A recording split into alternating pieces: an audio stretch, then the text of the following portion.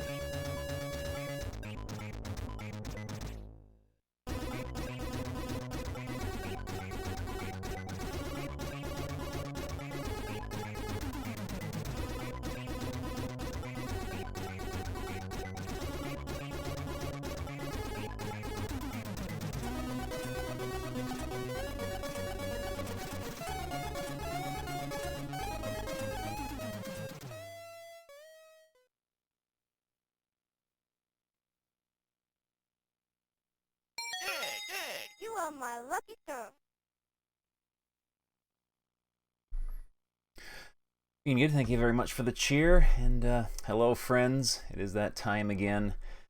And yeah, we're gonna be visiting a game I used to have as a wee bab on my Commodore 64. It's a little murder mystery adventure game, Murder on the Mississippi.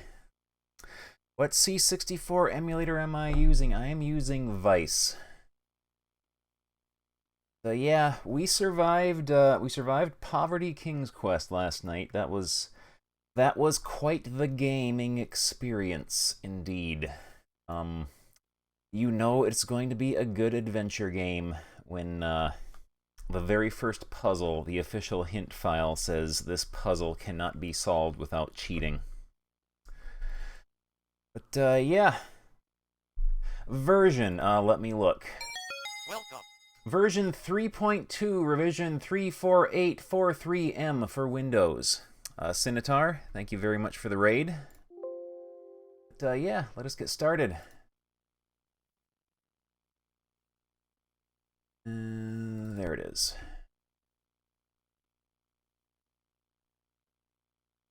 We will just go into warp speed immediately because this game takes several minutes to load otherwise.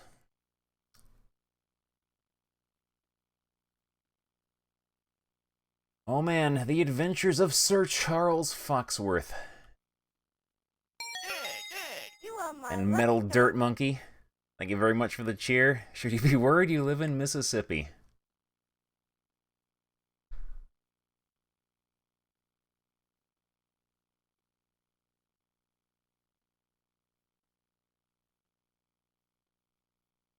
Little virtual drive light is flickering.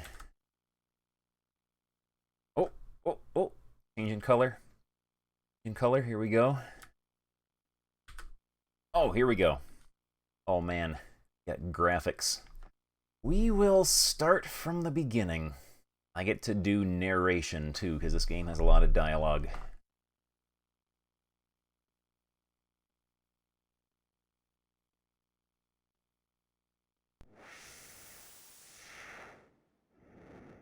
Aboard the stern-wheeler SS Delta Princess, New Orleans bound 12 hours out of St. Louis, Sir Charles Foxworth, well-known sleuth, along with his manservant Regis, travels first class naturally on a simple voyage of discovery down the vast waters of the Mississippi River. It is a balmy June day. A warm breeze snaps the flags on the superstructures. The engine thumps reassuringly. All is well with the snug, though isolated world of the riverboat. Who would suspect anything so terrible as murder on such a lovely day? Little could Sir Charles suspect, arriving at his cabin, that all too soon his talents for keen observation, clear-sighted reasoning, and uncanny deduction would be pressed to their limits by the terrible events aboard the riverboat this fateful day.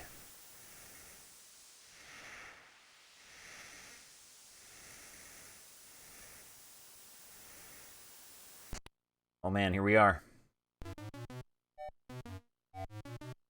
I say, Regis, what day is this anyway? Well, your lordship, I believe it must be Wednesday. That means, then, that our next stop must be some place called Memphis. Is that right? Yes, your lordship, I believe that must be correct. Well then, Regis, we have 3 days until New Orleans. Astounding, your lordship. A truly brilliant deduction. Really, Regis, it was nothing. Yes, your lordship. So let's take a stroll on the deck and meet the other passengers, shall we? Yes, your lordship, let's. Walk around. Oh man, here we go.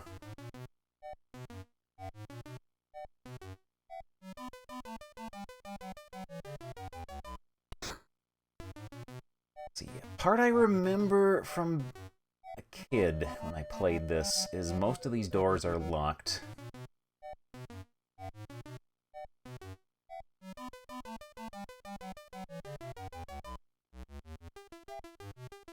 You stumble into this door here.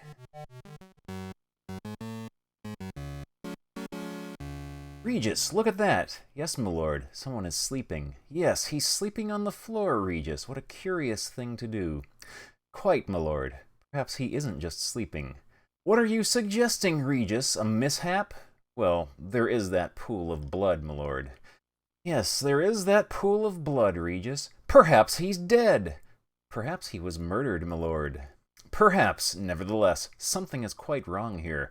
We must find out who this is, Regis. My lord, be careful not to step on the dead body.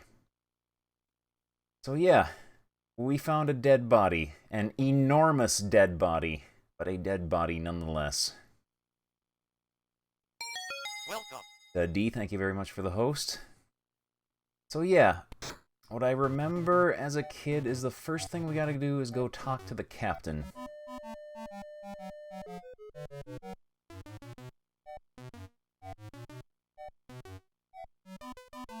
Get up those stairs. There we go. We're going upstairs, my lord. Yes.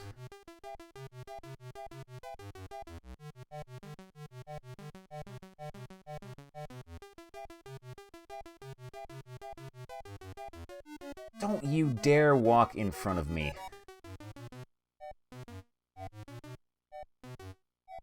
Knock on the door to the wheelhouse, my lord. Thank you, Regis. Good day. It is certainly a pleasure to make your acquaintance. My name is Sir Charles Foxworth, and this is my man, Regis. I'm Willard Overbite, captain of the Delta Princess. Talk to Captain Overbite. Captain Overbite. Tell me about the victim. What victim? Has there been a murder? Please follow me. All right, Mr. Foxworth, after you.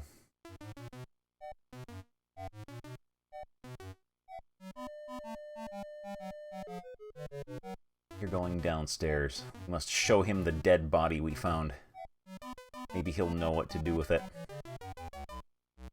And yes, all three of us go side by side down the narrow stairway on the riverboat. They're Implosion Retro Gaming. Yeah, this is a game I had as a little kid and could never get anywhere in, so I'm going to try to conquer it tonight. Go. Captain Overbite, what can you tell me about the victim?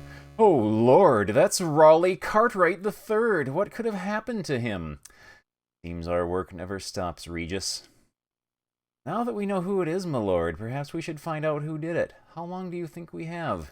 I'm afraid if we don't figure out who murdered Mr. Cartwright by the time we reach New Orleans, they may get away scot-free. Good luck, Mr. Foxworth. We'll sure need your help. My lord, be careful not to step on the dead body. I'll talk to Captain Overbite, and he just steps right in the pool of blood, but that's fine. Tell me about the victim. This is a first on my ship. Raleigh was a partner in the Freedom Waters steamship line. It's terrible what happened to him. Still, he was an arrogant man and a bit impetuous. Quite shocking. And yeah, in this game, not only do we have to use our own stupid green notebook with owls on it, but Sir Charles Foxworth has his own stupid green notebook with owls on it. And yeah, you have to highlight keywords for him to write down. So, Freedom Waters steamship. Arrogant. We have enough room to fit impetuous? No, we don't. Race arrogant and put impetuous. There we go.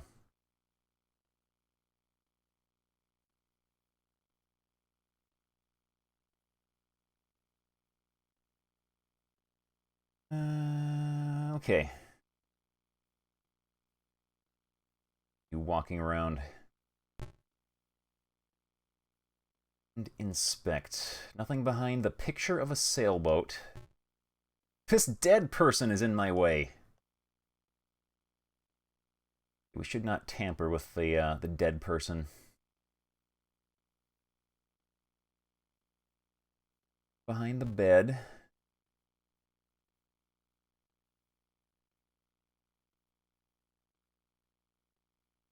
Behind the table with a pitcher, alright. Henry has the keys. I'll tell him to unlock the doors for you. Thank you, goodbye. Right. Continue walking around. I'm gonna save.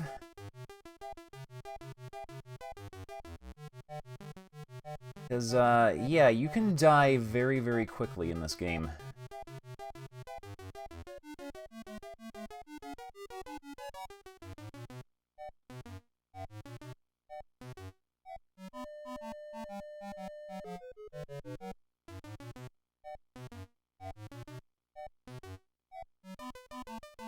Alright, I guess now we can wander around and talk to the other passengers.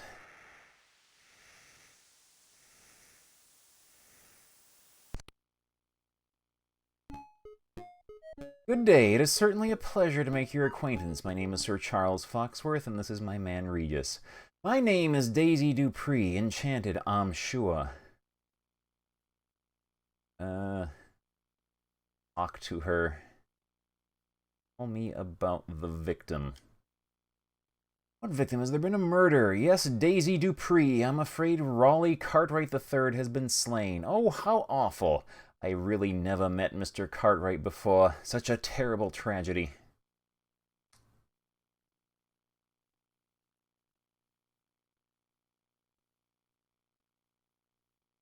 Write this down. Never met Cartwright before. I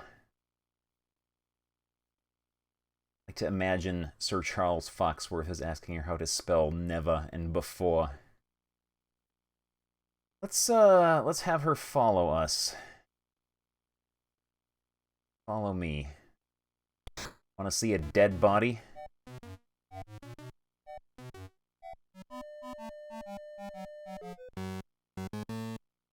Daisy Dupree, what can you tell me about the victim? I said all I will about Mr. Cartwright at this time. Okay, so she is unfazed at the sight of this enormous dead body lying on the floor. Alright.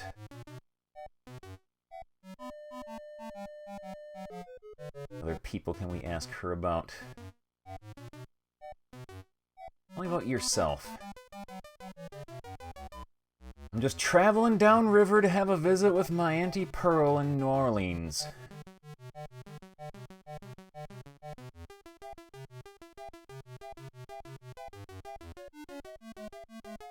Visit Pearl in New Orleans.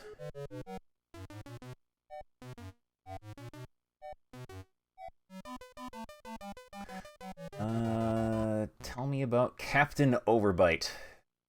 He of the gray beard and black mustache. I believe he must be the captain of this little old ship. We probably don't need to write that down.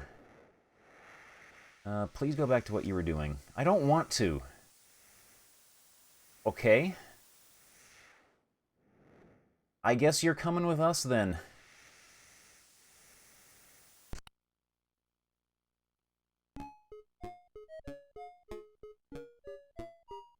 Oh, Sir Charles, you startled me. My little heart's just going pity-pat, and y'all, Mr. Regis, too. I do love your green suit so.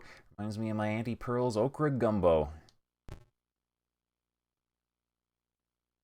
Just search your room. Daisy Dupree, would you mind if we looked around your cabin?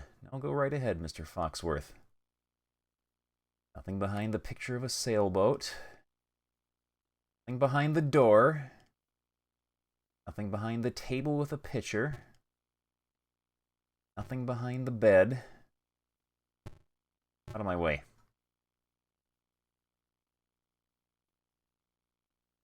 Nothing behind the dresser. Okay, your room is completely empty.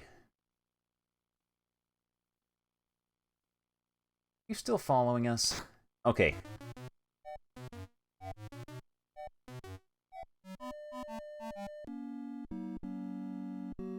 Good day. It is certainly a pleasure to make your acquaintance. My name is Sir Charles Foxworth, and this is my man, Regis. I'm just one of God's humble shepherds. Aloysius Godwin, says Uncle Fester. Talk to Reverend Godwin. Tell me about the victim. What victim? Has there been a murder? Yes, I'm afraid Raleigh Cartwright III has been slain. A righteous man regardeth the life of his beast, but the tender mercies of the wicked are cruel. Proverbs 13, verse 10. Sure, we can write this down. Tender mercies of wicked are cruel.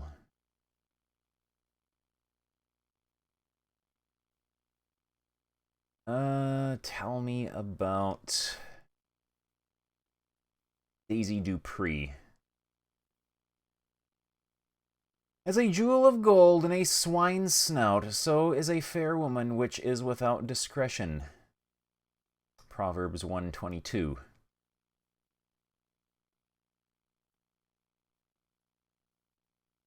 Fair woman without discretion. Oh man, I am so gonna go tell her what Uncle Fester said about her.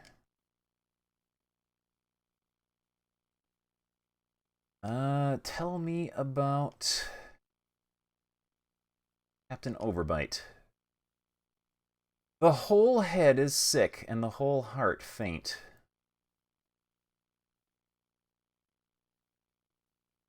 Head is sick. Heart faint.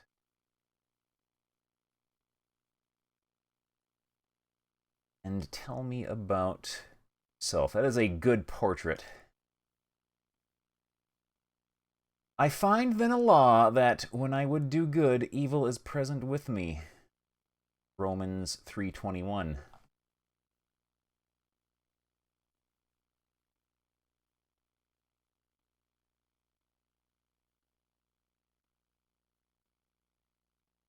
When I do good, evil present.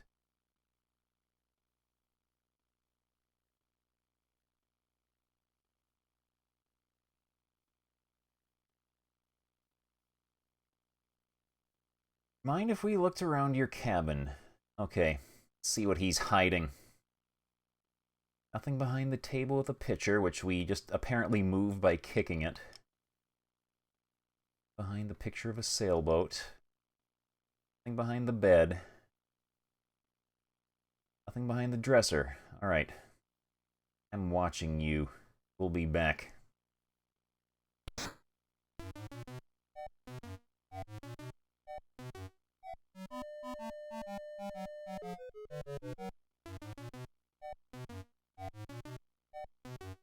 This door is locked. The captain said Henry has the keys. We'll have to go talk to Henry.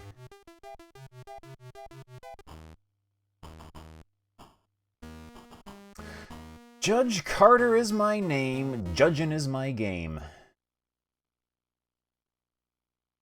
Let's talk to Judge Carter. Tell me about the victim. Murdered! I see enough of that in my profession. I can't say I knew the man well. An honorable gentleman, though, certainly, from a very good Southern family, I believe. I did help him out with a small legal matter a few years back, I recall. Nothing consequential. A trifle. Yeah, that sounds like something worth writing down. Help with small legal matter.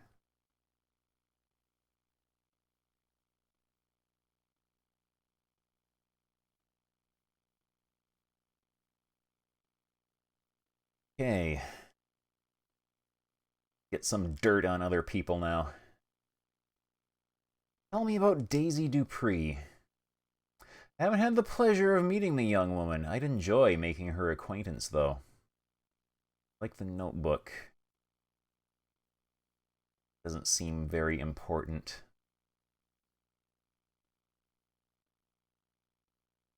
Tell me about Captain Overbite. Captain Overbite is a fine man, a very fine man, sir. Man of considerable substance, I'd say. Part owner of this fine ship, sir, and an able officer, extremely able. Of course, there were one or two obscure matters in his past. Legal problems, I heard tell. That's all in the past, isn't it? No, he's a fine man altogether.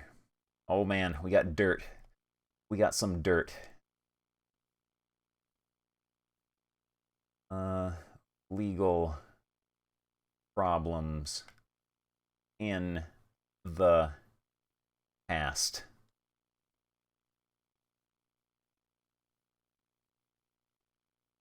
Oh man, Sir Charles Foxworth is just madly scribbling stuff down in his stupid green notebook with owls on it. I wonder if Regis's little suit he's wearing is, like, green with owl print. Also, I noticed that Regis's pant legs, they only come down, like, barely past his knees. He has skin visible between the bottom of his pant legs and his shoes. He's wearing short pants. Tell me about Reverend Godwin. Sir Charles Foxworth is Charlie's full name. Pretty pious person, the parson, pretty pious. A man of, shall we say, extreme moral rectitude. Rectitude.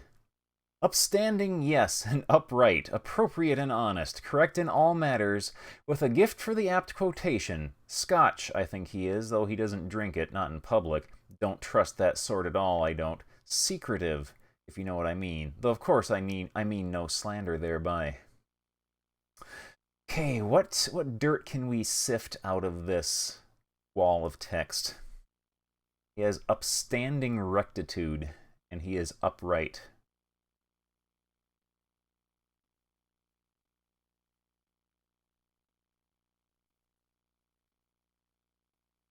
Doesn't drink in public. Secretive.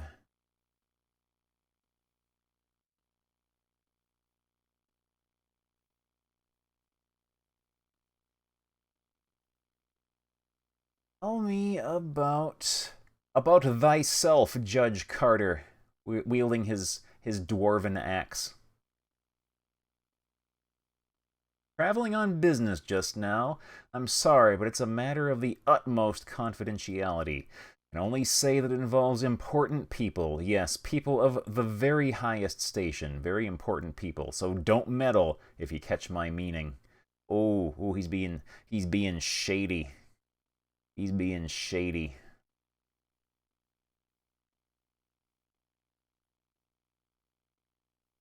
Business. Utmost confidentiality. Get rid of utmost.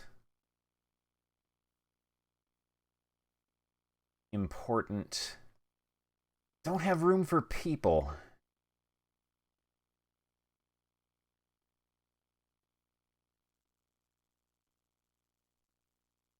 I'm actually not really 100% certain how the notebook system works.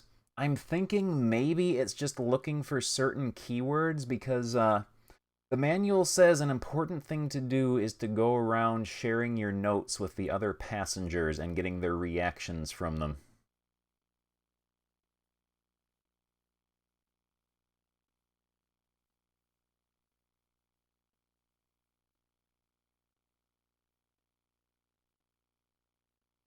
Get rid of confidentiality. That's a long, scary word. Business, important people.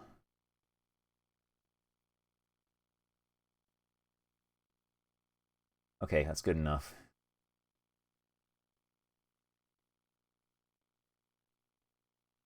You only get one chance per line of dialogue to write your notes. So I'm thinking this might be the kind of game where you do several failed runs until you eventually figure out what you need to write down. Yeah. All right. Can we inspect your cabin? What have you got to hide? Out of my way. You're impeding an investigation. Have you... He's levitating. He's levitating. Nothing behind the dresser. Nothing behind the chair. I'm stuck in the chair. Help. There we go. Nothing behind the picture of a sailboat. Nothing behind the bed. Okay, your room is also completely empty.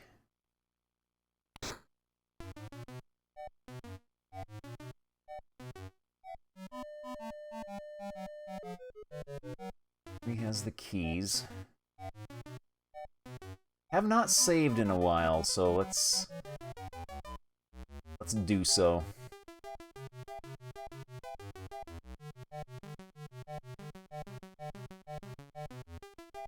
Save the game where it is now.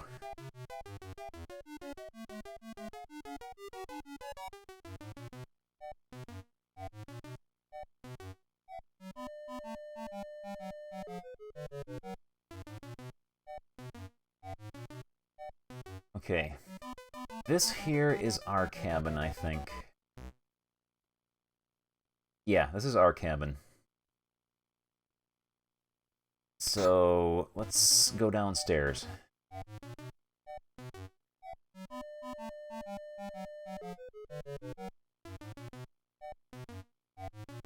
He's holding on to Regis so he doesn't trip and fall. Right.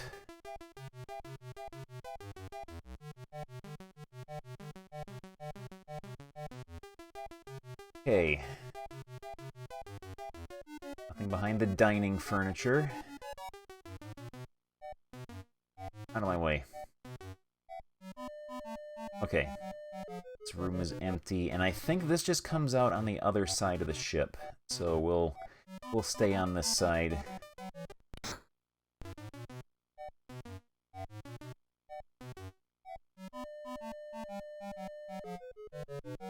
Inspect all the open doors first. Who is this? I'm Sir Charles Foxworth. This is my man Regis. Yes, well, you can call me Mrs. De Plains. Why don't you gentlemen go fetch me some mineral water? Talk to Madame De Plain. Tell me about the victim. Dead? Why, that dashing man, so handsome, such a gentleman, raised the finest horses in America and the finest cotton. And so rich, too. Who could ask more of a man than fine family and great wealth?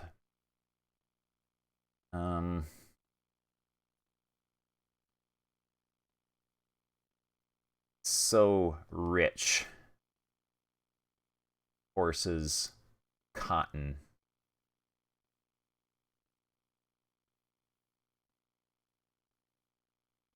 Great wealth.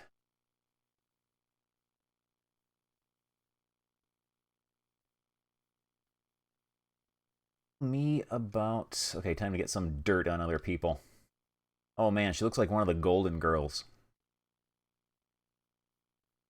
You know, everyone in this game has a yellow complexion. I think this game might take place in the Bongoverse. Oh, Daisy Dupree. I have never met the young woman. She doesn't look like my sort of person.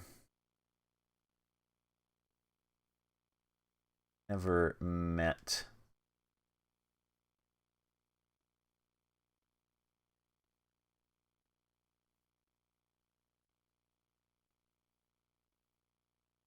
Tell me about Judge Carter.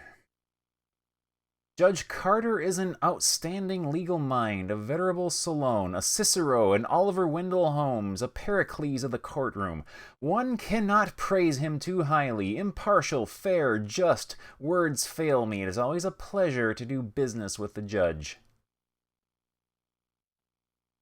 Partial, fair, just.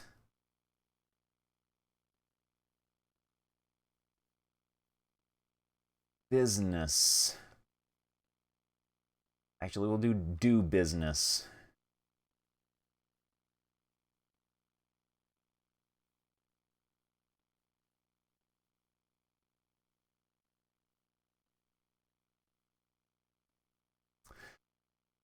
Okay, tell me about Captain Overbite.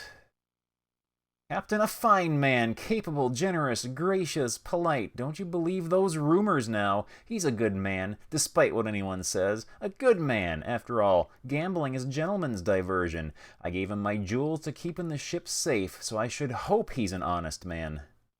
Oh man, we got some serious dirt here. Gambling. Jewels. In ships safe.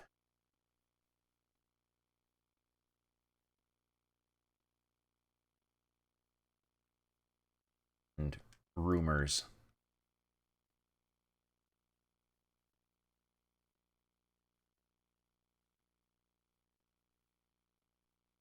This is exciting. Like getting dirt on people. Tell me about Reverend Godwin. I bet he has some just like massive atrocity in his past. Godwin? A fake, sir. A phony if ever I saw one. A confidence man. Not the sort of man I would ever trust. Too pious by far. Quotes the Bible too much. Besides, he's not even an American. Man. Fake. Phony. Confidence. Man. Not American. Okay, he's guilty. Yeah, we are English. Both Charles Foxworth and his man Regis Philbin are English.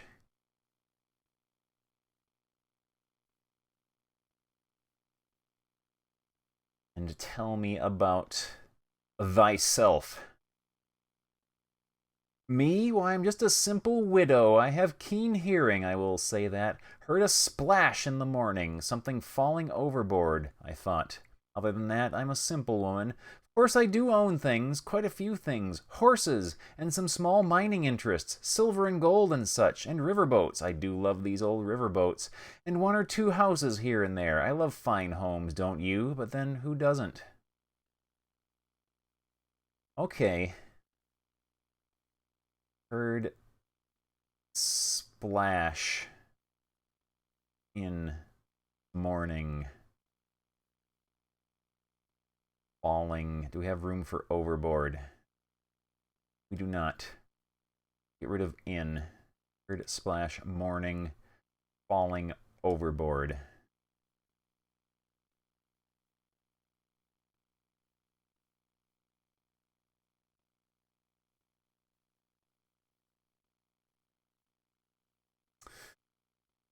Okay. We've talked to her about everyone. We search your room. Nothing behind the dresser. Nothing behind the chair. Nothing behind the bed.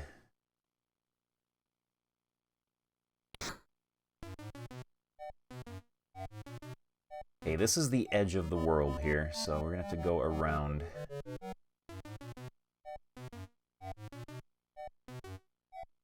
Stairs we came from.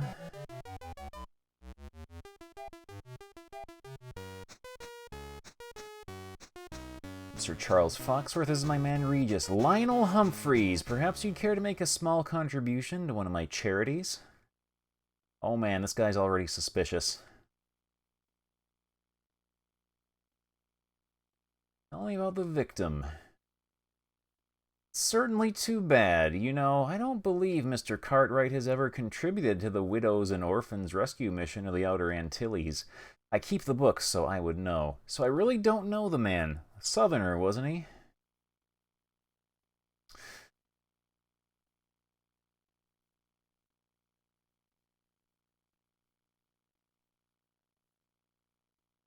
Don't know the man.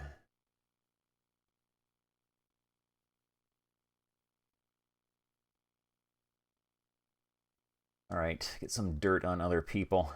Start up in the corner. Everyone seems to hate Daisy Dupree. I don't know her. Do you think she'd care to make a contribution to the Widows and Orphans Rescue Mission of the Outer Antilles? Don't know her.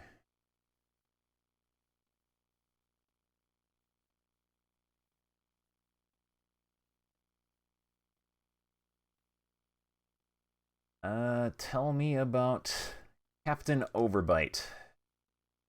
Captain strikes me as a crude man, a bit too bluff and hardy, I think. I did sell him some stocks recently, though. He does have a shrewd head for business. Oh my, yes. Such manners as his often conceal a hidden evil, though. Wouldn't you agree? Oh man.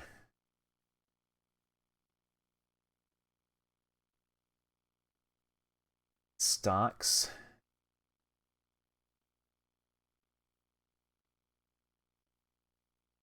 Hidden evil. Okay, so he's just outright calling the captain evil.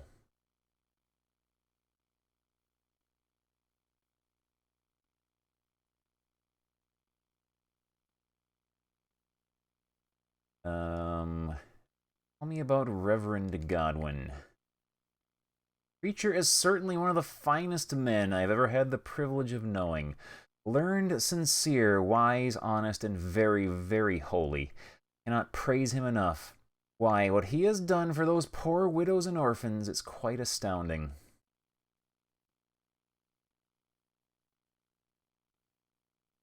Learned, sincere, wise, honest, holy.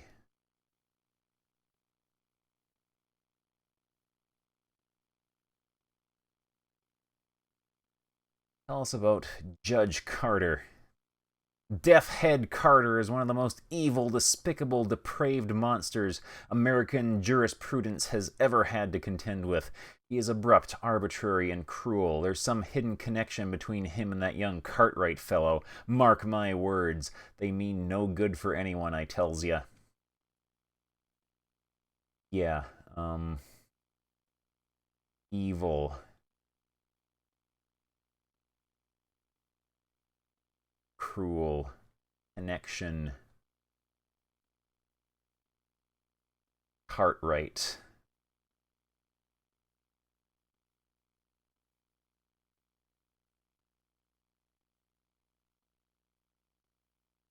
Tell us about the Golden Girls. You like that show, don't you?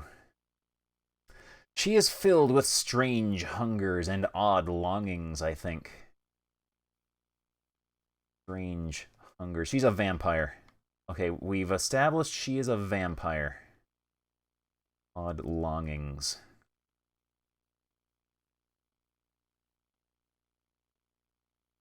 Tell me about yourself.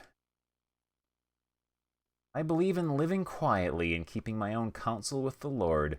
I believe, that is, in minding my own business. This game was released in, like, 1985 or 1986, something like that. So yeah, this is pretty advanced for 1986, like a 1986 detective game. Apparently, if you accuse the wrong person, you get beaten up and thrown off the boat. And you presumably drown.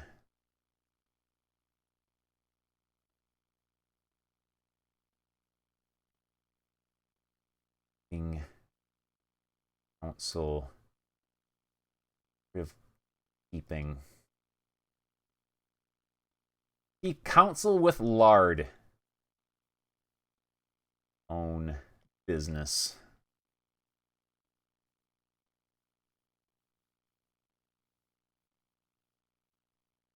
There is a safeguard, though, to prevent you from brute forcing it. Your manservant Regis will not allow you to make an accusation if you don't have sufficient evidence.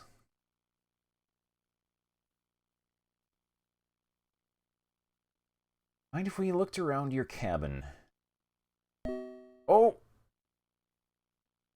Look at this. Aha, look at this. What is it, my lord? It appears to be a pistol, Regis. Pardon me, Mr. Humphreys, but would you mind if we kept that pistol as evidence? No? Go right ahead, Mr. Foxworth. Oh man, we got a gun now. Shall we keep the pistol, my lord? Yes, we're keeping that pistol. Very well, my lord. I'll put the pistol in my pocket. Oh, you got a lot of explaining to do. I might as well just string you up from that chandelier right now. What do you know about this evidence? The pistol. When do I get this back? I miss my morning shoot.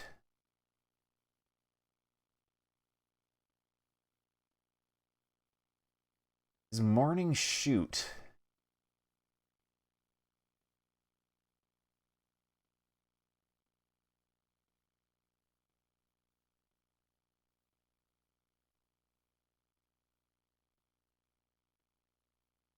Have with us a pistol. Why, Regis, what have we here? A small pistol, my lord. Yes, yes, but what kind of pistol, Regis? That's a profound question. A small Colt revolver, my lord. It belongs to Lionel Humphreys. Ah, yes, indeed, a Colt. A little teeny gun, Regis, for killing birds. And other things, perhaps. Oh, man. Sir Charles Foxworth is getting suspicious. Nothing behind the chair. Nothing behind the bed. Well, we have deprived him of his murder weapon, so he cannot kill anyone else.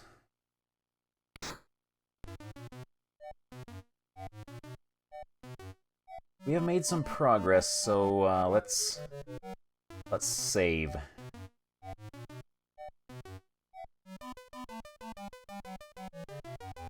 Man, what if he had a way of magically enlarging the pistol to fire, like, enormous head-sized bullets at the gigantic man who was killed? Have played any of the Clara Bow series? No, I haven't. That door is locked. Go around the other side. And yeah, eventually one of the features of this game is the murderer starts to... they start to get sick of you poking around where you shouldn't be, and they try to kill you, so they start setting traps for you. And they are traps of the instant death variety. This is that hallway that leads to the other side.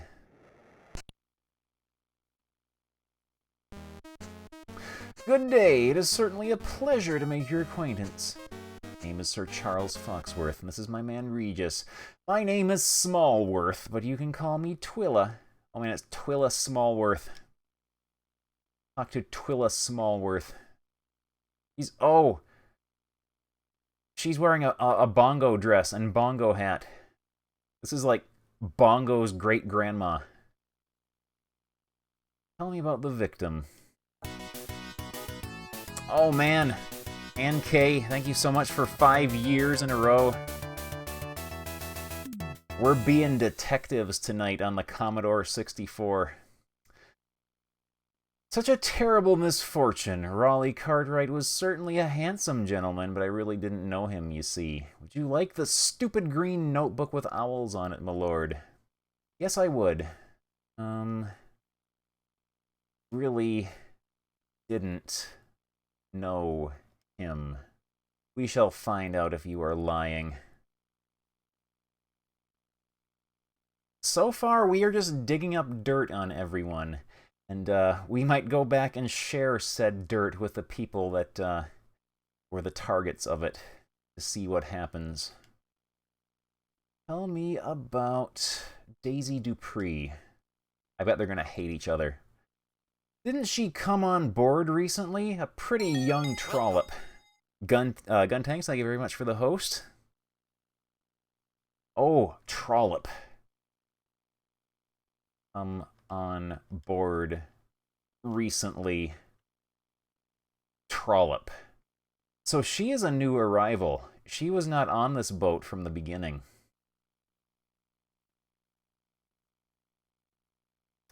A trollop is a fancy way of kind of hinting someone is a prostitute. Or a woman of loose moral fiber, shall we say. Yeah, pretty much Miss Smallworth is slut-shaming. What's her name? Tell me about... Oh, yeah. Yeah, she is definitely related to Bongo somehow. Look at that portrait. Look at that Bongo hat she's wearing. Tell me about yourself. My, this river air makes me sleepy. Why, I've slept and slept. This morning, for example, I slept until almost 10. Okay, it's very suspicious. She would just like come right out and say that. Slept until almost 10.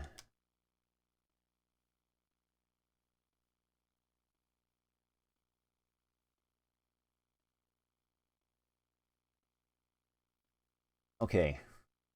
Tell us about Captain Overbite. Seems to be a nosy kind of person, doesn't he?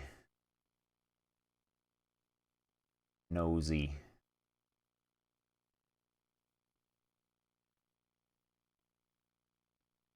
And yeah, the Famicom version of this game is, like, legendarily bad. It is rather a legendary crap game. Tell me about Reverend Godwin.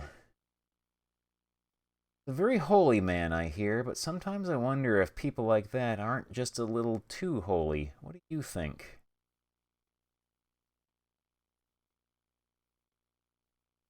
Little too holy.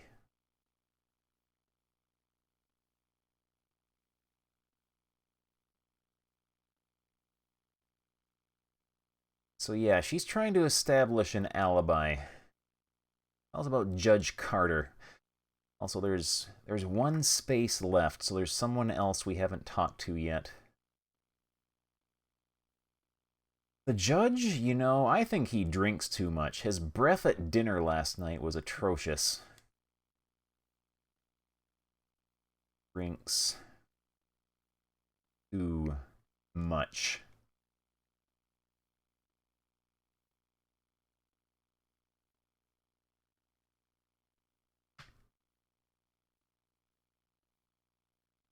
Tell us about Madame de Plain. Mean the society matron? Why, she doesn't speak to people such as myself. I think she's very rich, though. So yeah, she is classist. Society matron, very rich.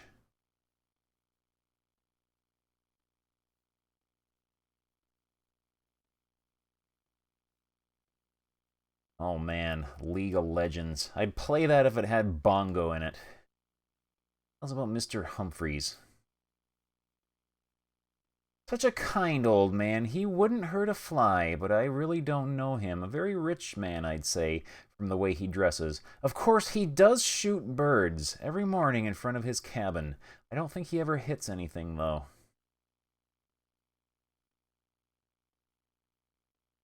Yeah.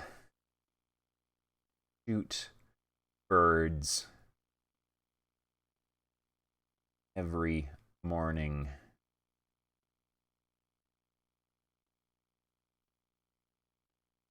Front of cabin.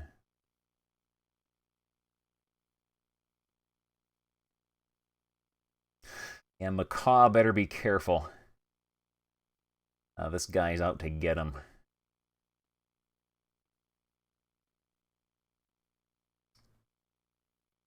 You know about this evidence, the pistol. Is that what that awful man used to kill Mr. Cartwright?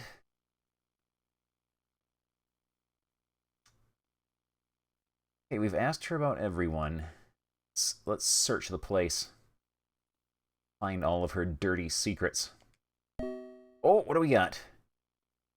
Ha, look at this! What is it, my lord? It appears to be a rosewood gun box, Regis. Pardon me, Miss Smallworth, but would you mind if we kept that rosewood gun box as evidence? No, go right ahead, Mr. Foxworth. Shall we keep the rosewood gun box, my lord? Yes. Very well, my lord. I'll put the rosewood gun box in my pocket.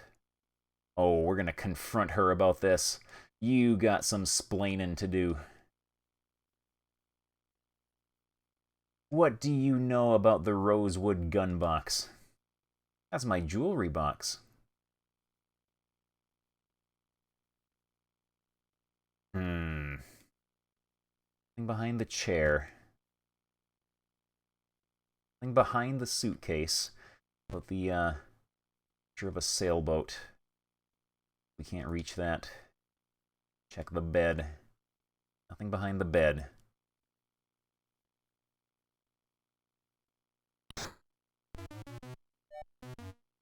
Let us inspect it.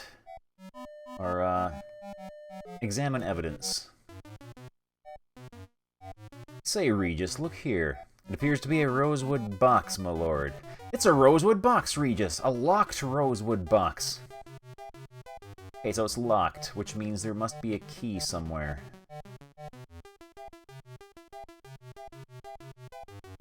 Save our game, in case we die.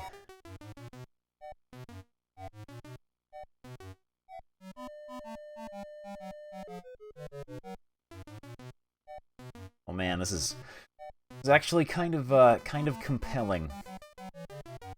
I think I've actually gotten farther now than I ever did as a kid. I was not good at this game as a kid.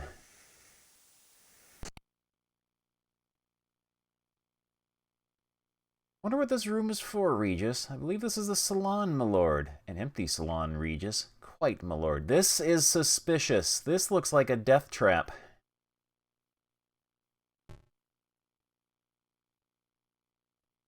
Nothing behind the picture of a sailboat.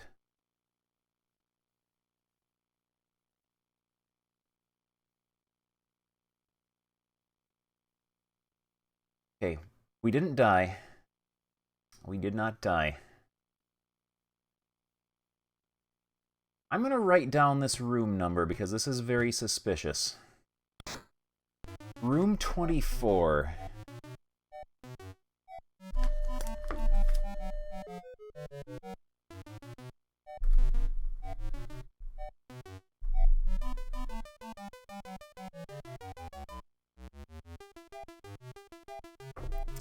Okay. What made me return to the game after so much time? Pretty much I just, like, remembered it. And I thought, I should go back and see if I can get farther in it than I did before when I was a kid.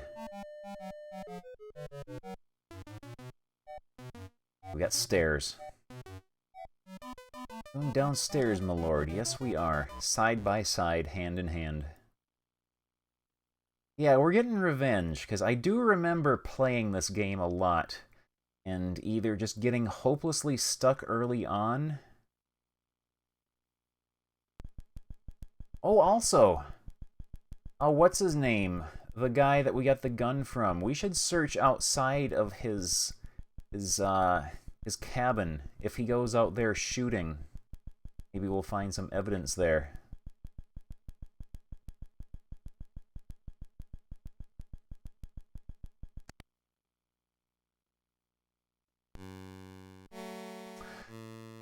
I'm Sir Charles Foxworth, and this is my man Regis. Henry Stoker. I'm pretty busy right now, but it's nice to meet you.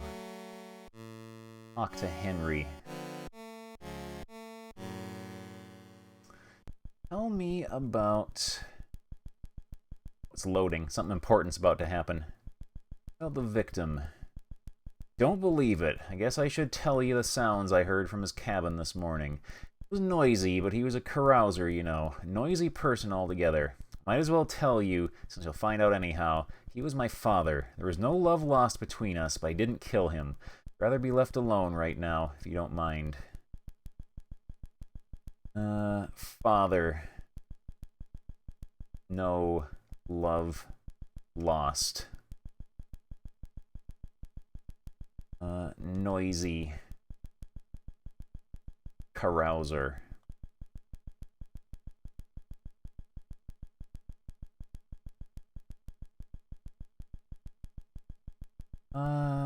Tell me about... Oh man, that is a good portrait. That is a good portrait. We'll start with Daisy Dupree. Don't believe I've seen her yet. New passenger, ain't she? Okay, so we have 2 people confirm that she has not been on board the entire time of the trip. Let's write that down.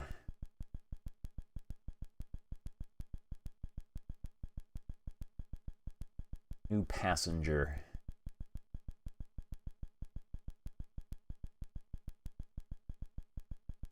Also about Bongo's great-grandma, Miss Smallworth. She's a lovely woman, sir, a lovely woman. I wouldn't ever think anything bad of such a beautiful woman.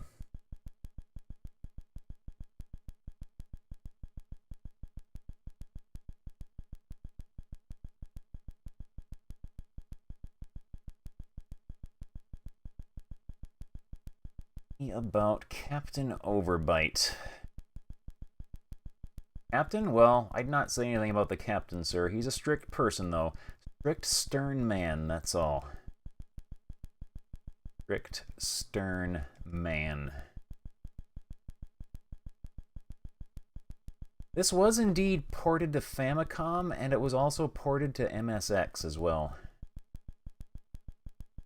Me about Reverend Godwin. I don't know the preacher. I believe he's something of a scholar, though. Knows his Bible, he does. Very learned man. Scholar. Learned man.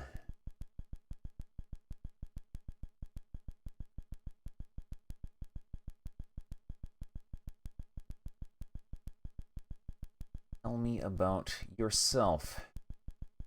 Work on deck much of the time, sir, and in the engine room.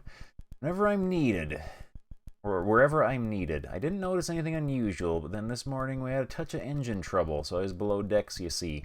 So I wouldn't know anything about what happened. Engine trouble. Below decks. This morning.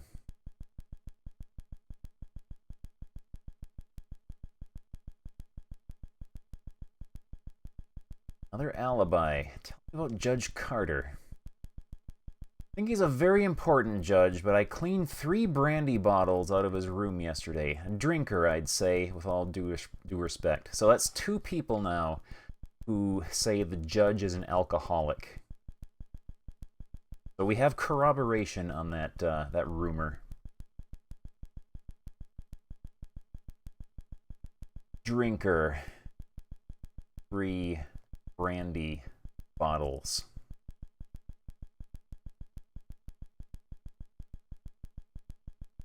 All right, tell us about what's her name from the Golden Girls. She's an amazingly rich person. Her cabin is filled with clothes. The jewels she gave the captain to put in the safe for her, you wouldn't believe. She's like a kind woman, though. Rich. Jewels.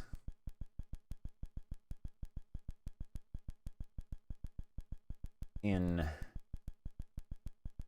safe. Kind woman. Yeah, 3 brandy bottles may count as an alibi as well if he was just so smashed out of his mind that he was incapacitated. Although, who knows? Rather than being a friendly drunk or an unconscious drunk, maybe he's a murdery drunk. What's about Mr. Humphreys? Between you and me, I think he has some terrible secret. He seems, well, sad or a bit depressed. Just an impression, of course. But he never smiles. You notice things like that. Perhaps that's why he's shooting all the time, out in front of his cabin every morning. Bang, bang, bang, shooting at birds. It ain't natural. Okay, that's creepy. Secret.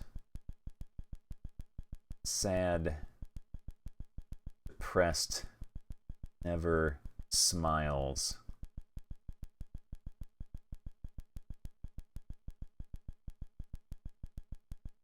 Rid of sad. Secret. Sad. Never smiles. Shooting birds.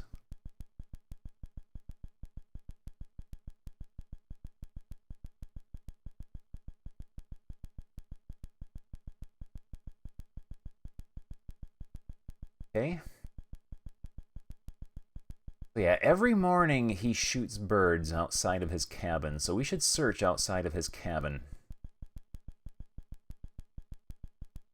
What do you know about this evidence? Thought there was something funny about that man shooting birds. The rosewood gun box. None of my keys would open that.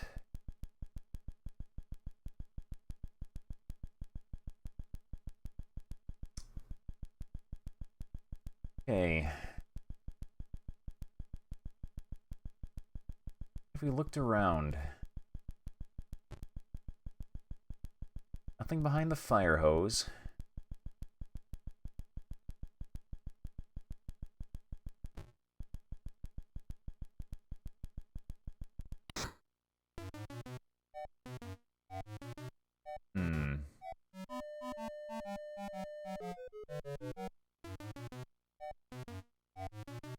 Yeah, you need to keep visiting people once you get new evidence.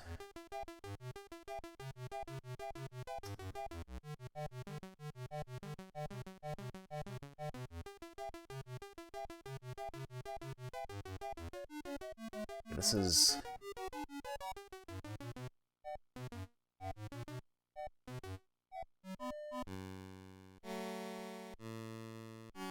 Wouldn't stay here too long if I were you, sir. Things get a bit grimy down here, if you know what I mean, what with the grease and all.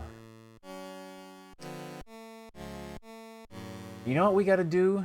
We gotta go around and re-ask people what they think of this guy.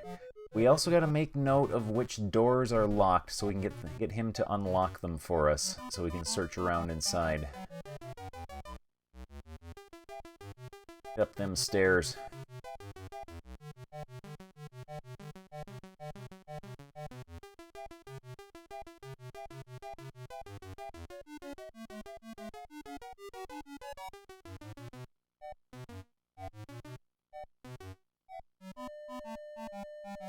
Let's save.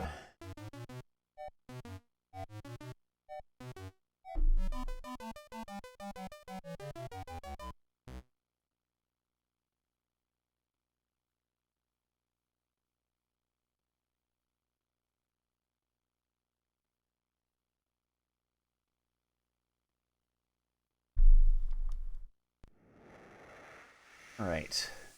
Okay.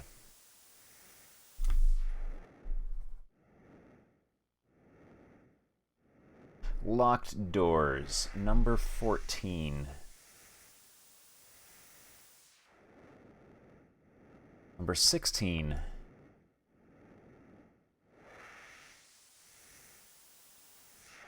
I'm playing on emulator right now. I hope eventually I'll be able to play on real hardware. But that will be sometime in the future, I think.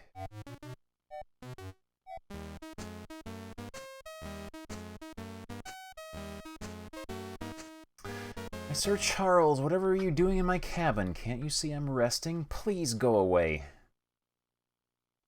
No.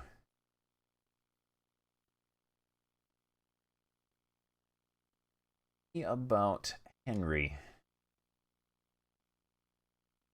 I do not have actual hardware for Commodore 64 yet, no.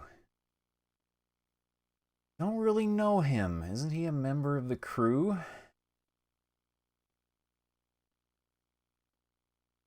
Don't know him. Alright. So Miss Smallworth is in room 20. Write that down.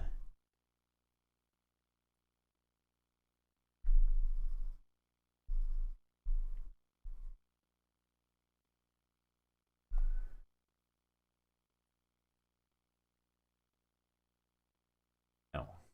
Walk around. Not yet, yeah. Eventually, though, I got ideas.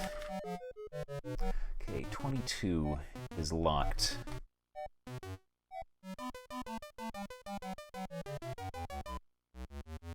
24 is the big empty suspicious room that I'm afraid to go into in case it, like, explodes.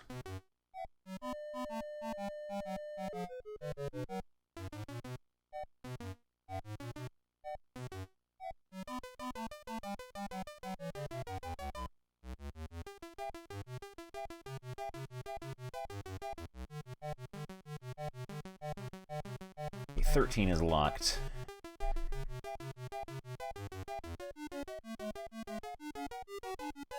15 is, 15 is this guy again. Please, sir, would you like to contribute to Reverend Godwin's charity? A check will do. Thank you. No? Well, goodbye then. Mr. Humphreys.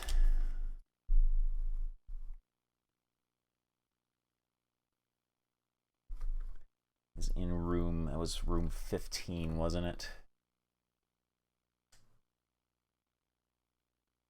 What do you know about the Rosewood gun box?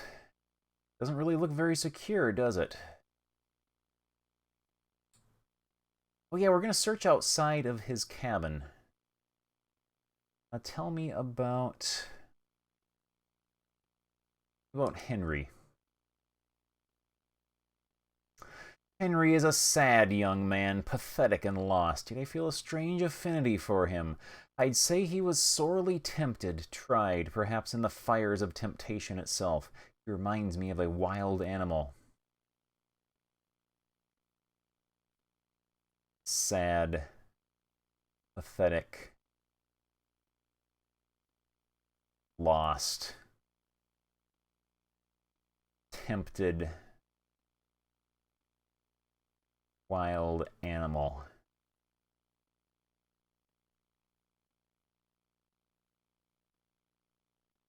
Oh yeah, I had International Karate, I had Friday the 13th, I had Paperboy. Alright. Search outside of his cabin. Maybe anything here.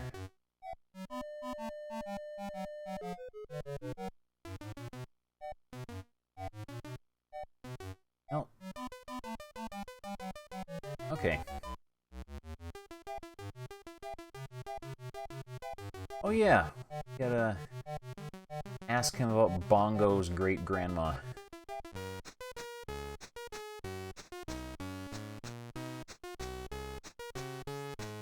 Tell me about Miss Smallworth. She's an attractive woman, certainly, very quiet and modest, reserved. Perhaps she leads men on, I wouldn't know. Too old for that sort of thing, you know. One can't help but feel sorry for her. Reserved, leads men on, feel sorry for her.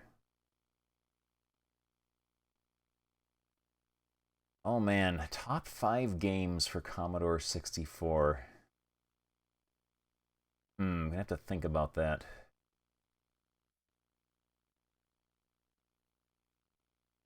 Else that we taught to that...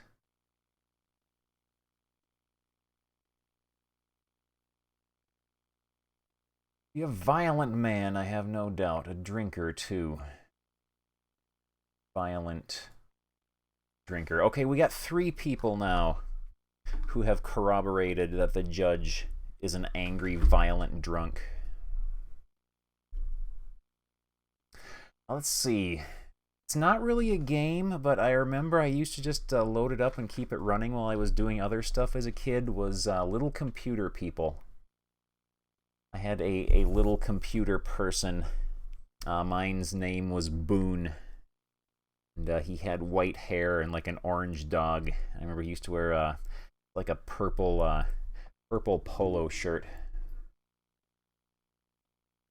I liked that. I spent a lot of time making up my own dumb little games in Adventure Construction Set and in Gary Kitchen's Game Maker. I spent a lot of time with those. Yeah, the House on a Disc project, little computer people. What are you doing? You almost fell. You were pushing so hard on that microphone, you almost lost your balance.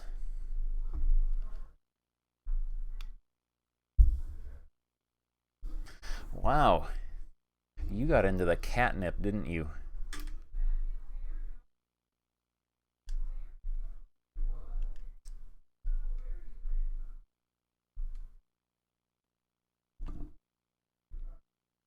I think we have asked him about everyone now.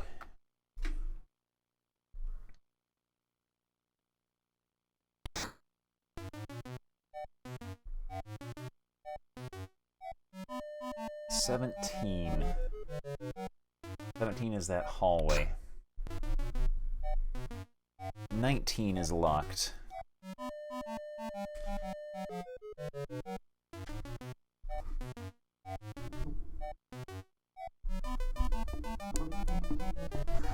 Wow. Look at you go. What's that? 19 is locked.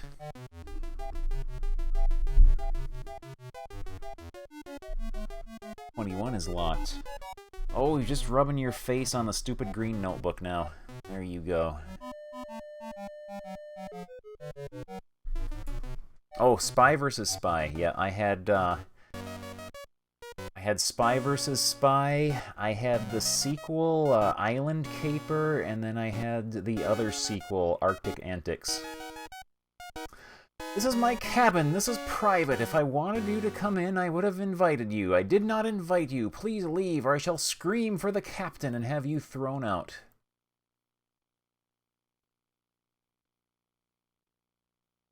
Tell me about Ms. Bongo. Common thing from the West, too. She has no class at all, no education, no style. What can you expect of such common folk, though?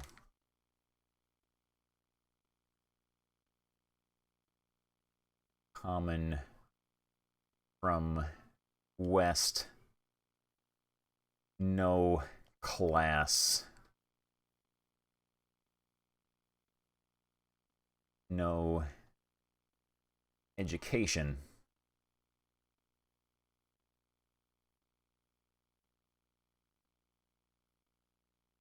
Suppose she's not gonna like this guy either because he is filthy. He is filthy and working class as well. I don't associate with people of that sort. He's a laborer. A member of the crew. I'm insulted you would ask me about such as he. I think he's been making love to that young Smallworth trollop, though. Such goings-on. I'll say no more. More accusations. Making love to Smallworth. Laborer.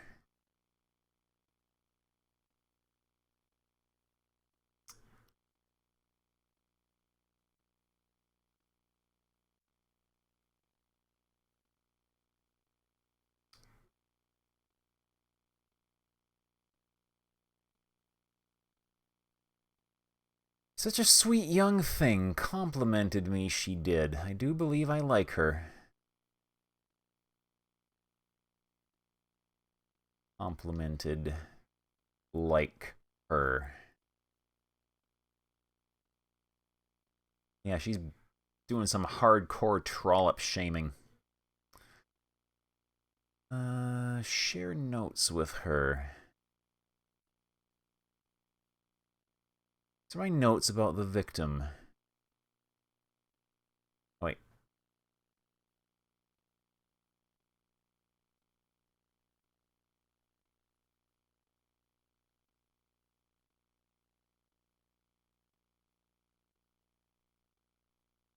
she's rich. She might know about the Freedom Waters steamship. I don't know exactly what you mean.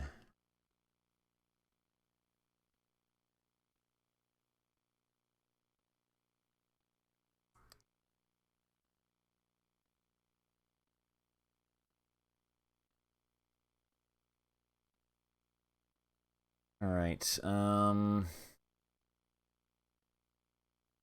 share notes about you. This is what...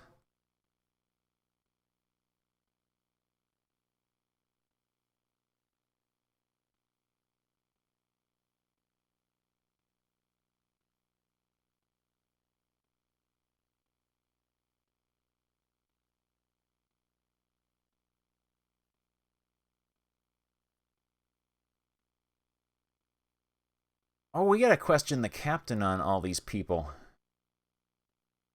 We gotta go question the captain. Maybe the captain is the murderer.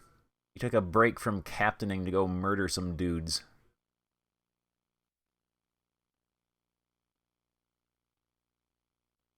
Miss Smallworth called you a very rich society matron. Alright. Okay, so that's all the doors on this level we have checked. Welcome. The game terrorist, thank you very much for the host.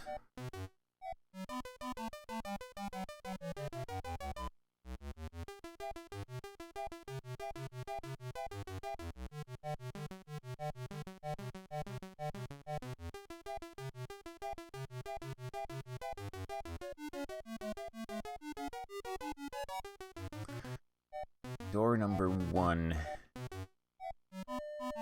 is locked. Number 3 is ours.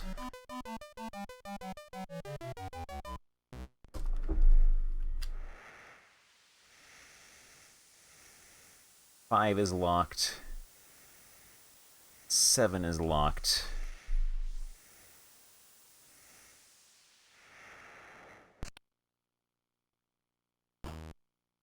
Nine is the judge.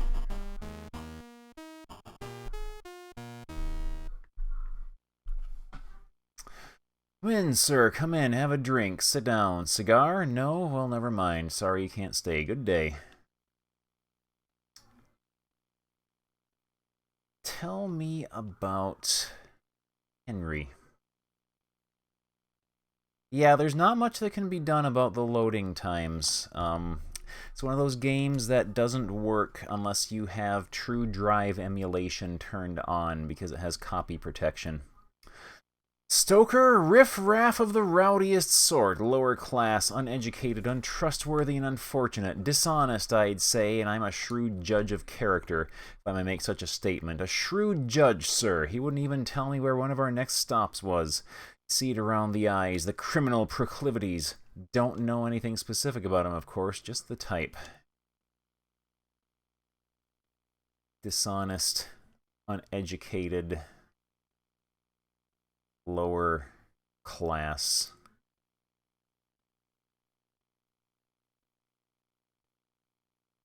Criminal. Don't have room for that. Dishonest, lower class criminal.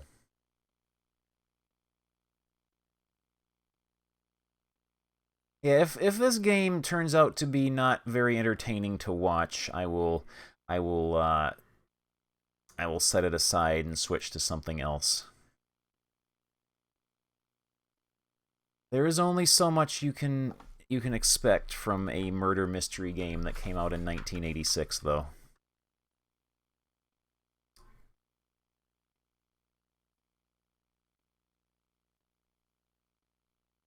Twilla Smallworth. Let me see. Smallworth. Yes, I believe she's a vulgar young thing, though, isn't she? The way she dresses and all. I heard she comes from Nevada, though I'd never met her before this trip. Nevada. Vulgar. Young thing.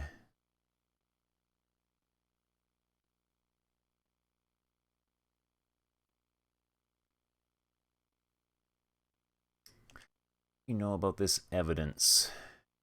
Show him the gun. Evidence! Don't throw it away.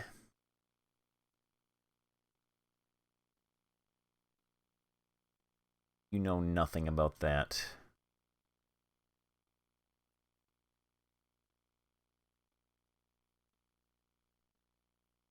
Sir Humphreys is not what he seems. What does he seem? He seems to be a great philanthropist, a public philanthropist, a very public philanthropist. I suspect he is a great miser when you come right down to it. I understand he does contribute generously to the Widows and Orphans Rescue Mission of the Outer Antilles. I suspect he turns a good profit on it somehow or other. He's a sportsman, though. I'll say that about him, shooting every morning in front of his cabin. Not what seems. Miser. Shooting.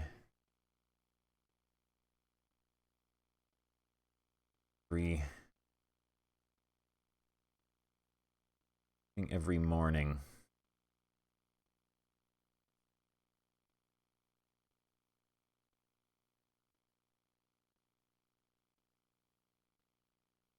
Yeah, I'll play this for a little bit longer, and then we'll figure out what to do.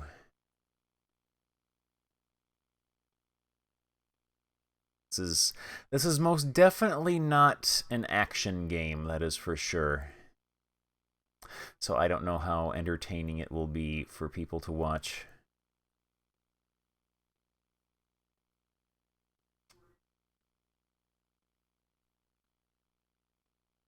She does seem innocent, doesn't she? A vixen, more like, beneath that soft skin. A judge such as myself, a shrewd judge of character and guilt, knows things other, less fortunate cannot see.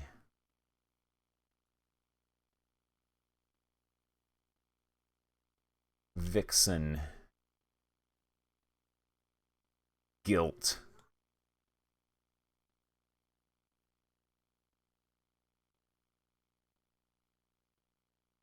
Yeah, unlike the Famicom version, this game does not throw the death traps at you from the very beginning.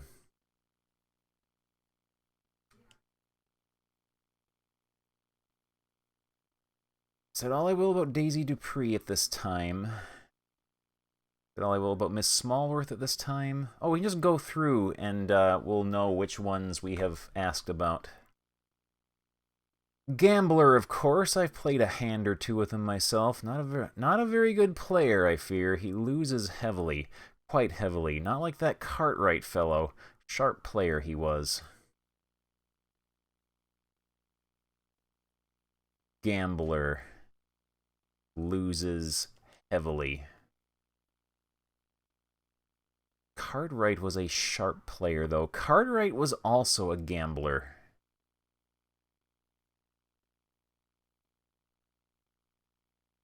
Yeah, like, the Commodore 64 version is actually more of a detective game and not a comical death trap simulator.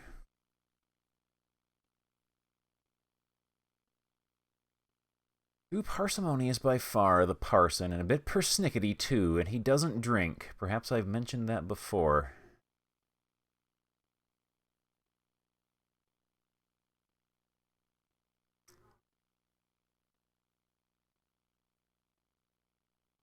Doesn't drink. So yeah, we have confirmation the parson doesn't drink.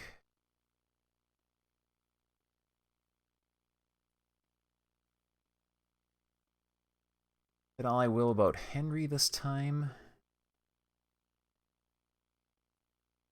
Is it true some people consider me a harsh judge? I don't understand that kind of talk at all. Not at all. I'm basically a kind man.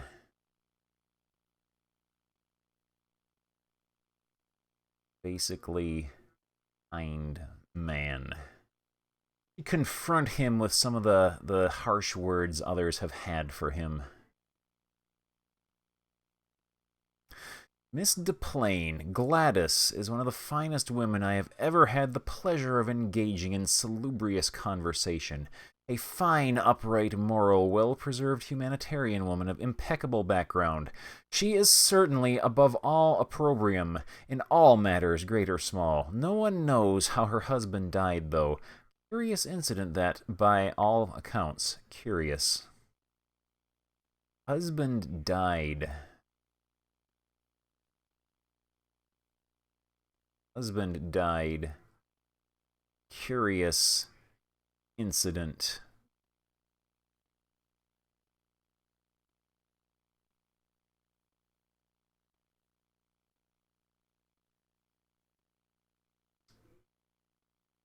All I will about Mr. Humphreys at this time.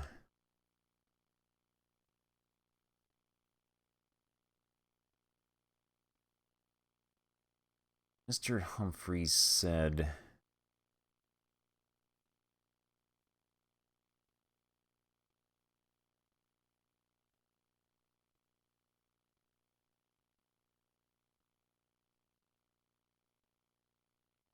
Let's find someone who said something horrible about him.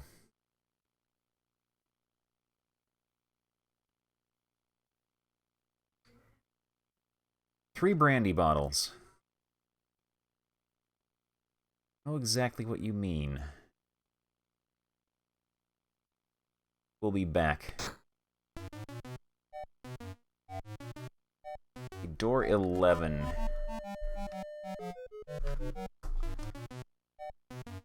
Locked.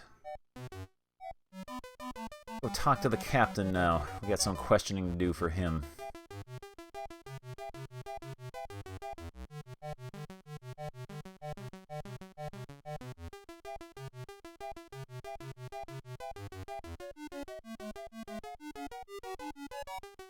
Here's the door.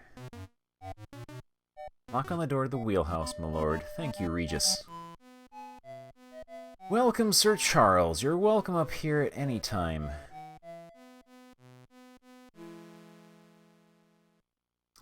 Captain Overbite, tell me about Daisy Dupree.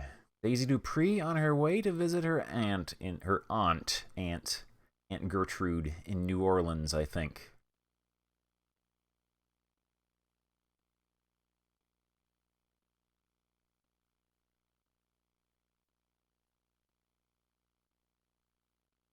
And in New Orleans. So we have confirmation from more than one source that her aunt does exist.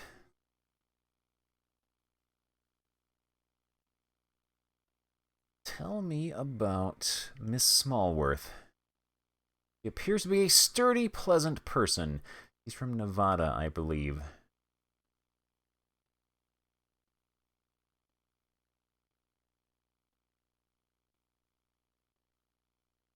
Tell me about yourself. Running a riverboat like this one is no easy matter, young man. I sleep in the wheelhouse. Sometimes I even eat in the wheelhouse. Takes a hard worker like myself to run a ship like this.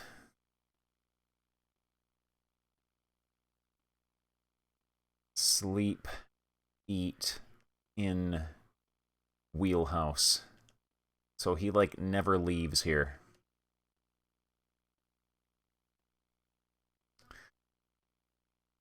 Me about Reverend Godwin. Don't trust that man. He's always quoting the Bible. My pappy always told me never trust a man who quotes the Bible. Don't trust.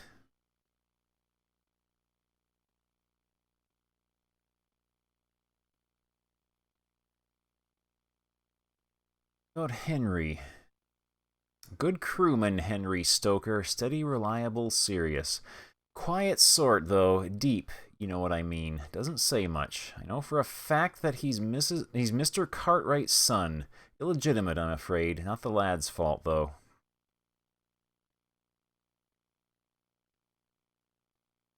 Just get rid of Mr. Cartwright's illegitimate son.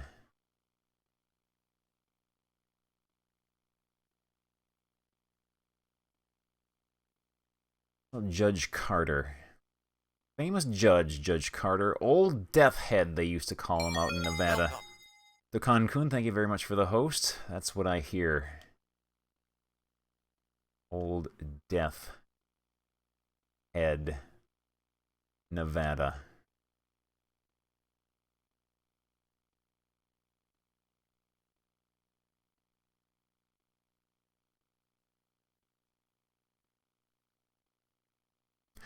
Old Battle Axe. She's a sour lady with bad manners. Well, that's my impression anyway. I'd hate to cross her, by gad.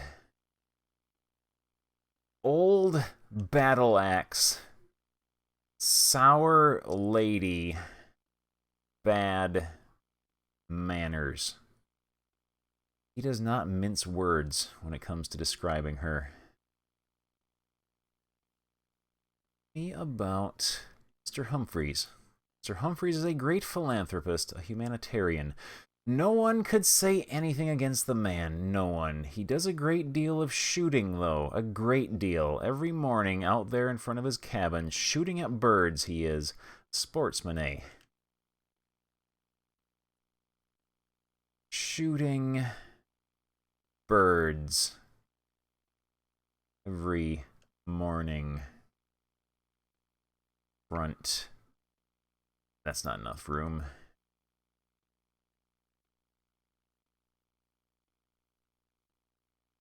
We're starting drama.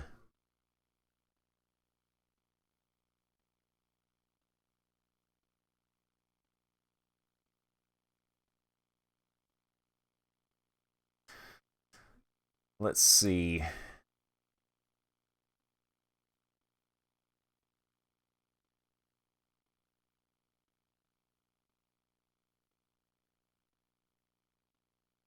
Oh, she's a partner in the steamship line, as am I. This is not the sort of information that should get out, you understand. Got her jewelry in the safe at the moment, and frankly, I don't like the responsibility. I've opened the safe so you can have a look. I must ask that you don't handle the... I must ask that you don't handle the jewels, though. Like the notebook, my lord. Yes. Partner.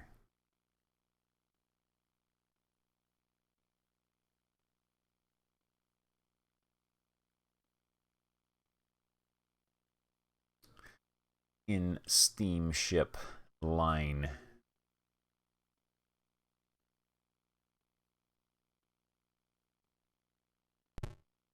Okay. Let's inspect the safe. This is what's in the safe, my lord. Rail ticket to Nevada. Mrs. DePlane's jewels. Pardon me, Captain Overbite, but would you mind if we kept that rail ticket to Nevada as evidence? No, go right ahead, Mr. Foxworth. Shall we keep the rail ticket to Nevada? Yes. Put the rail ticket to Nevada in my pocket. Only jewels in the safe. The steering wheel is in my way. Nothing behind it.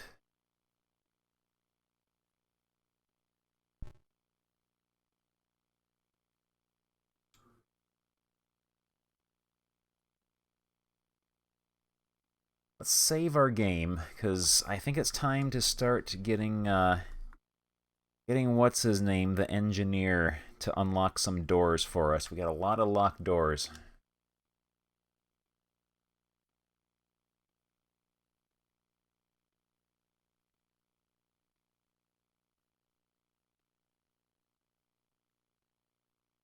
Oh, you're back. You're back. You are back.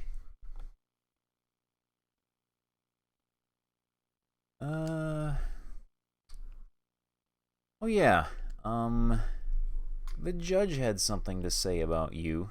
He said you're a very, very bad gambler.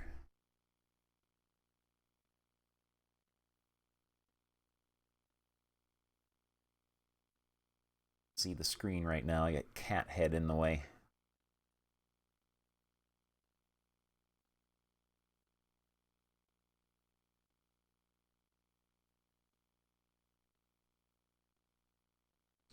He said about you, legal problems in the past. Don't know exactly what you mean.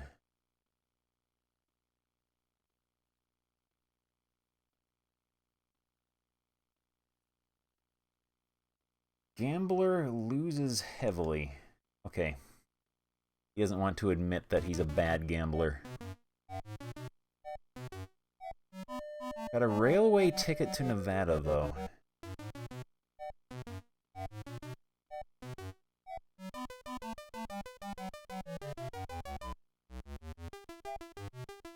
was someone, it was, going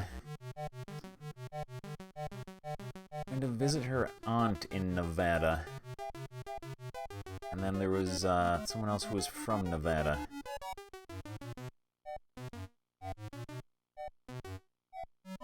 Miss Smallworth, possibly.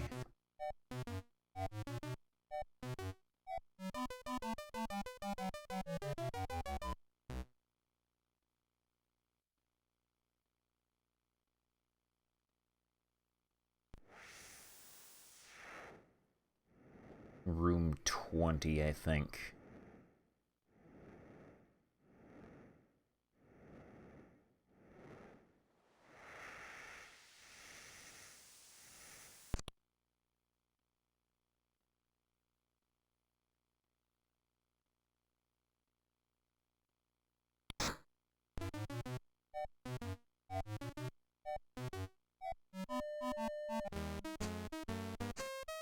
I have a dreadful headache. Please go away.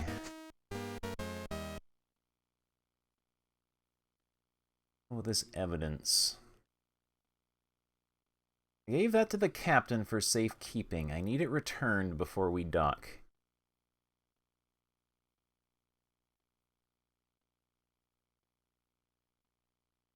That belongs to you.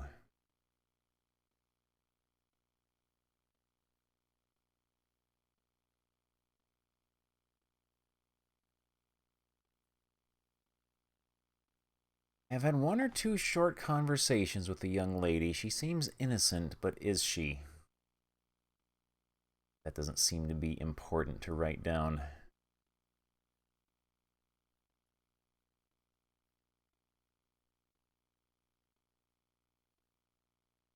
Been wronged more than once. My poor father was wronged as well. Cheated, sir, out of what was rightfully his.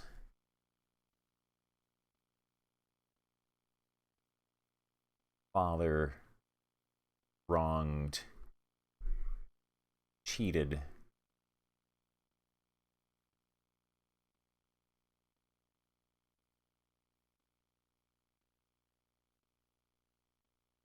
Captain is a... I don't know, of course. Perhaps it's just my womanly intuition. I think there's... something is troubling him greatly. Angry. Something troubling greatly. Hello? Hello?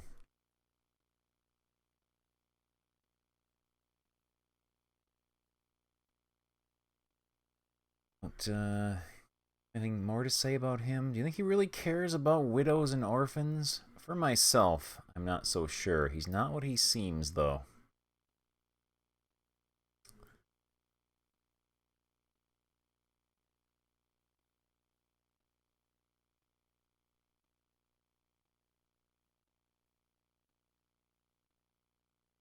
Yes, I do know Henry. He may be poor and uneducated, but he is an honorable man, a true gentleman, not like some.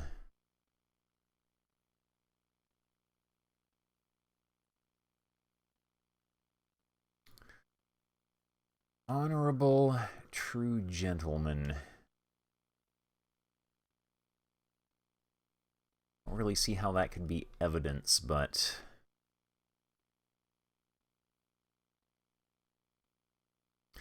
I'd never known before. I suspect that he is an evil man. Certainly he might be capable of murder, for all I know. Evil man capable of murder.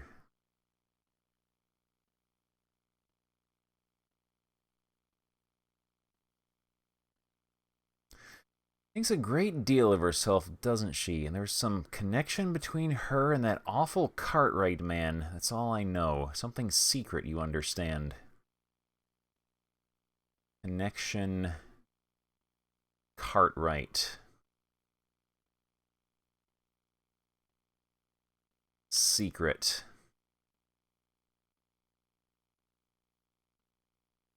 We were not allowed to take the jewels, no.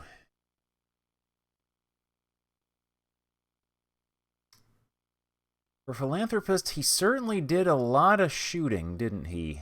Could he be what he seems? Oh, it's not for me to say, of course. After all, you're the detective, but he did do a great deal of shooting, killing birds. Shooting, killing birds.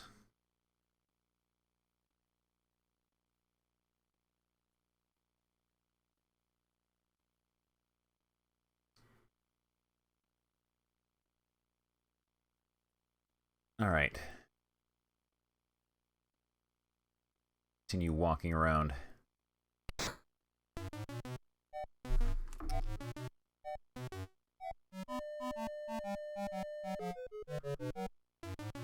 Let's go downstairs and get Henry to unlock a door for us. Yeah, I'm enjoying this game too. This is a game that I had as a kid, so it's like going back, trying to conquer a game that defeated me as a child.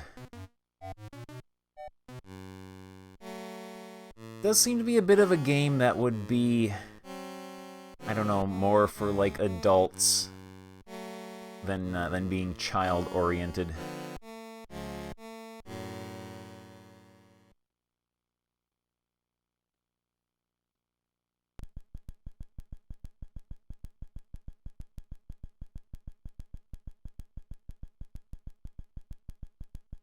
It's true, sir. I'm in love with Miss Smallworth. I'm sure, though, that she scarcely knows I'm alive, being a crew member and all. Oh man, we get to cause more drama here. In love.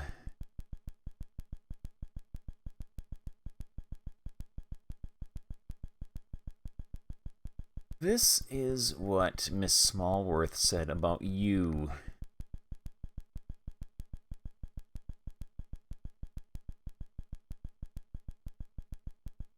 Honorable gentleman. Don't know exactly. Okay, that's apparently not important to him. Please follow me.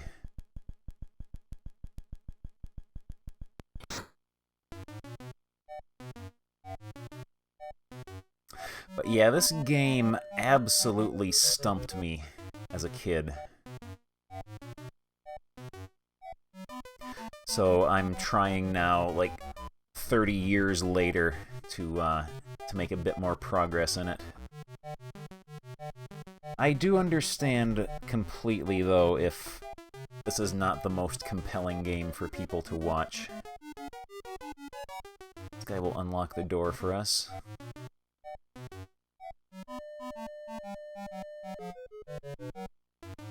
I don't like this. Let's save.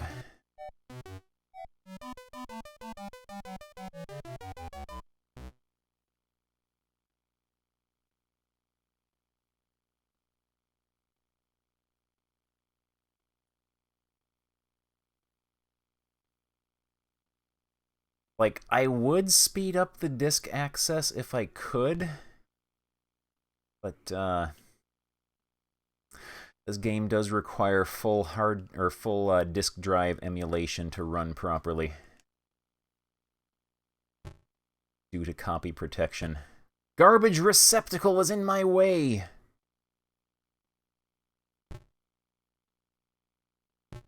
Behind the chair. Oh!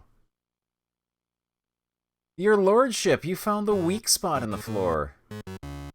Milord? Oh, Milord has fallen through the floor. If only we could start over, we might be able to catch that villain.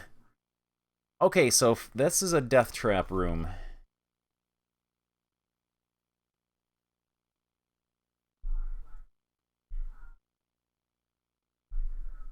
Death trap in floor by bed.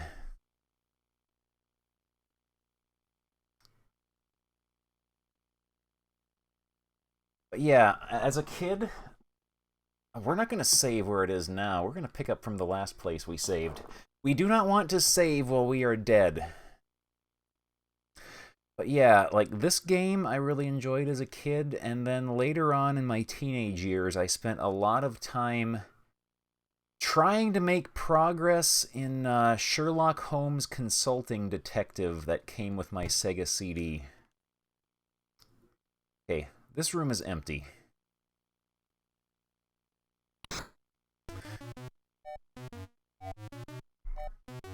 "16 is next. Also, our friend has left us. So we gotta go get Henry again.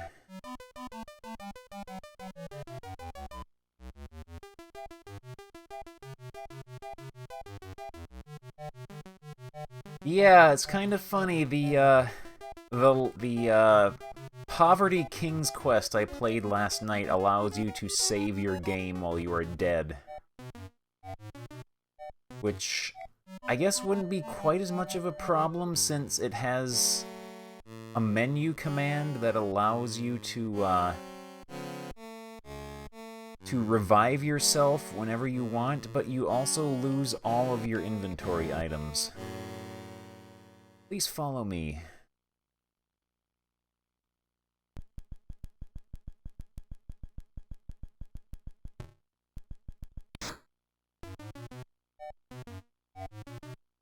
Also, I just imagined the detective here just smashing right into the door, trying to go through it, and just saying, "This door is in my way!"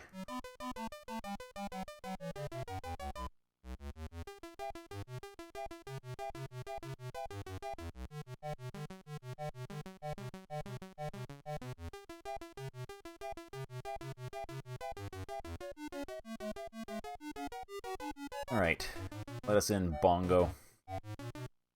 Oh!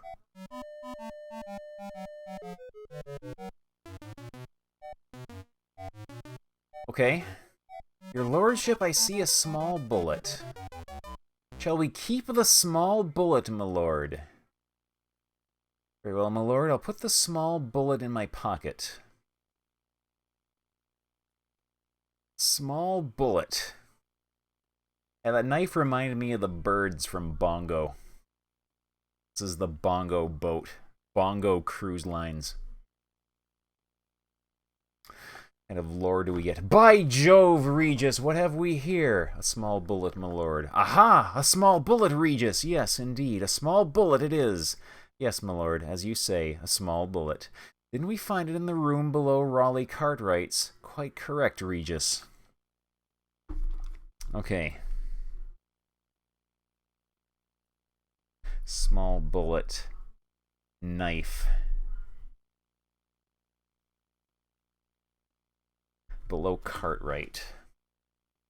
Must have fallen through the crack in the floor, my lord. Incredible, Regis. This bullet killed Raleigh Cartwright.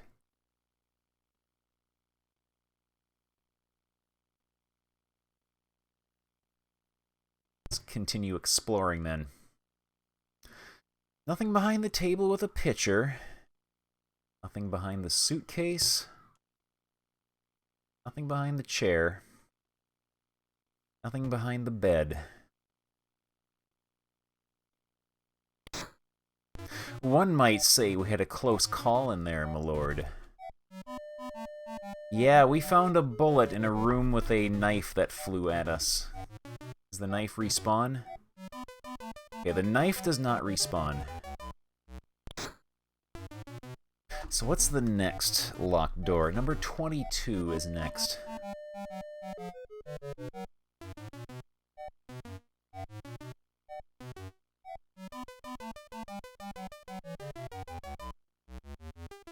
Also, sometime we should go back to our cabin and use our evidence table to examine the bullet and the gun to see if the bullet would actually fit in the gun.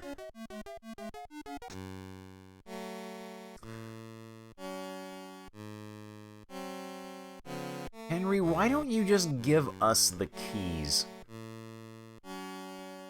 You know about this bullet.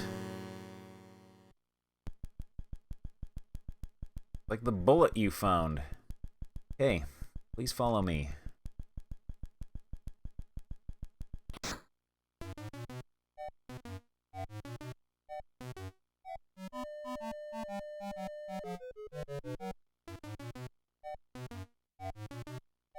Regis does have a really good walk cycle. Kind of funny, in the Famicom version, they just outright changed Regis's name to Watson. They did not even try to hide it.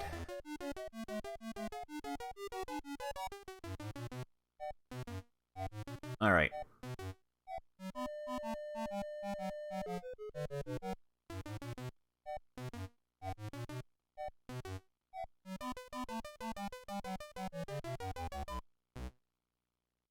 I am afraid to search any of these locked rooms now, since out of the 2 we have tried, there have been 2 death traps.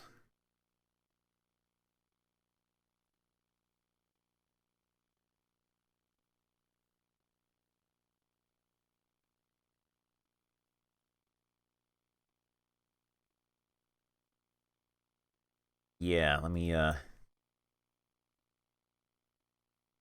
you look closely at Regis here, you can see his pants do not go all the way down to his ankles. He is wearing short pants.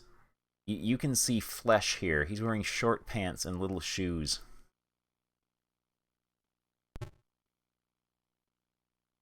Behind the picture of a sailboat. Nothing behind the table with a pitcher. Nothing behind the garbage receptacle. Nothing behind the chair. Out of my way.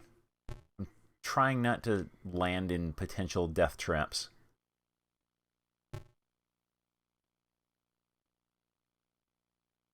Okay, this room was not fatal to enter.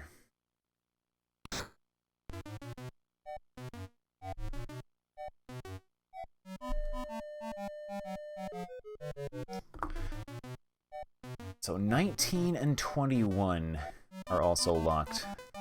Let's go get our friend from down here again.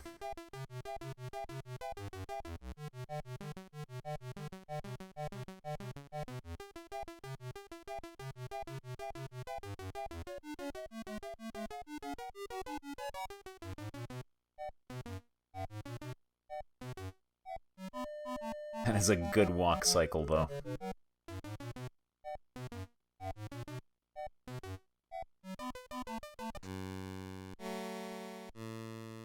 Alright, Henry, please follow me. Another door for you to unlock. If you would just hand the keys over to me and let me unlock stuff on my own, it would save you a lot of walking, but things must be the way they must be.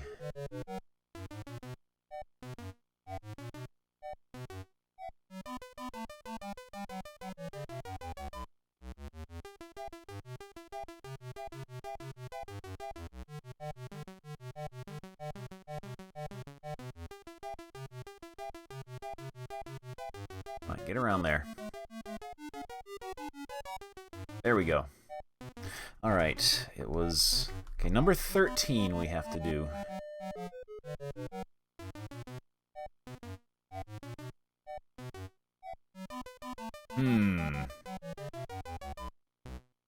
Behind the dresser. Behind the chair.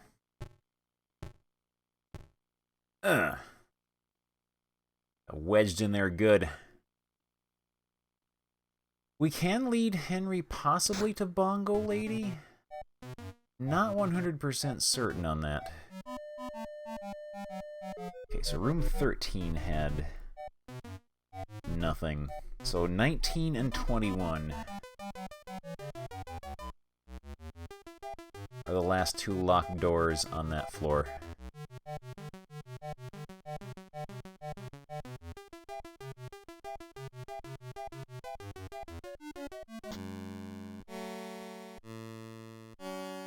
Alright, please follow me.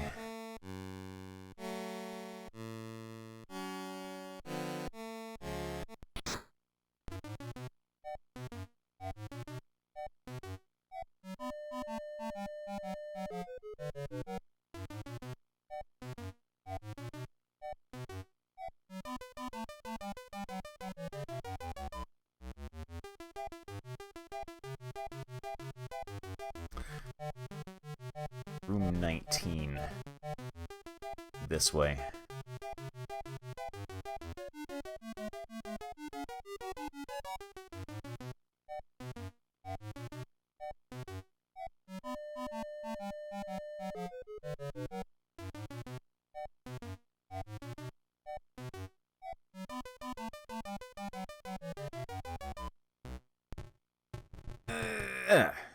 There we go.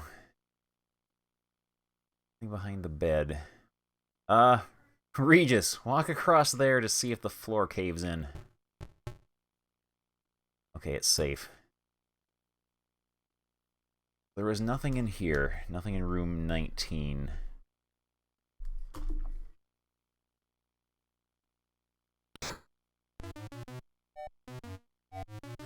Go all the way back down to get Henry. Henry James Bongo.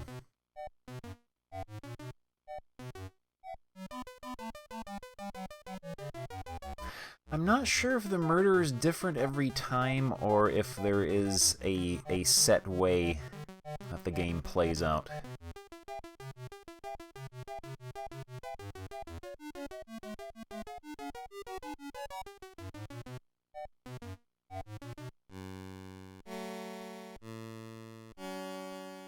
Please follow me, Henry. Again.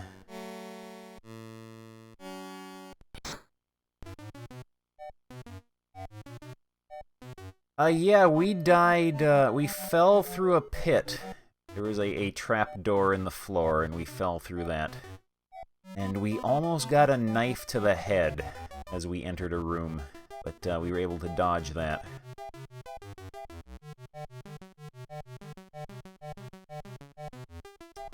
'21.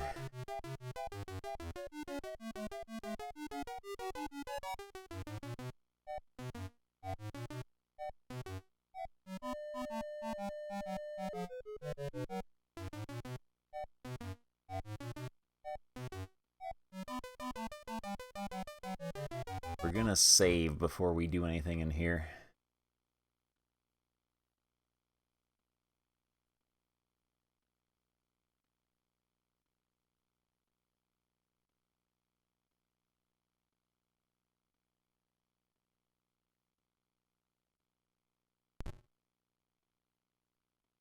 Nothing in the dresser.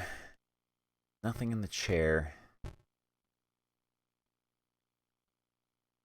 Nothing in the bed. Alright.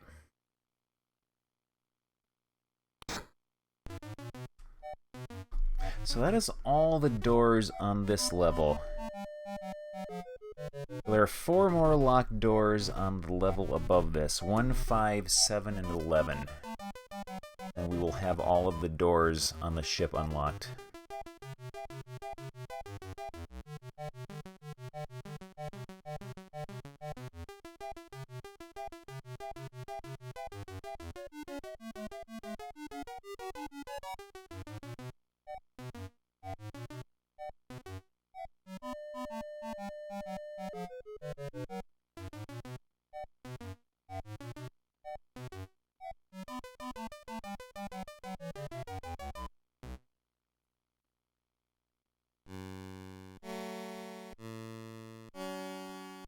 Please follow me, Henry.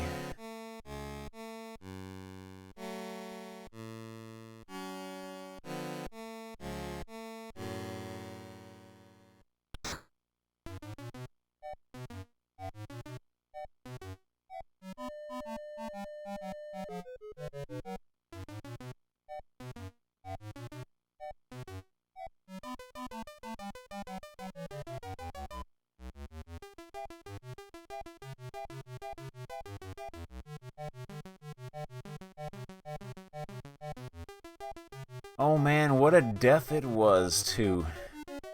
Just gaping trapdoor opens beneath our feet. We fall in and die. And poor Regis mourns us. Says if only there was some way we could start over again. Door number 1.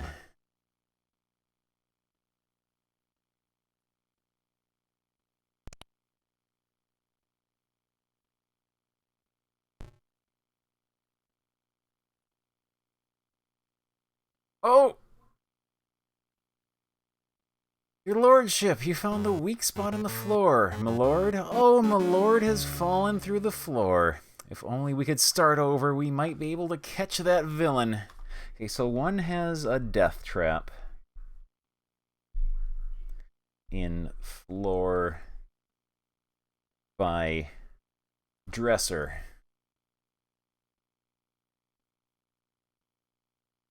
Okay, so we know we don't have to bother unlocking room number 1 then.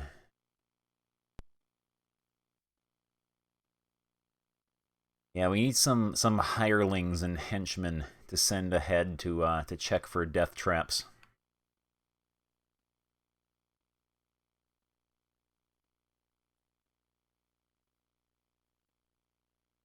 Oh, that didn't happen before. Oh, are the death traps random in empty rooms? Are the death traps randomized? We got procedurally generated content.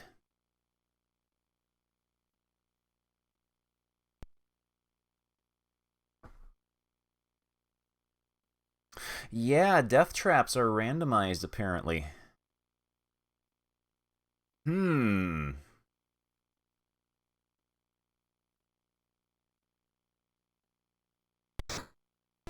Also, I do wonder what happens if you somehow foolishly save your game while you are dead. I wonder what you do then. Indeed, what if the evidence is randomly placed? What if this is, in effect, a Murder on the Mississippi randomizer by default?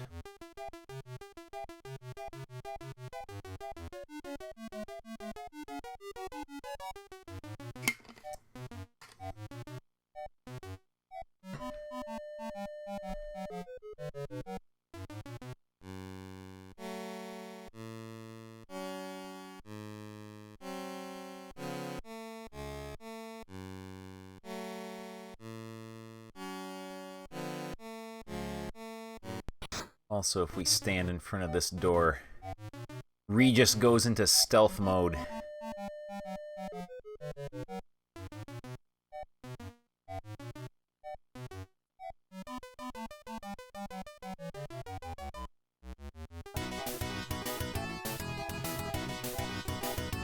And Samson573, very generous of you, gifting a subscription to Jones in the Fast Lane.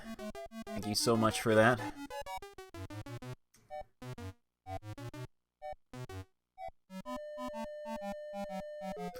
What if each step you take there's a dice roll to determine if there's a pit there?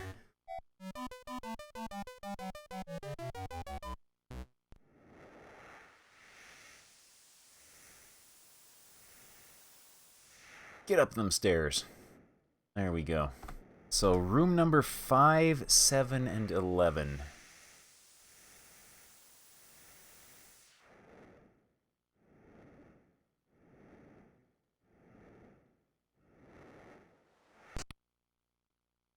Oh.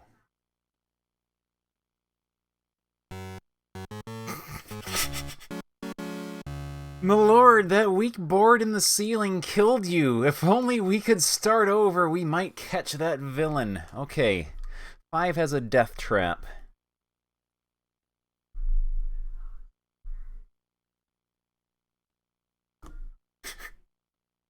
Also, Regis is standing on our corpse.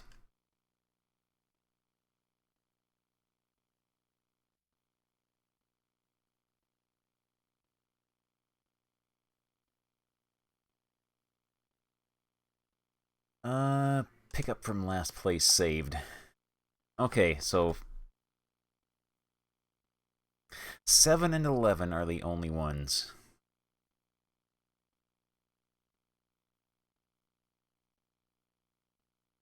I would just use, like, save states, but that kind of seems dirty to me. Plus, I don't know if it would, like, mess up with the disk saving and disk access, since this game does kind of access the disk fairly steadily.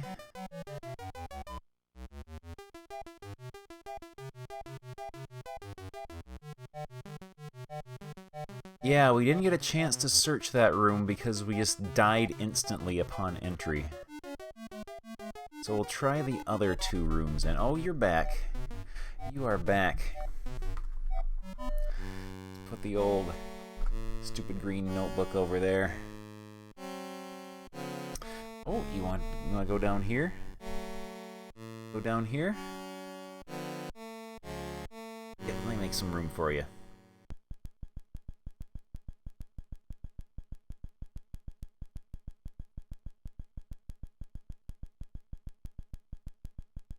Please follow me. Yeah, he wants attention tonight.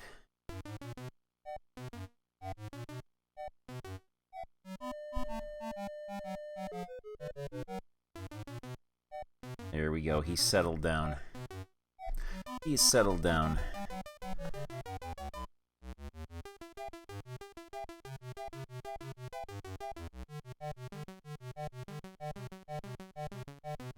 Sometimes I call him Spud.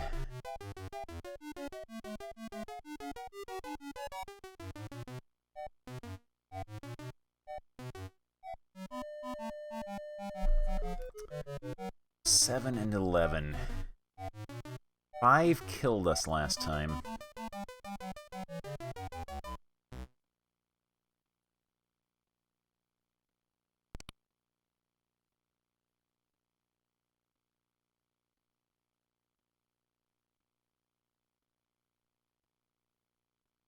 We're gonna save, because you never know when a pit trap might open beneath your feet. You're on a Mississippi riverboat.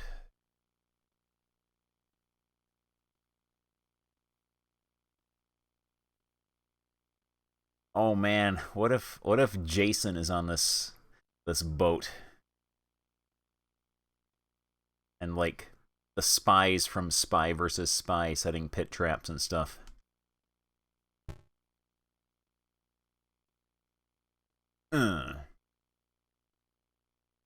Right.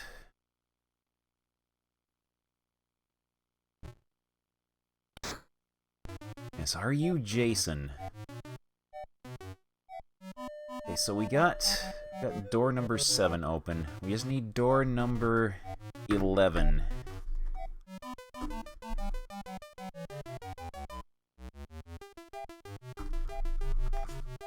That will be all of the doors that did not kill us when we entered them.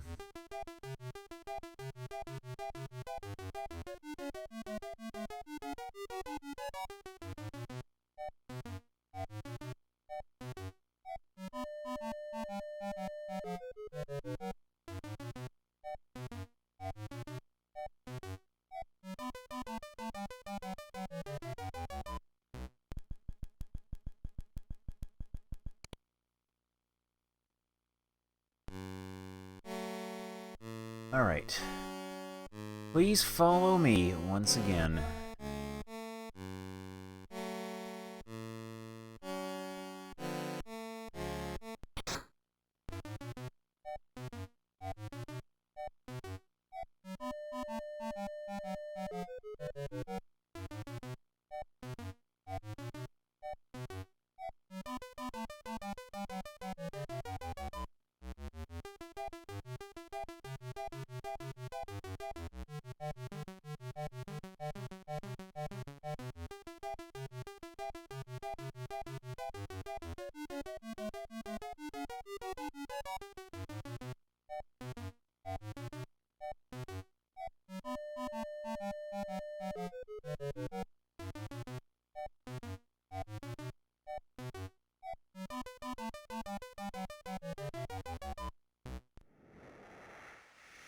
Here we go.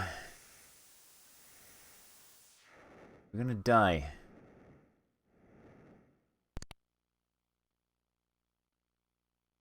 We did not immediately die, so let's save.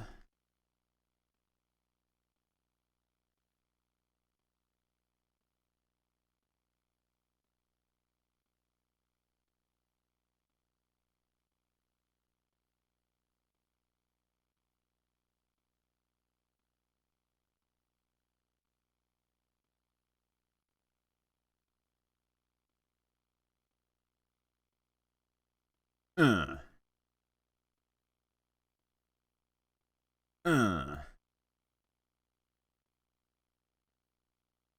We didn't die. We didn't die. Okay. So there's nothing in room 11.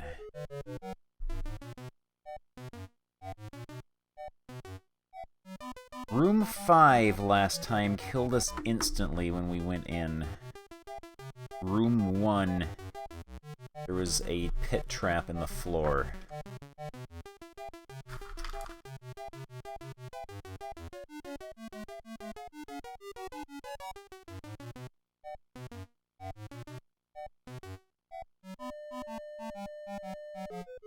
Let's see.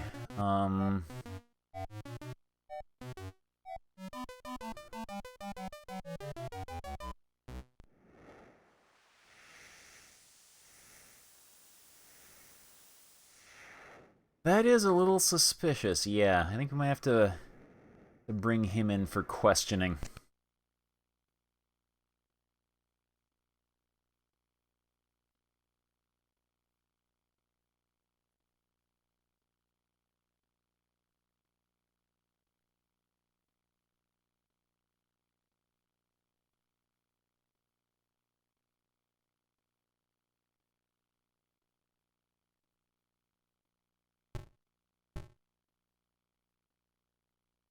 Take a peek in our steamer trunk, Regis.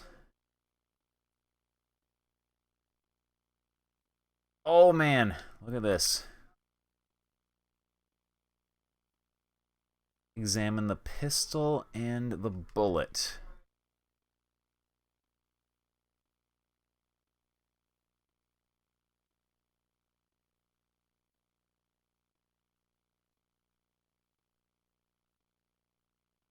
Well, my lord, we have a bullet and a gun. Aha! We have him now, Regis! But my lord, the bullet does not fit in this gun. What? The bullet does not fit? No, my lord, the bullet does not fit. That means this gun didn't kill Raleigh Cartwright after all. Fight, my lord.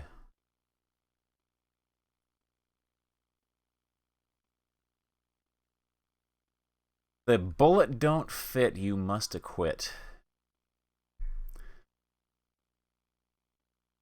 Say, Regis, look here. It appears to be a rosewood box, my lord. It's a rosewood box, Regis. A locked rosewood box. I'm starting to think that Sir Charles Foxworth, I think he might be a numbskull. Look here, Regis, old chum, a ticket. Yes, my lord, a rail ticket to Virginia City, Nevada. The name of Twilla Smallworth. Ah, what happens in Virginia City, Regis? Nothing much, my lord, except some mining. Mining? Aha, Regis, mining! What kind of mining, Regis? Silver mining, I believe, my lord. Of course, silver mining. Perhaps Miss Smallworth had interests in silver mining.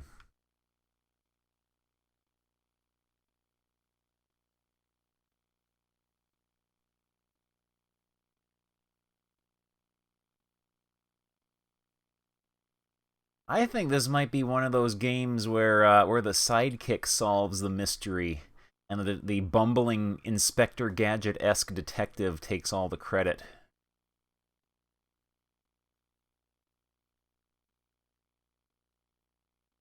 Yes, the madam is also a silver miner.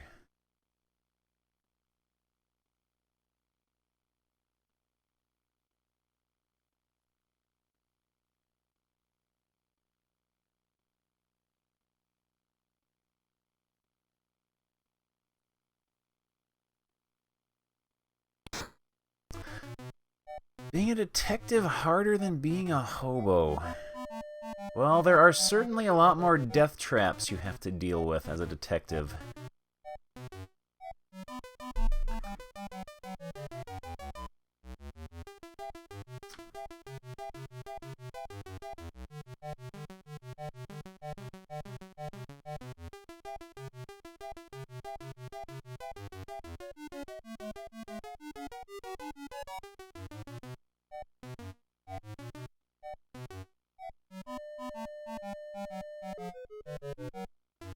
I do get a bit of a hobo game vibe just from, like, the general movement and stuff like that.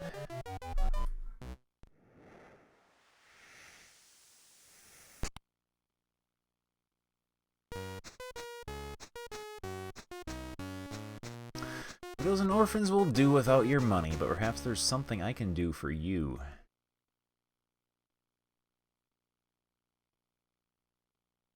What do you know about this evidence? Give him the bullet. You couldn't kill a bird with that bullet.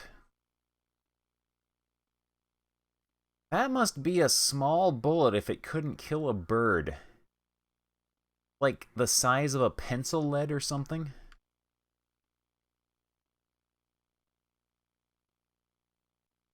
I have little interest in the frontier, sir.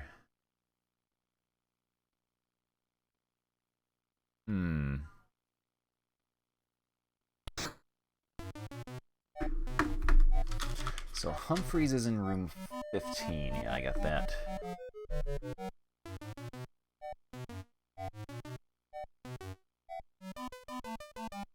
That room is potentially a death trap. Let's see. Room 13 had nothing, but we have also confirmed that sometimes the contents are randomized when it comes to death traps.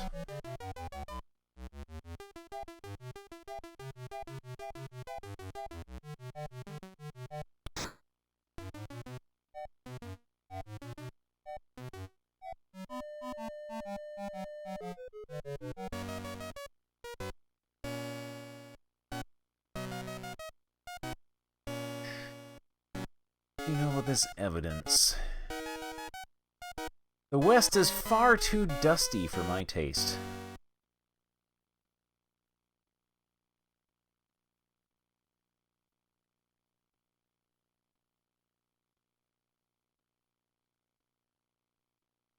The trollop! She had designs on that poor man. I could see it in her eyes. Evil designs. She probably wanted his money.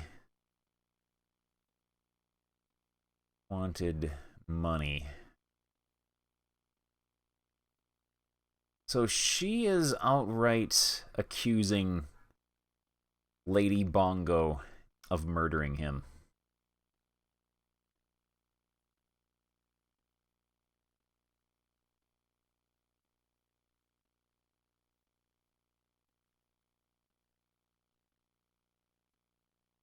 Lionel is an old silly, a foof.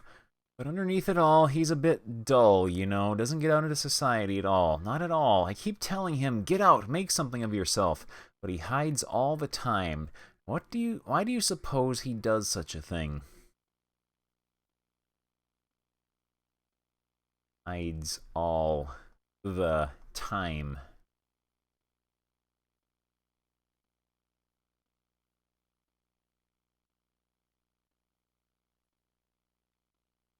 An adorable child. Why, do you know she gave me the secret of her Aunt Pearl's okra gumbo? I've saved it for my chef, Andre. Perhaps you've heard of him? He's renowned on 2 continents. I understand the gumbo contains endive from Belgium.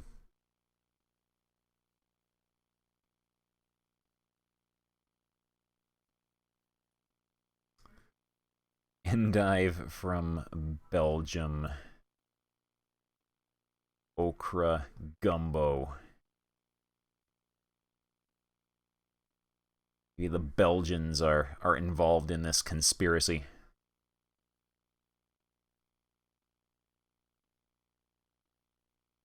So he lost a little money. So what? He's a real gentleman. He'd better not cross me, though, or I'll have his head. A fine man, Captain Overbite, as long as he knows his place. Lost a little money. So he's in debt. He is in debt. The priest, I think the judge said the priest was Scottish.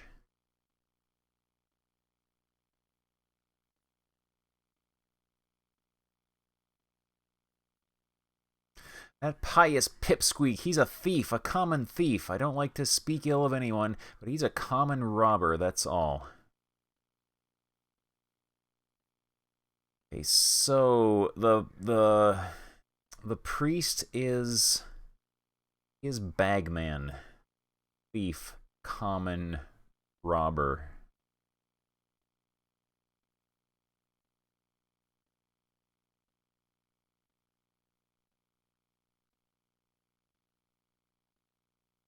No doubt about it now. He's befouling this vessel with his unspeakable lusts after that trollop Smallworth. Terrible, shocking, disgusting, that's all I'll say.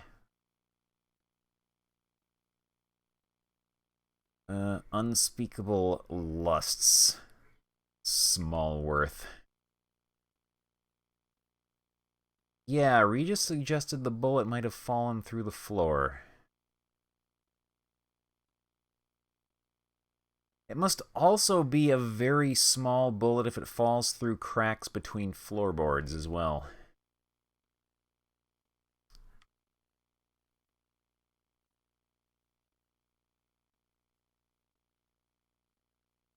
The judge is a fine businessman. He wouldn't hurt a fly. Not Judge Carter. I don't care what they say about him or about that awful business back in Nevada. He's a fine man. Awful business in Nevada. We're gonna have to question him about that.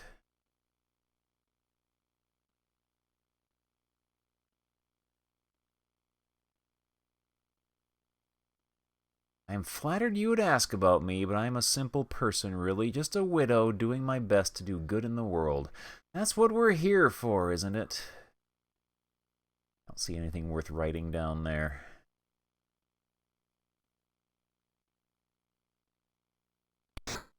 Okay, 23.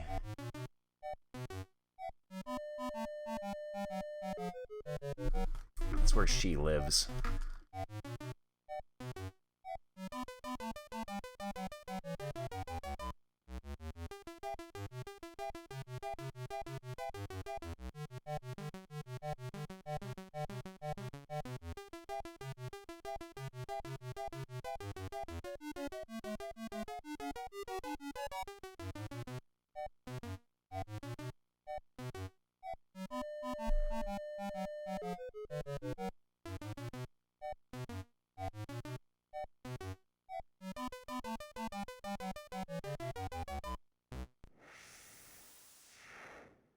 Get back there. Get back there. There we go. Thought Regis was trying to escape. Door number 2 is locked. I don't have that on my list. We gotta go check door number 2. Number 2.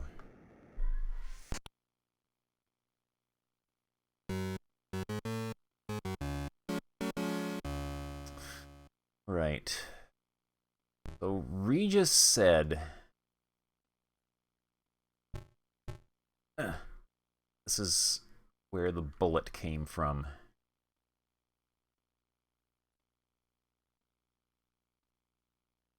Regis will not allow us to search the dead body.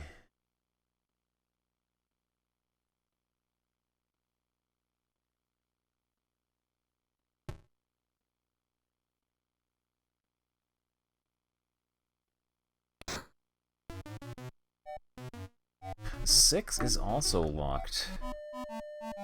That's like 2 more potential death traps for us to blunder into.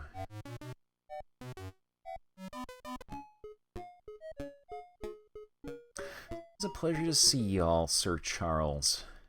Daisy Dupree lives in room 8.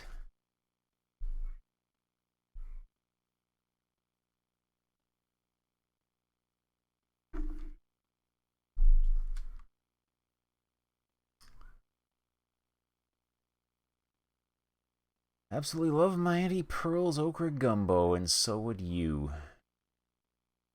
We don't need to write that down. I don't think that would be evidence.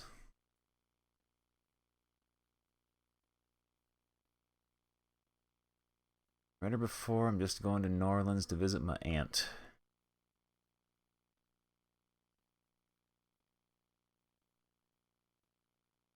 A strong, forceful man. I admire him most absolutely.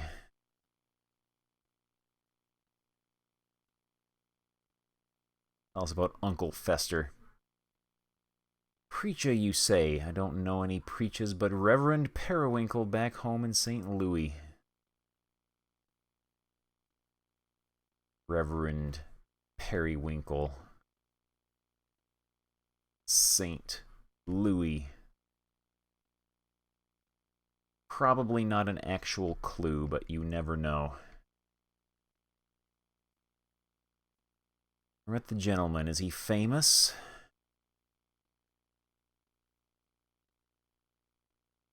A judge? How exciting. I'm sure I don't know him, though.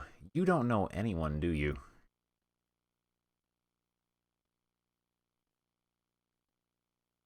I'd surely be delighted to meet her, but I don't have her acquaintance at all.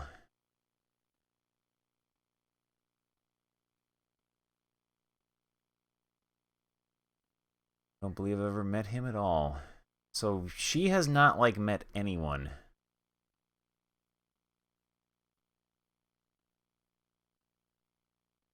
Is that blood on there?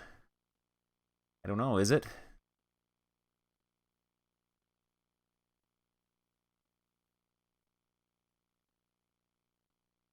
Wow, my Auntie Pearl has a box quite like that.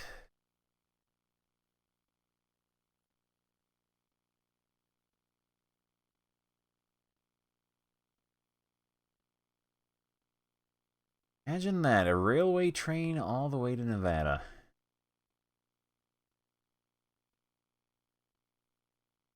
Goodness, that certainly is a big gun.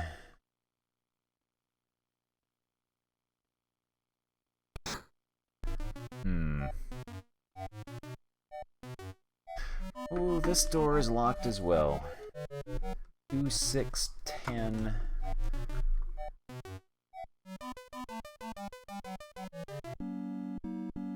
And the preacher is in 12. Pray leave me to my devotions, for it says in the Bible, I came not to send peace but a sword. St. Matthew 10:34.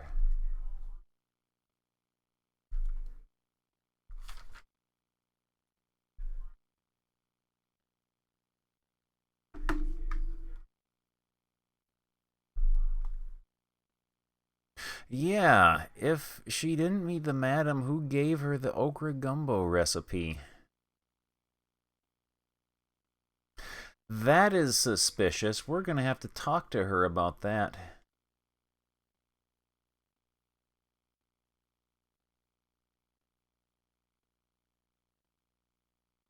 One man among 1,000 have I found, but a woman among all those have I not found.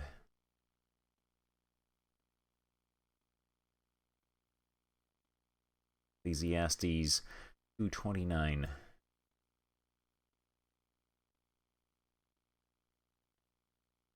Then Jaelhaber's wife took a nail of the tent, and took a hammer in her hand, and went softly unto him, and smote the nail into his temples, and fastened it into the ground, for he was fast asleep and weary. Judges 2:21. Oh man, all kinds of smiting going on.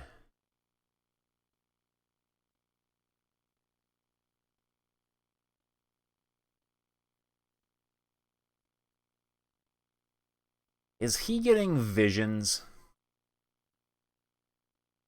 Has he gone into some sort of religious trance and is having visions now of the past and or the future?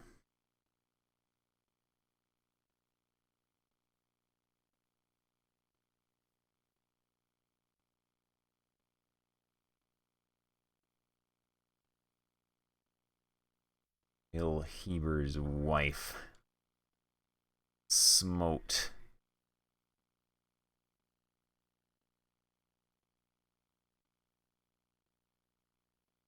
nail into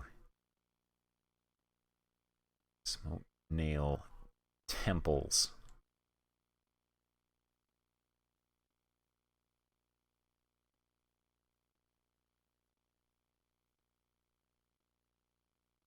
Tell me about Captain Overbite.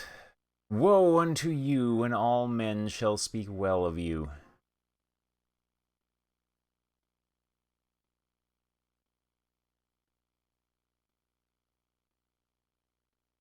Yourself, when a strong man armed keepeth his palace, his goods are in peace. St. Luke 11:21. And yet this morning I saw a sign in the firmament, sir, a flashing light falling from the heavens, a sign from God. Oh man, he is having visions. Also, we got a cat who's about to fall. We got a cat who's about to fall. Let me position you. There you go. You can sit up and watch.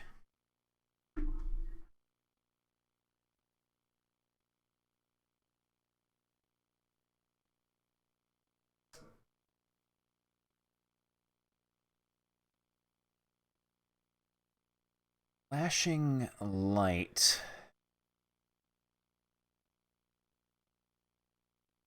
This morning.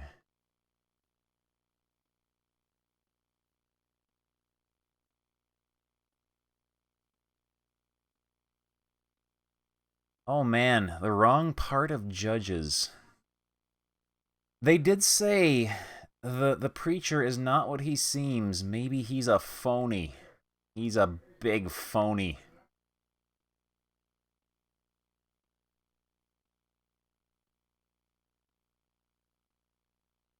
The tree is known by his fruit.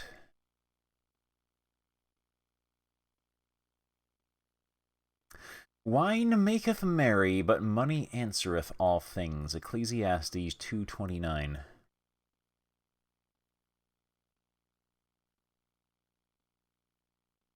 Oh, he's a drunkard and he takes bribes. Perhaps we should go to sleep, my lord.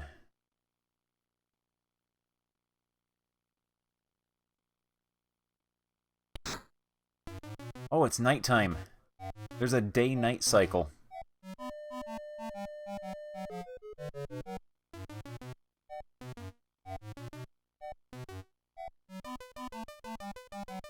Yeah, this is spooky. Can't even see the numbers on the doors.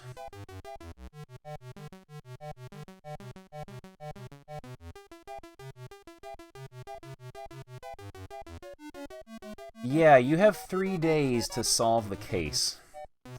Been a long day, Regis. It certainly has, your chuck ship. Very funny, Regis. Thank you, my lord. Speaking of funny things, I saw the way Miss Dupree had her eye on you. Must be your bright green suit. You really think so, my lord? Perhaps. Perhaps it was because you were with me.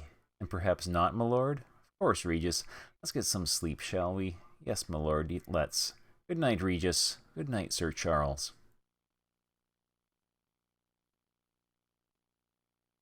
And a mouse pointer in the way.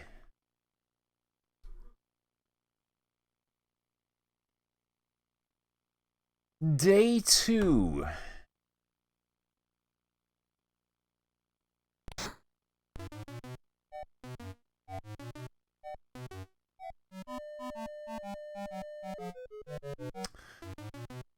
Right. Continue our investigation, I guess.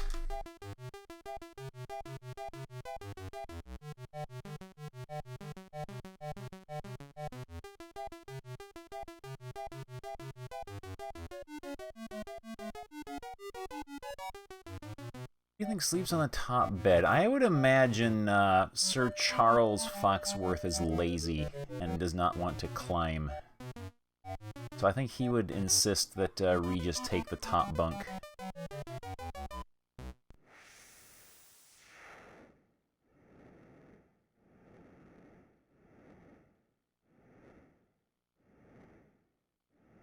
Oh yeah, we were gonna confront, what's her name? Daisy Dupree. Who claims she never met the madam.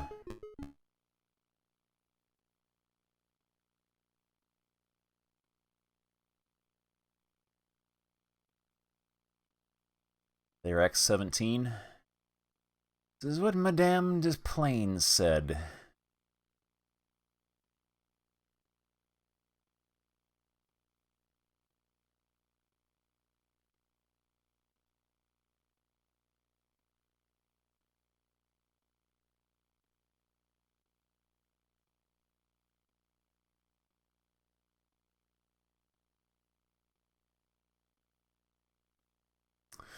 Yeah,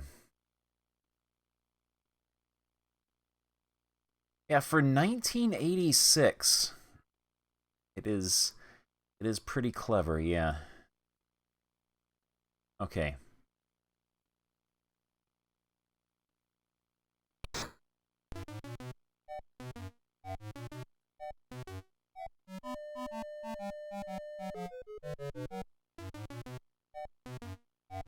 Let's get our mechanic friend to open up some more of these locked doors for us. Also, it's been a while. We should save.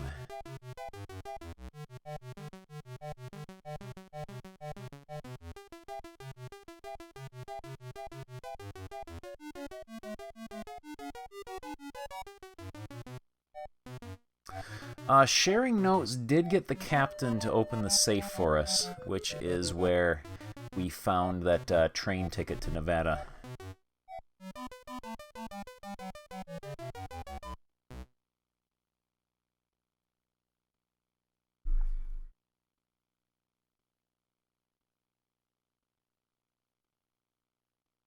I do have a feeling this is the sort of game that you're expected to do multiple failed playthroughs of before you eventually figure out all of what you're supposed to do and where, so you can get it all done in time, since you do have a time limit.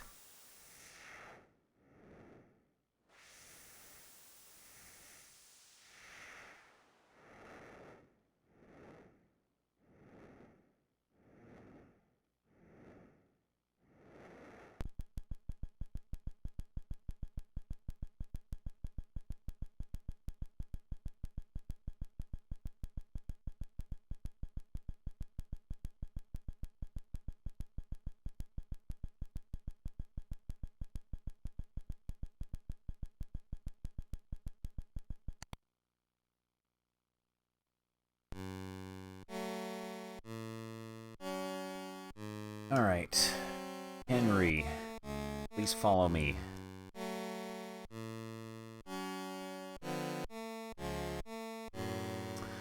After you.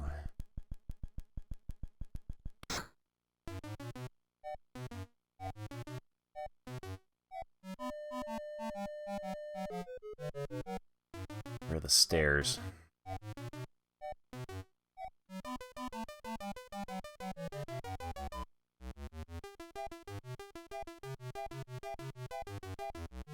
I think it might actually be real time. So yeah, if you fart around for too long, I think you can get yourself... Oh! He's sliding! Okay, he's animating now. Regis was sliding. We need to go upstairs, that's what we need to do.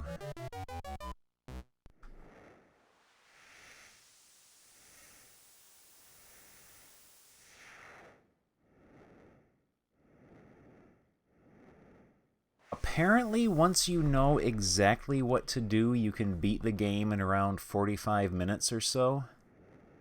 But getting to that point can take a tremendously long time.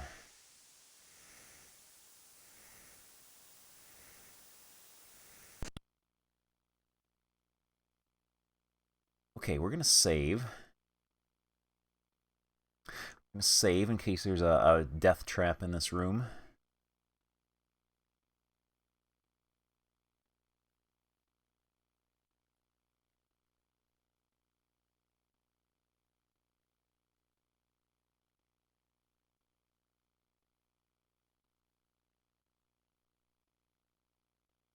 Yeah, we should ask the captain about losing money.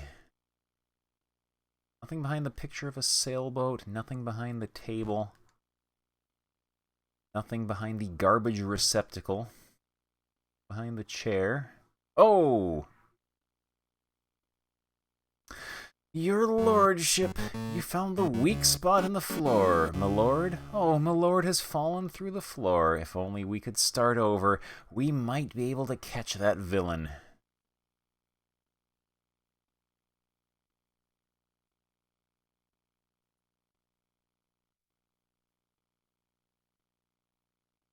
Good thing we saved. Okay. So this was a death trap.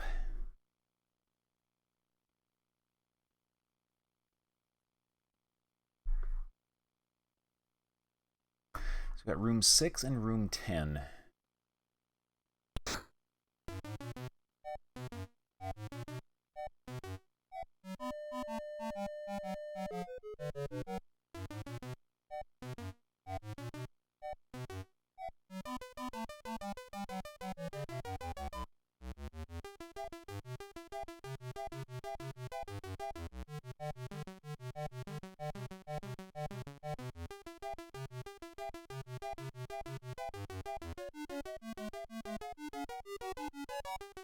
Murdered by holes in the floor on the Mississippi is the official title.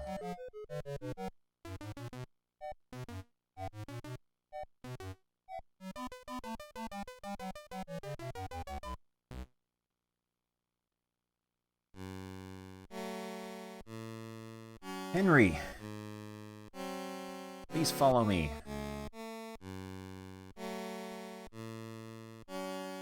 Yeah, there is a definite sequel to Rags to Riches vibe to this. The hobo became a detective. You're trying to grab me, aren't you?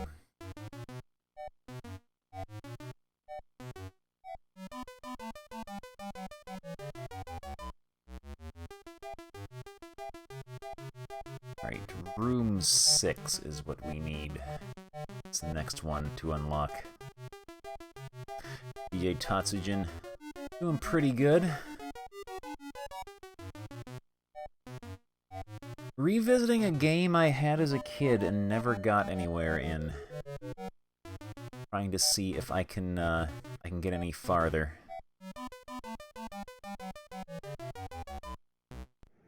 We will save our game before we try opening this door, because sometimes the doors just outright kill you.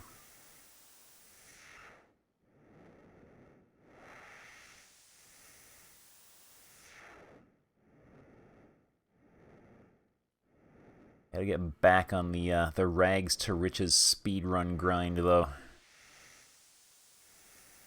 It's the hot new... Oh! My lord, that weak board in the ceiling killed you. If only we could start over, we might catch that villain. Okay, that's a death trap.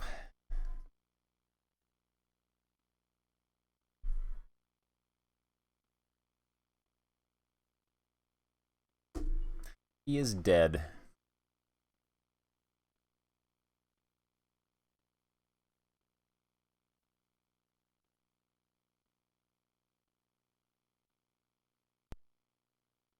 Good thing we saved. So room number 10 is the last one we have to check.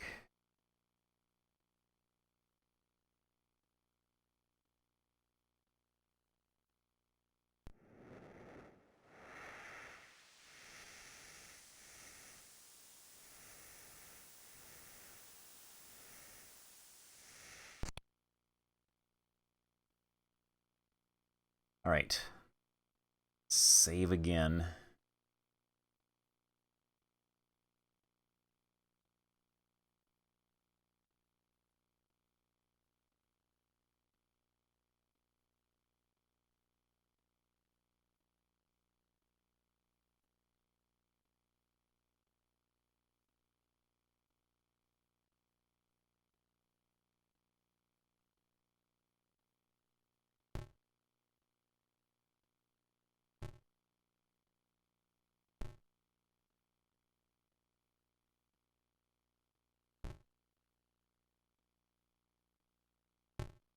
Alright, nothing in this room. Is there a death trap by the bed in this room as well? No, there is not.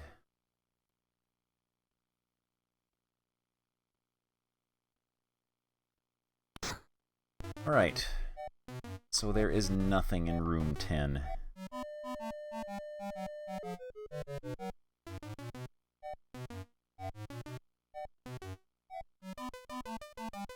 Let's go talk to the captain again.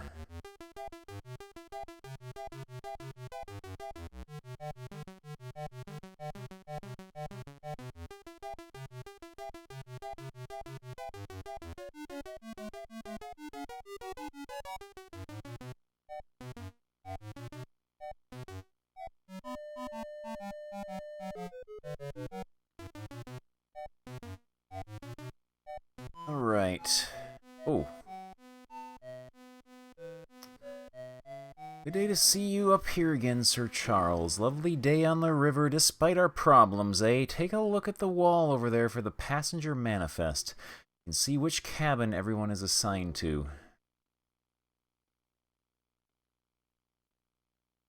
Nothing behind the barometer. The passenger manifest. Yes. Daisy Dupree, born Biloxi, Mississippi, April 21st, 1882. Embark St. Louis, Missouri. Debark New Orleans, Louisiana, cabin 8. You're gonna fall. You're gonna ooze onto the floor and fall. Let me hoist you up here a bit. You're gonna fall.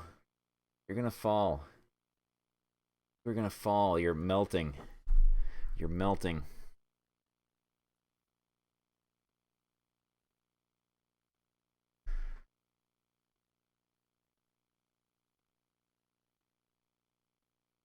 Next page. Raleigh Poindexter Cartwright III, born Raleigh, North Carolina, October 31st, 1854. Embark St. Louis, Missouri. Debark New Orleans, Louisiana, cabin 4. That's the dead dude.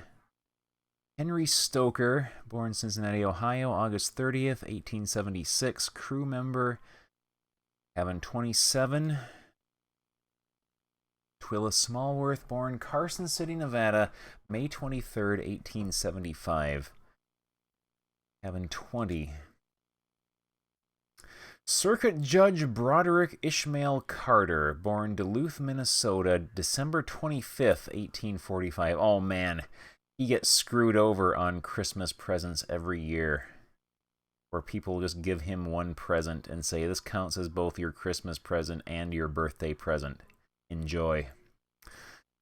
Bark Cairo, Illinois. Debark New Orleans, Louisiana. Cabin 9. Willard Overbite, born Wombat, Mississippi, January 22nd, 1856. Captain of the Delta Princess. Cabin is the wheelhouse. Gladys Thrillington DePlain, Boston, Massachusetts, March 15th, 1842. Bark Davenport, Iowa. Debark New Orleans, Louisiana. Cabin 23.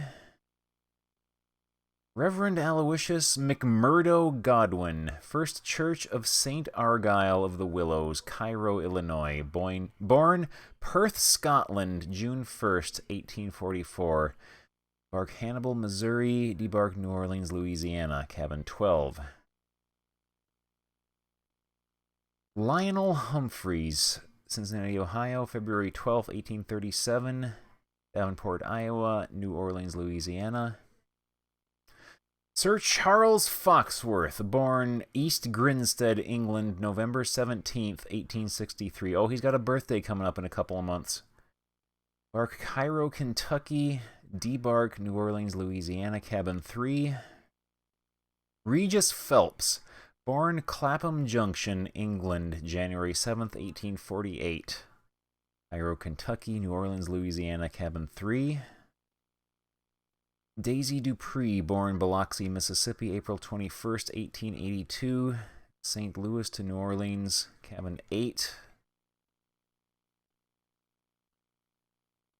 Oh, we have looped around.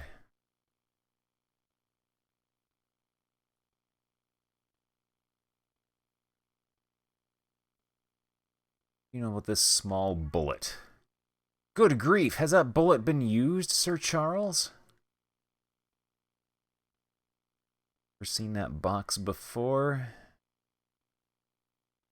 Know a great deal about rail tickets. I'm a steamship captain, but that is a ticket Miss Smallworth gave me. Alright, let's share notes with him. Who was it that accused you of having, like, severe debts or something?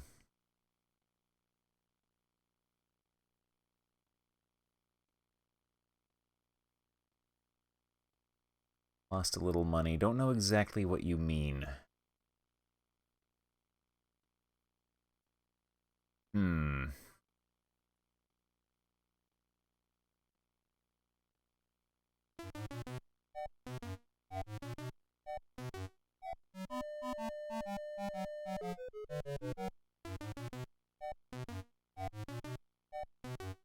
You're falling. You almost fell again. You almost fell. You were getting too melty. You're getting too melty. I might have to put you up on the desk. Let's bug the captain some more. He might have some more information for us.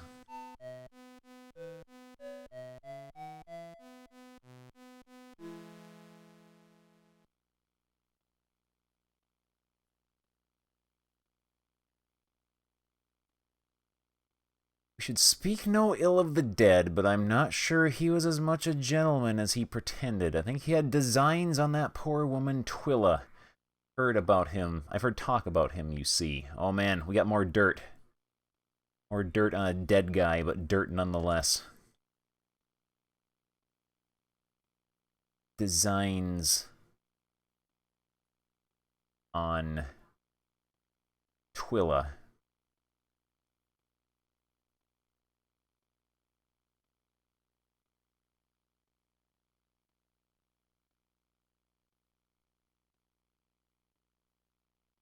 Got my mouth watering over her Aunt Pearl's okra gumbo, I must say, and the prettiest big blue eyes she has. Alright. That doesn't sound important.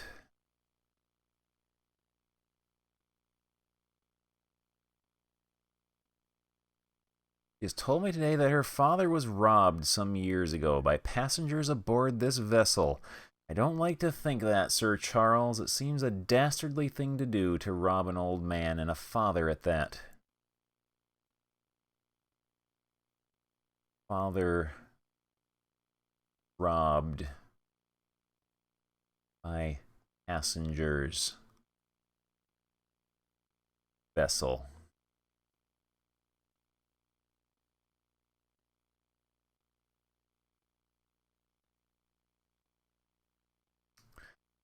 Note yourself. Some of the crew told me that there were sounds of a struggle in Mr. Cartwright's cabin early this morning. Early this morning. Okay.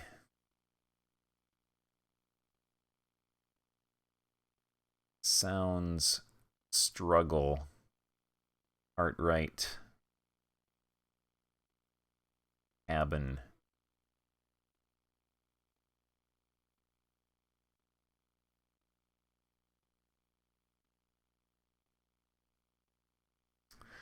About the Reverend Godwin. Believe it says in the Bible somewhere, "Get thee behind me, Satan." Get thee behind me, Satan.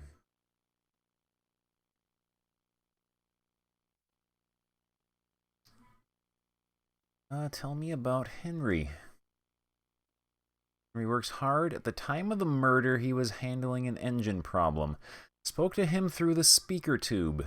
No, he was definitely in the engine room then.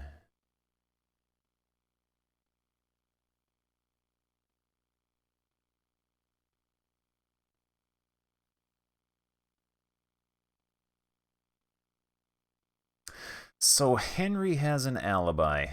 He said he was working on an engine problem, and the captain said he was working on an engine problem, unless he and the captain are in cahoots and have coordinated their story.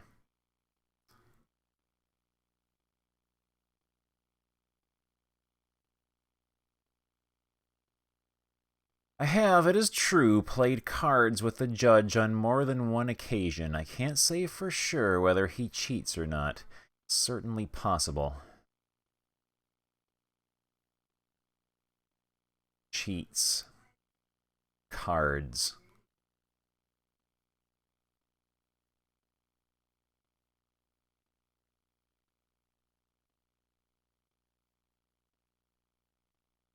He's always been wealthy, always been powerful. Wealth and power go to people's heads sometimes, don't they? Still, she's someone I'd hate to get on the wrong side of. She could break a person just like that if she wanted to. Okay, she is very powerful. She can just apply the dreaded Argentine backbreaker.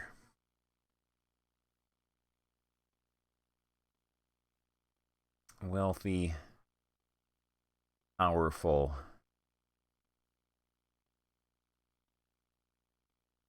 break person.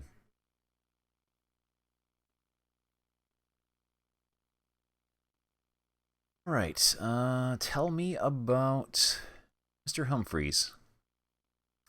Have you seen his gun? A Colt. Not a weapon for birds, I'd say. Like the notebook, my lord. Yes. Colt. Not weapon for birds. We're gonna have to question him about that.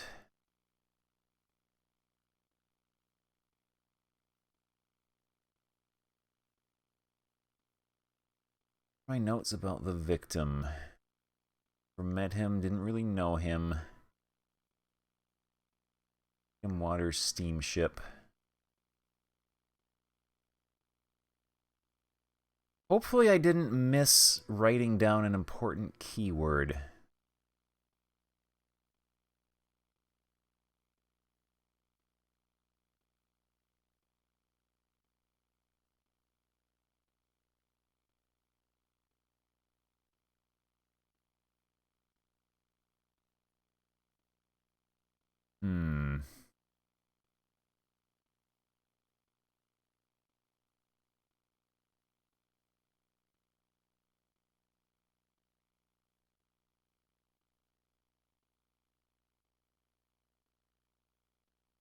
All right.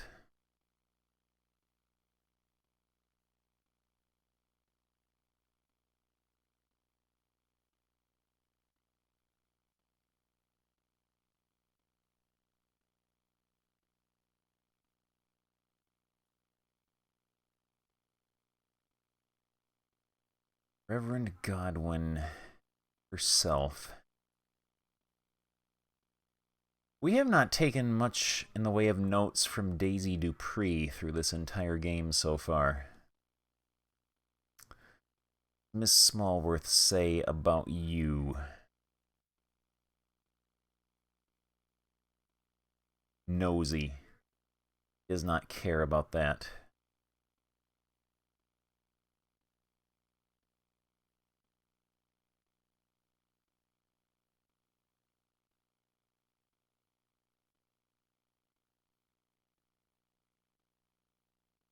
He doesn't want to talk about his legal problems. We'll just leave him for now.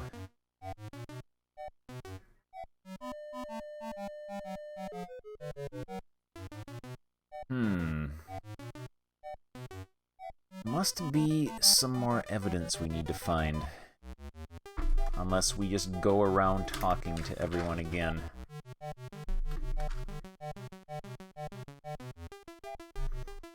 Captain Haddock.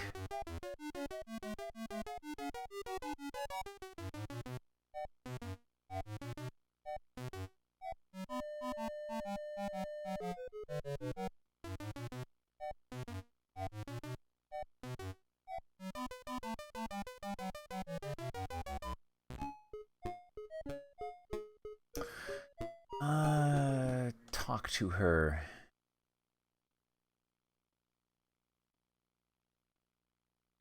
Anything else to say about the victim? He was a handsome gentleman. He probably would have liked my Auntie Pearl's okra gumbo.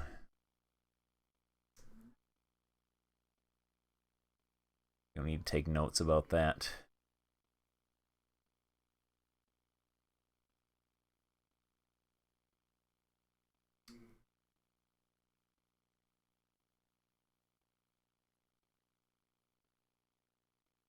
Declare this river air does me a world of good. It's so healthful and invigorating. Miss Smallworth again. Seems to be a warm, sympathetic human person. I think my Auntie Pearl would have liked her positively.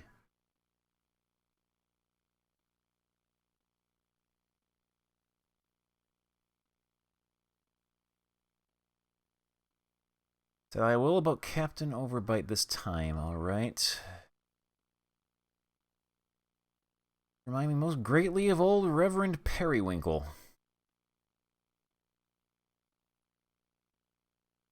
To question him about Reverend Periwinkle. Maybe he had an alternate identity in the past.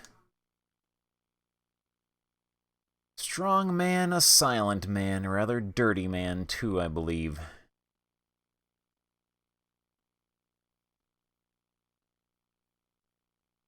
Afraid I find him rather rude and overbearing, if you know what I mean.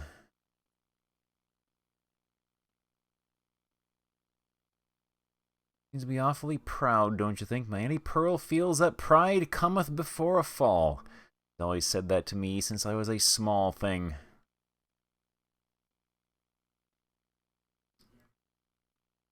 Everyone is saying he was shooting his gun all the time. Could he have had anything to do with that awful murder?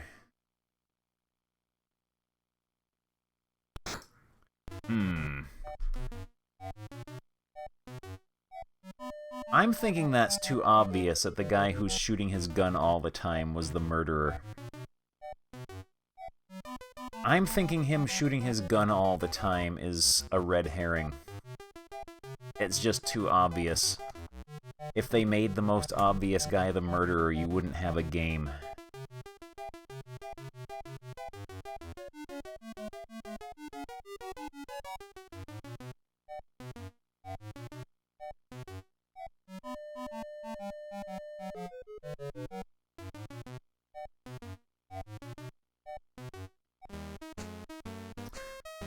Dreadful headache, please go away.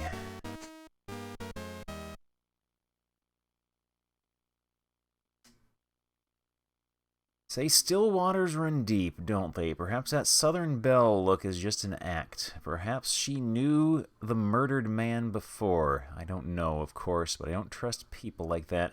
So dewy and innocent.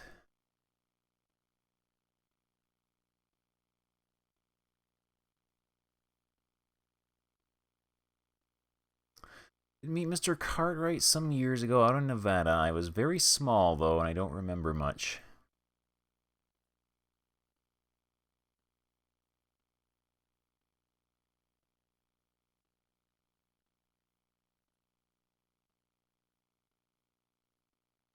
I'm from the West, where folks are more open and honest than hereabouts. We say what we mean.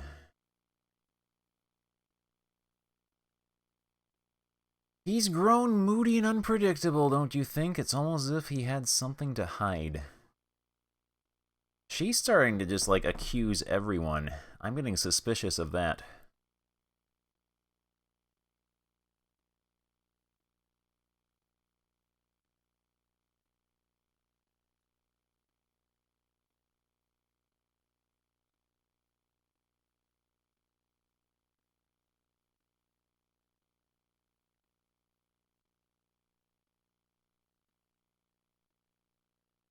She's starting to act suspicious to me.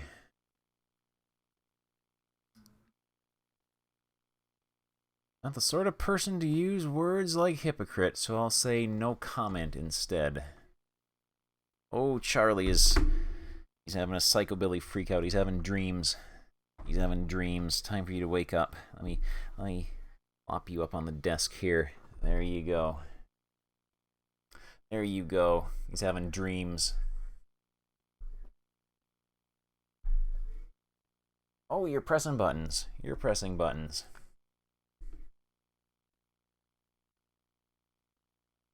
Hypocrite.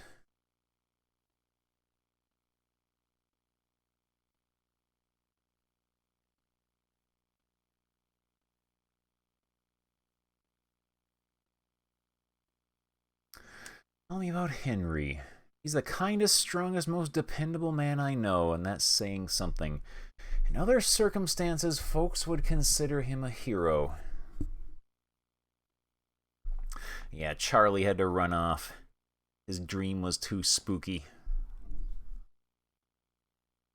Kindest, strongest, dependable hero.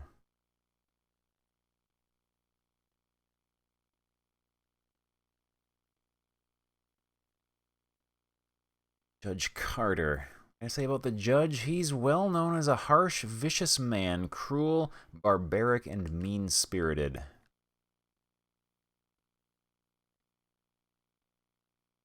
He's a barbarian.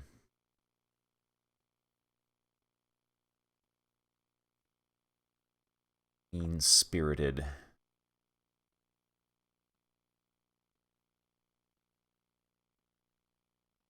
But all I will about Madame de Plain at this time. Out west where I come from, we do shoot birds, animals too, but only for food, for survival. We don't shoot for sport, you see. But that man, Mr. Humphreys, he shoots for sport. I wonder if he really cares about others, as he says.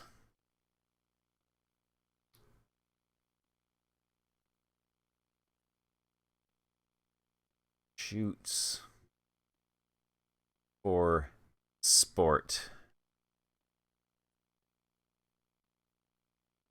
Yeah, they're really trying to push you into think that Mr. Humphreys is a cold-blooded killer who is the obvious culprit.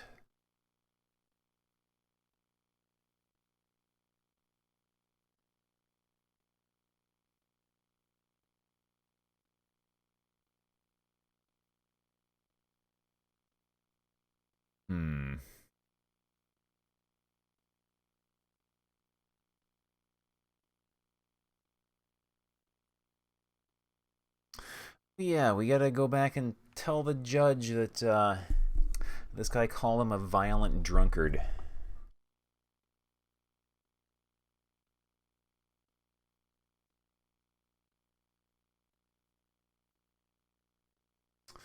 Hmm.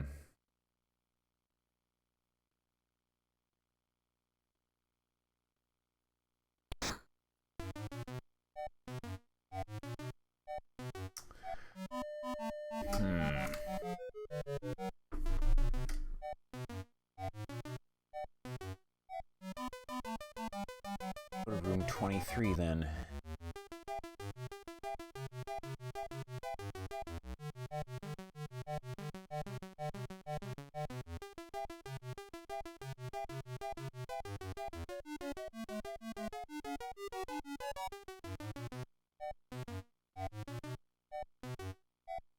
In there.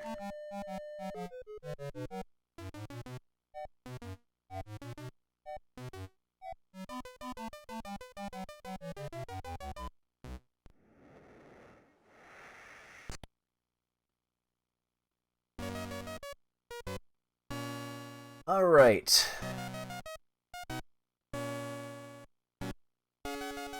Raleigh was such a fine man, so moral, so upright, and now he's dead, killed. I can scarcely believe it. Or dirt on people. But all you will about her at the time, this time... Unspeakable woman, a conniver, a schemer. She struts about like she owns the world. One cannot trust vulgarity such as hers.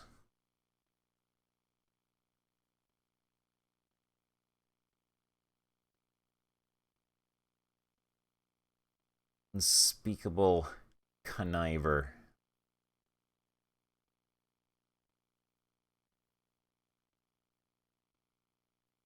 An overbite. A wise man, Captain Overbite. He knows how to treat someone of my station. Deferential, polite, and capable. Get along just fine.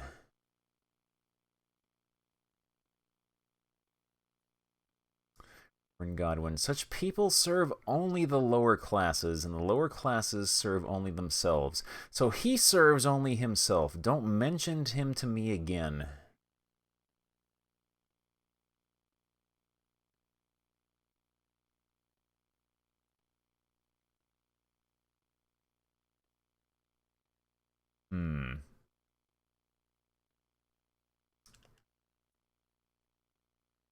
I'm thinking this might be definitely one of those games where we do multiple failed playthroughs till we finally discover who the killer is. You persist in inquiring about such persons. He's common, filthy, and lustful, depraved. Beyond that, I can say no more.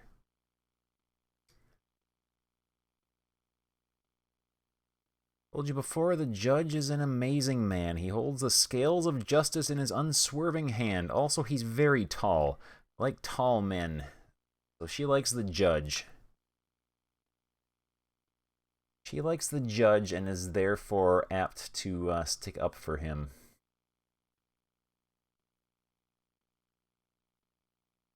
I must say to you that while I am a simple woman, I look out for my interests. I own a share in this vessel. I don't care for the events aboard. Murder! There could be unpleasant publicity about this. I don't like that. So if she is a partial owner of this ship, she does not seem to be the kind of person who would murder someone on it.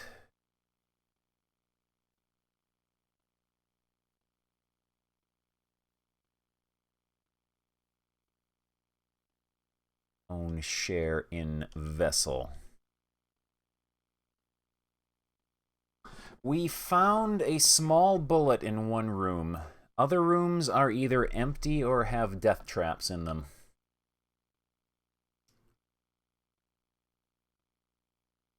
All I will about Mr. Humphreys at this time. We'll save our game. And I'm going to go use the turlet real quick, and then I will be right back. Yeah, I will be right back in just a moment. Get some jams on here.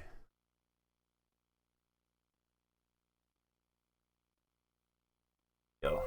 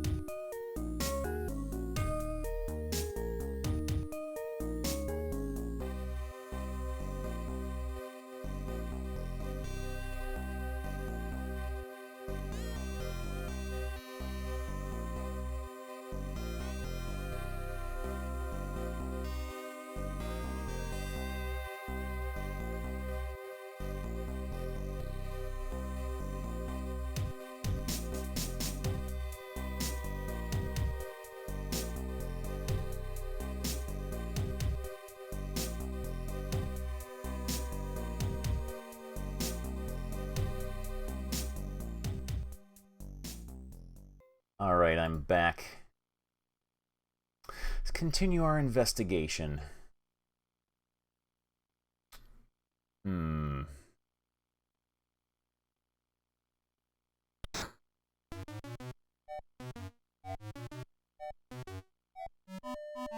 Let's see if we can lead Henry to the bongo lady.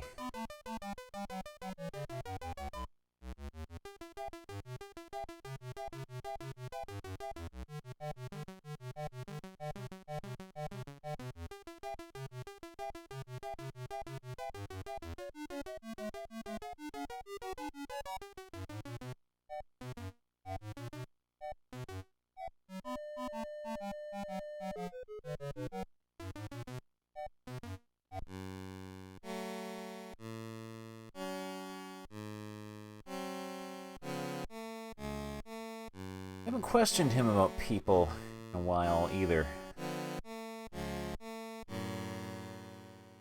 Certainly signs of a struggle in his cabin. If he laid a hand on the young woman, sir, why, I'd kill him myself. Struggle. Young woman.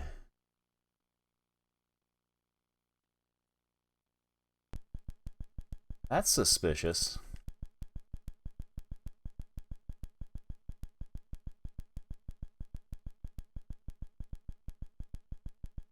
Aunt Pearl must be quite a cook.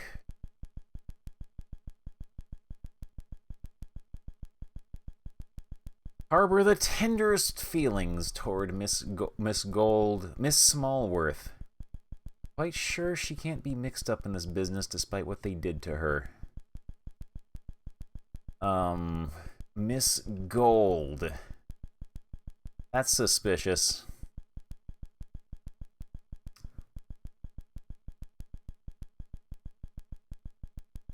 What they did to her. Oh man. TJ Dick's number one. Number one and the best. Tell me about Captain Overbite. A good employer, sir, a stern man, but a fair man in all things. Not like some.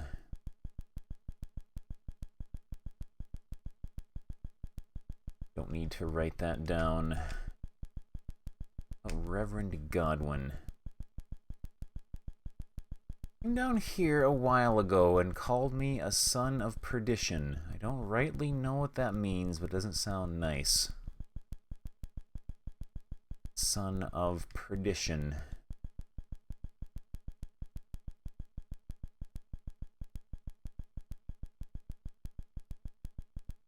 Tell me about yourself.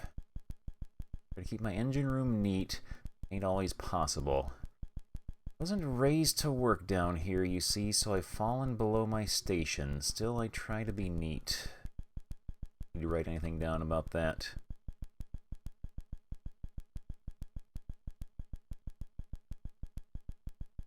All I will about Judge Carter at this time. Heard recently she owns the steamship line and that she was friends with the deceased. Probably that doesn't mean anything, of course, but I thought you should know. Owns steamship line. Friends. Deceased. Yeah, this is a game for grown-ups.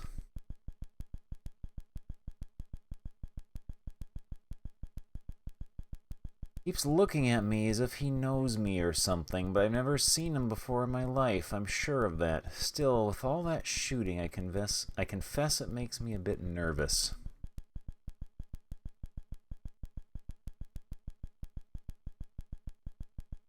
Looking at me. Okay.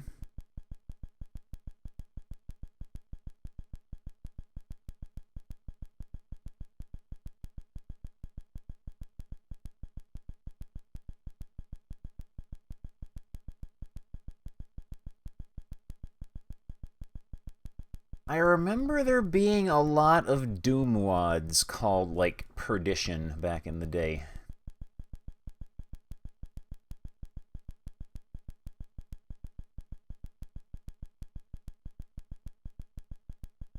Okay, he does not react to those words. Follow me.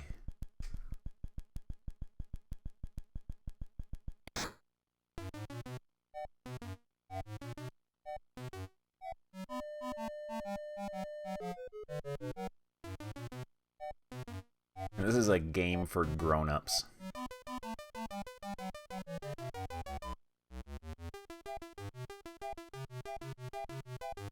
Needless to say, I did not get far in this game at all when I was like 9 or 10 years old. This game was far, far beyond my comprehension back then.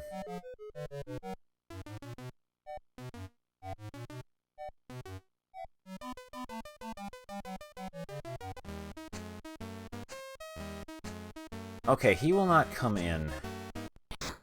I think I remember reading that in the instructions. There can only be a maximum of 3 living characters on screen at any one time. So yeah, we can't take him to go see the object of his affections.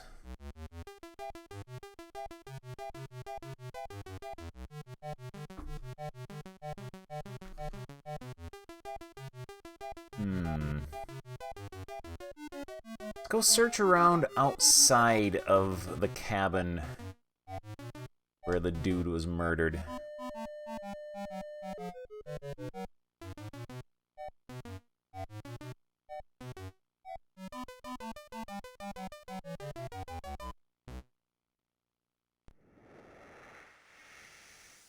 Oh!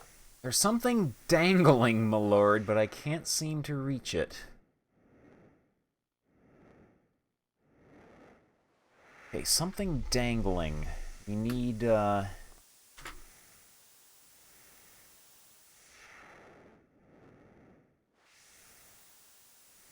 something dangling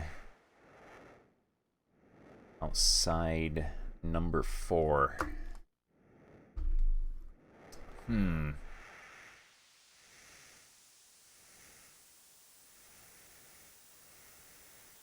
Can't reach it.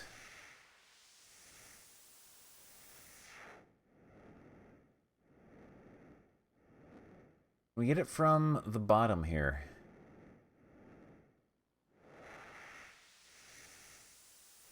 Lower floor. There's something dangling that we need to reach to from the bottom.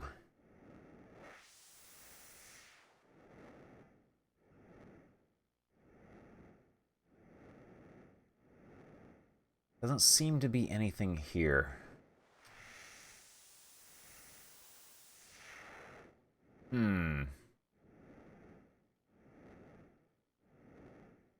Why don't you have, long, gangly Sir Charles reach for it instead of stubby little... I keep wanting to call him Penfold.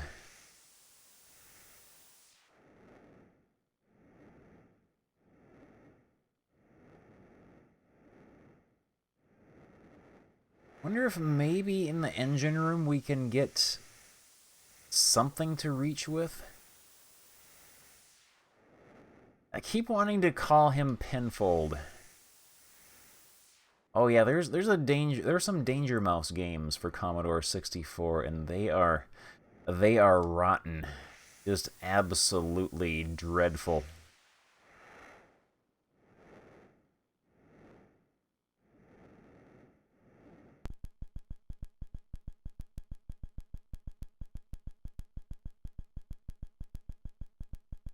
Around here.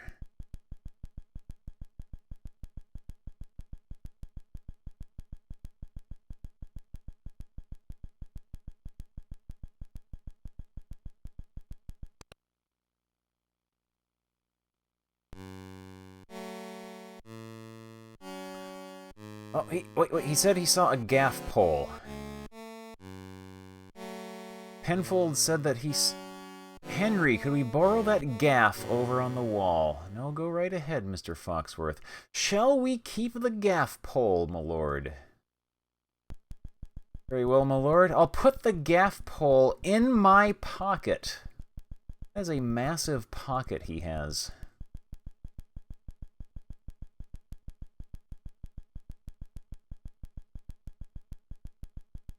This is the contraption we found in the engine room, Regis. Yes, my lord, a sort of pole with an odd hook on the end. It's called a calf, Regis. That would be the bottom part of your leg, my lord. What? My leg? Then what is this thing, Regis? I believe that would be a gaff, my lord. Oh. Yeah, I think it's pretty much confirmed Sir Charles is a moron. And it's Regis who does all the work.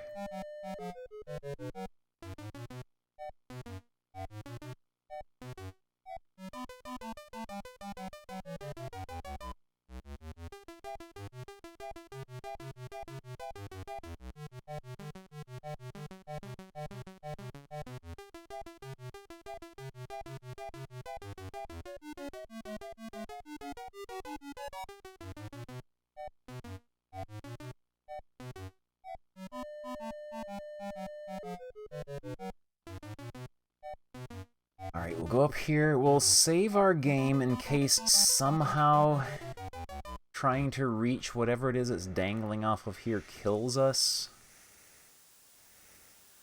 Because this is an adventure game from 1986, and adventure games from that period are known for showing no mercy whatsoever. They are bloodthirsty.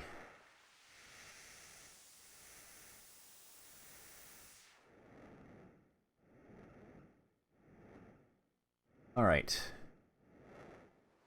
Look, my lord, with this gaff I can reach that object hanging on the rail. Egads, Regis, it's the broken stock of a small gun on a chain. Shall we keep the broken stock of a gun on a chain, my lord? Yes. Very well, my lord, I'll put the broken stock of a gun on a chain in my pocket.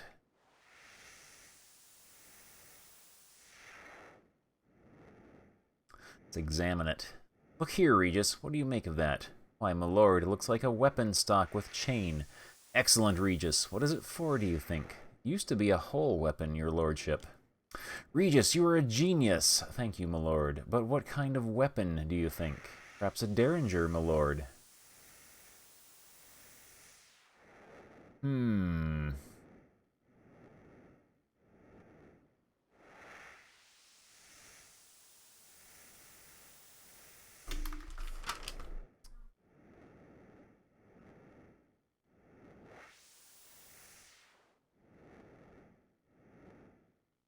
Go to room 15.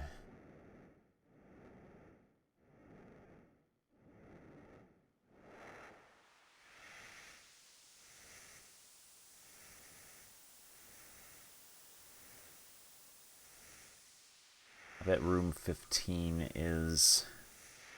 yeah, it's down below.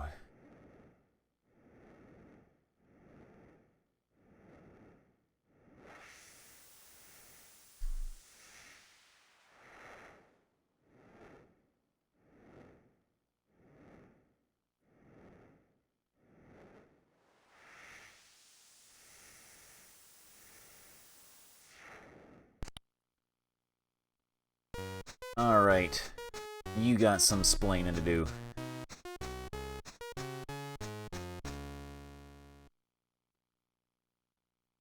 That does not belong to me. Huh, okay.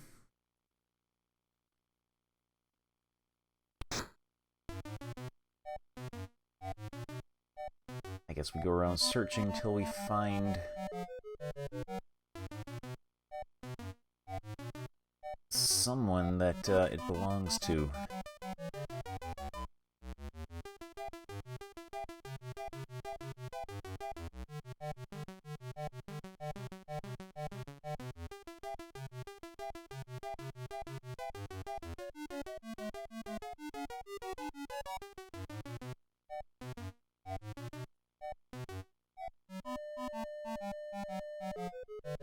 Get back there. There we go.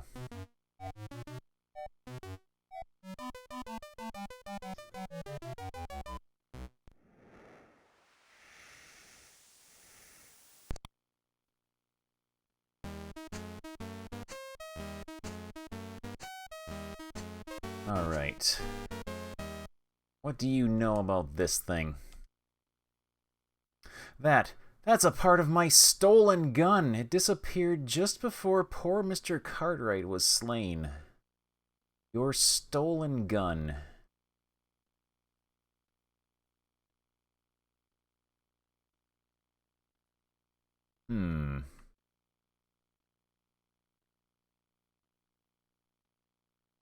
Stolen gun.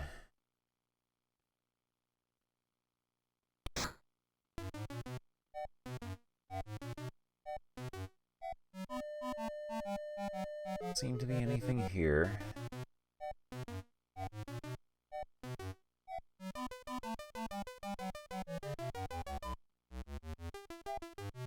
Who else can we talk to about this?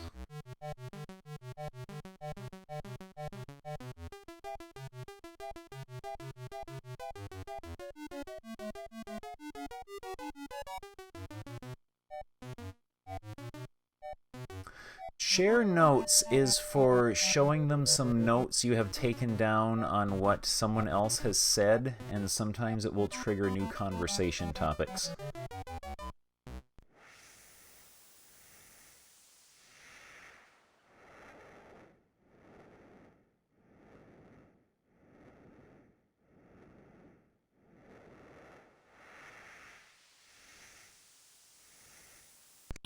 Alright, this old lady's in here.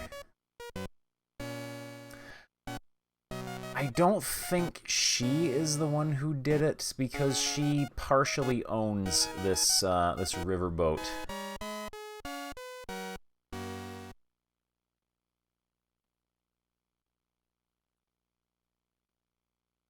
I know nothing of such things.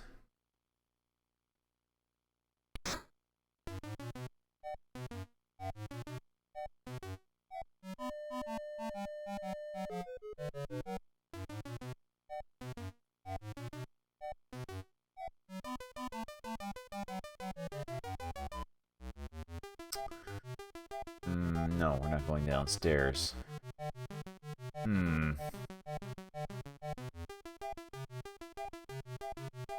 Not going in there.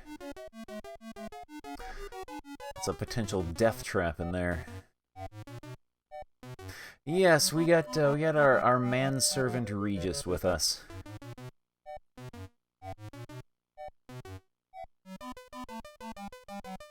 Number 9 is the judge.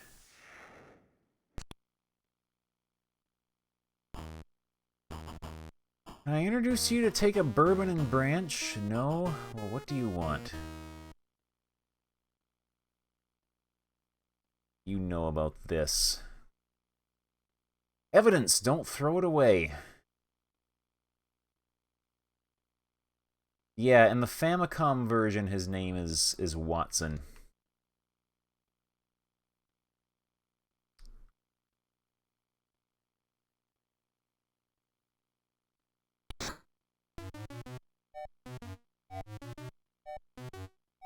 Room number 8.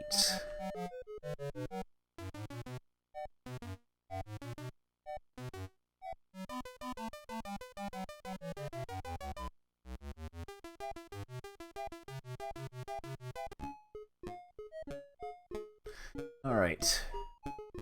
What do you know about this broken stock of a gun on a chain? Wow, that looks uncommon, like a small, attractive sculpture.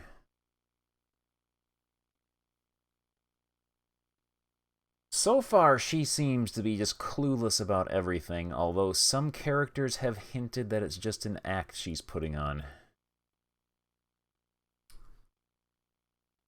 Oh, I remember those ads. Yeah, pretty much any gaming forum like 10 years ago were just plastered with those ads.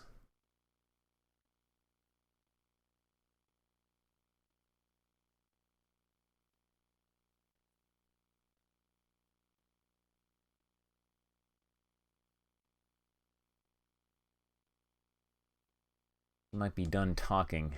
Yeah. Oh.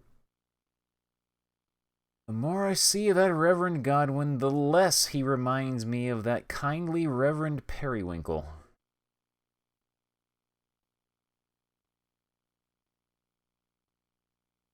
Seems a bit, what shall I say, gruff, but perhaps I'm wrong. I really don't know him at all. Is he a drinking man? I've heard rumors about him, y'all know, that he's a drinking man and a harsh man, too. Drinking man.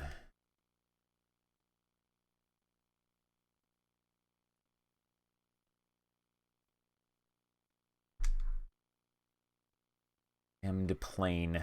Why, y'all know her clothes are so fashionable and her manna so proud.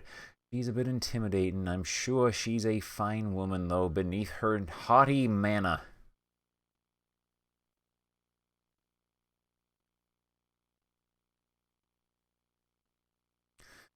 Been hearing that he was shooting birds. Can y'all imagine such a thing? To shoot poor defenseless little birdies right out of the sky.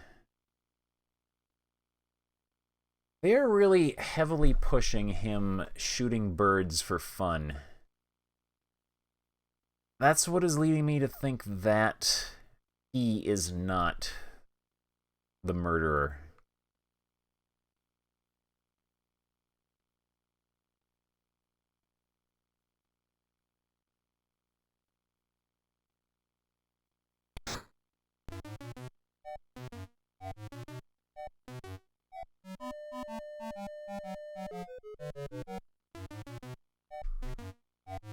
We got 2 more people to question about this new piece of evidence we found.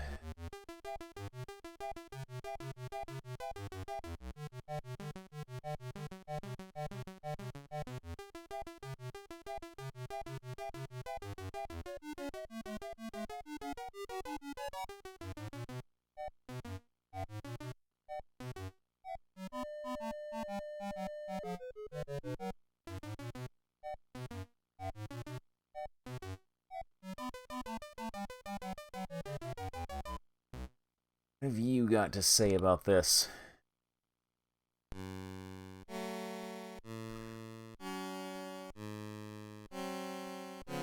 You know about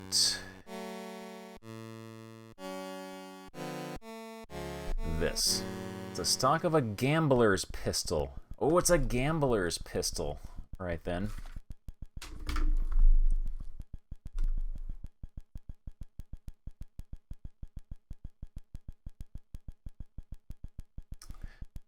Yeah.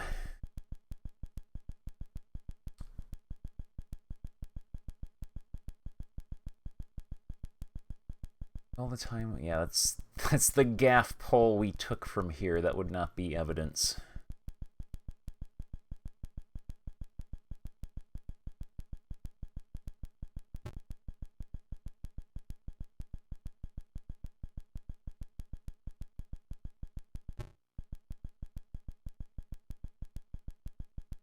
Nothing behind the walking beam steam engine, which we moved the entire thing in order to look behind.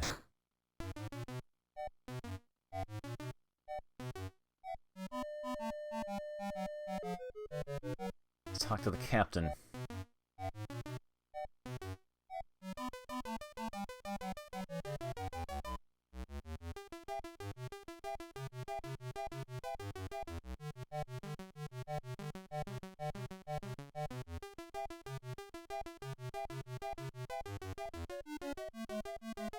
Get up them steps.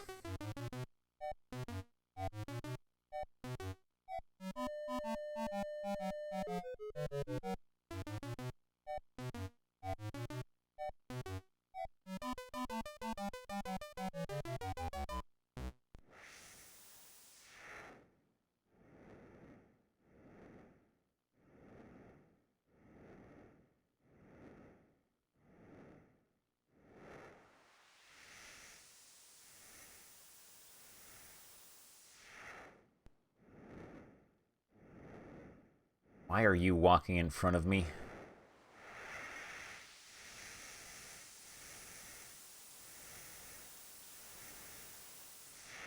Come on. Knock on the door. There you go.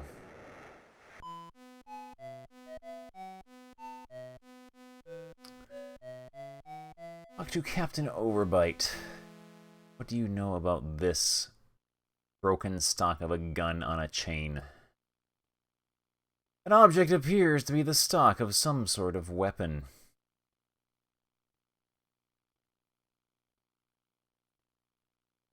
Okay.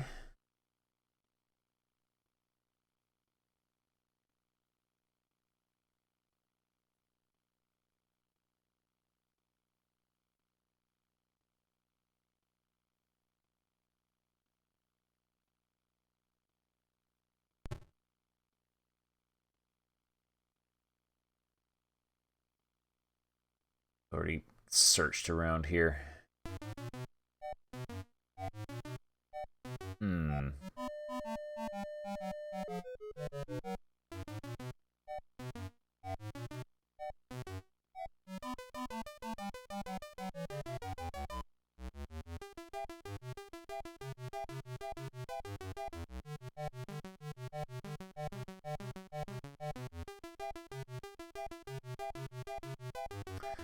That's the history on this title. This is a murder mystery adventure game published by Activision in 1986.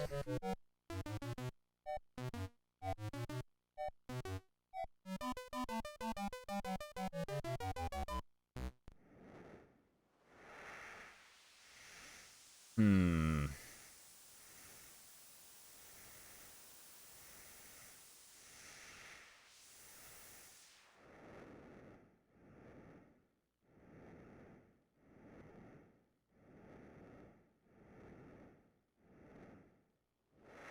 Go around searching out here, I guess.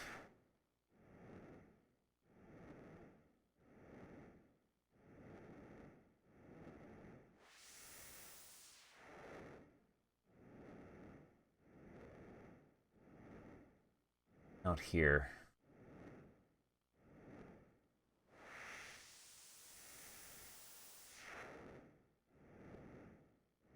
Yeah, Commodore 64 does have a very specific graphical style with the big chunky solid color pixels and stuff. Get back there. There we go. What room was... Room number 15. Let's search around here.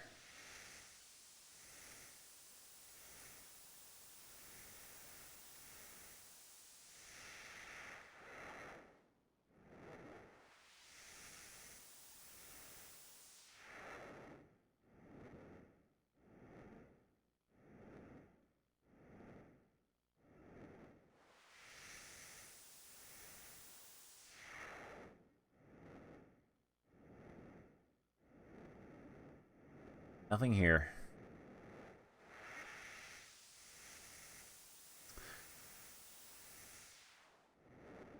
Yet Commodore 64 also had a very distinctive color palette. Had a very muted color palette.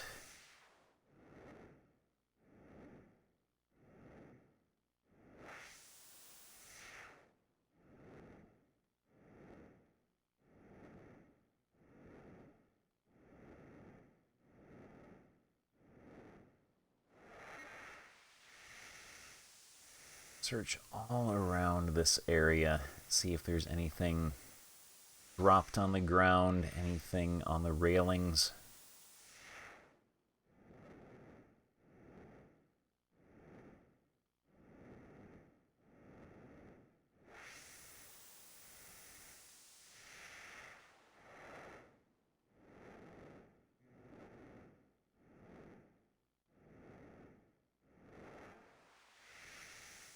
Yeah, that default Commodore 64 system font it's very distinctive as well.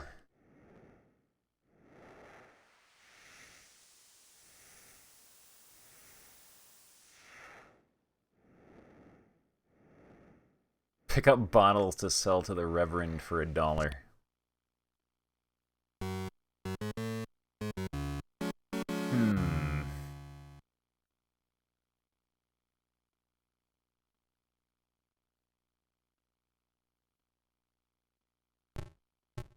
This dead person is in my way.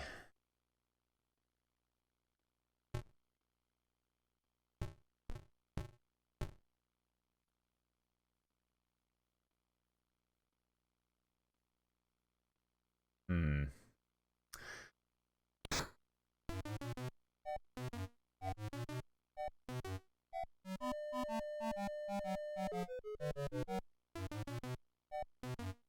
We have not saved in a very, very long time.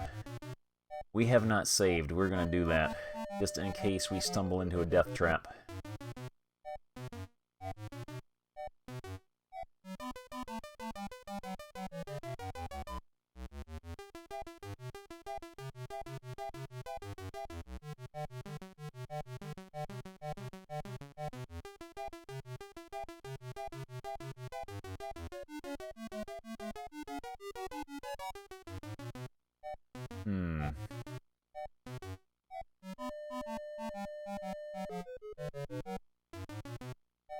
Go question Henry some more. He seems to be important.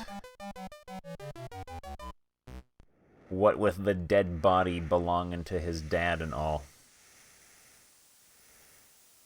His dad that he kind of hated.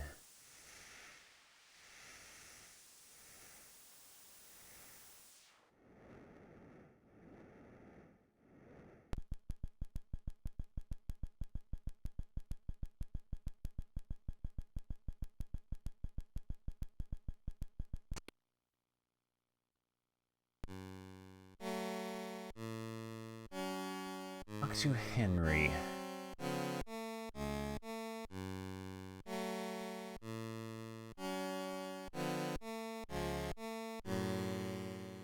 All he can about the victim.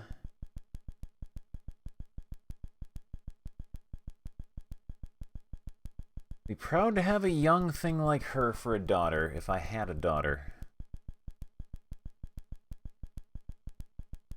Said all he can about Miss Bongo. An overbite. I trust the captain with my life. That's a fact, sir. He makes me work. It's my loyalty.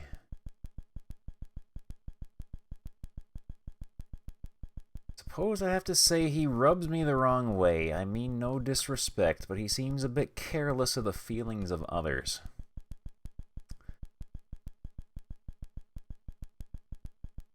Take my work serious, my nose clean, and my thoughts pure. Not always easy in a job like this, but it's what I try to do, and I'm good with machines, so all in all, I suppose I'm satisfied with what I do. Felt like well about to Judge Carter at this time. People like that amaze me, to possess so much, to be in a position to make important decisions about other people's lives. That must do something to a person, wouldn't you think? I've heard that power corrupts. I wouldn't know, of course, with all due respect.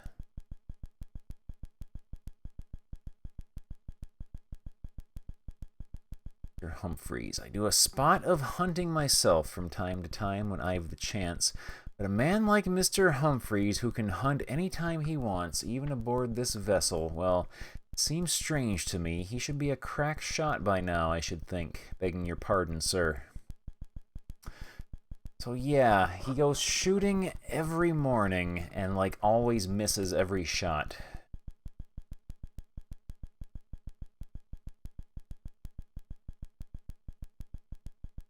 Don't have anything else to say, do you?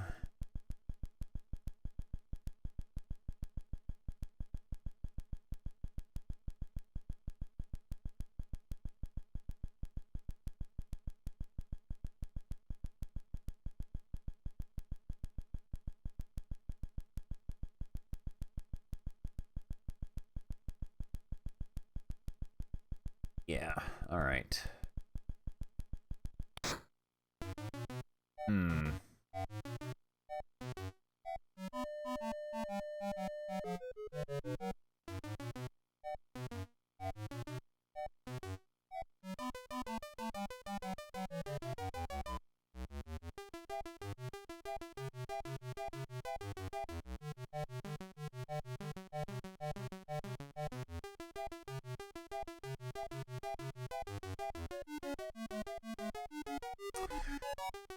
So, the stock we have found, though, Ms. Bongo said belonged to her stolen pistol that she did not mention before until we brought that to her. That is very suspicious.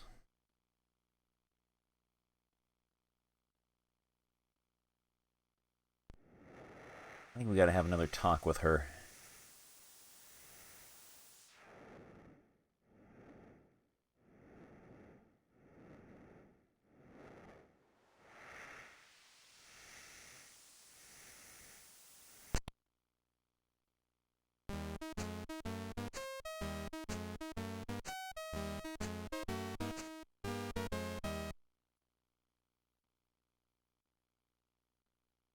I don't trust her. Also does not want to talk to us anymore.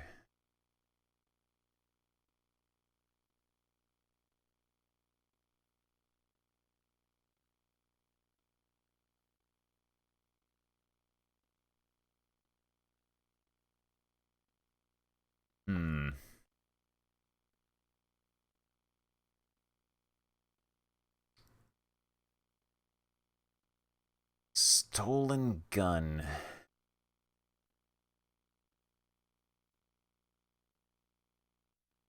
Let's go take a look at the body. You're coming with us. Get to see your walk cycle in detail.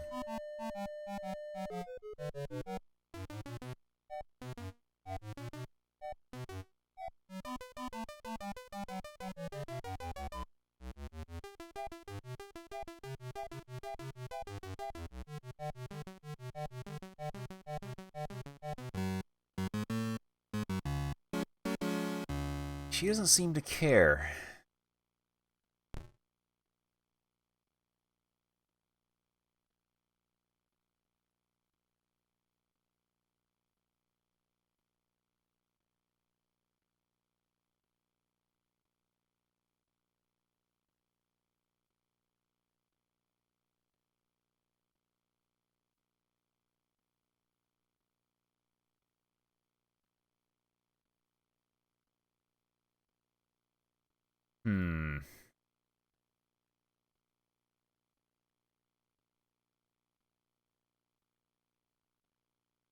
Captain said...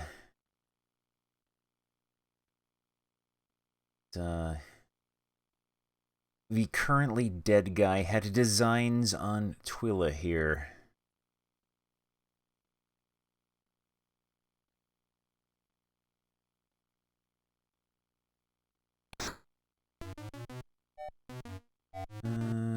Go back to what you're doing.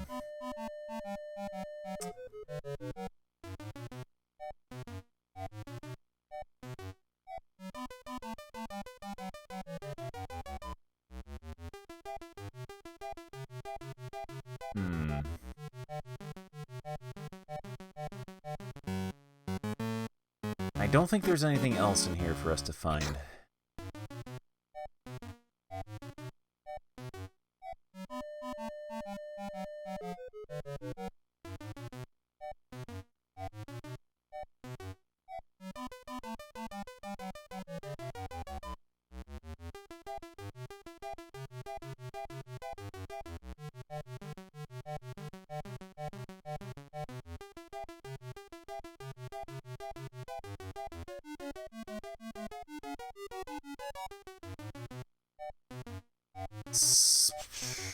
We'll search up here. Maybe we'll find some treasures up here.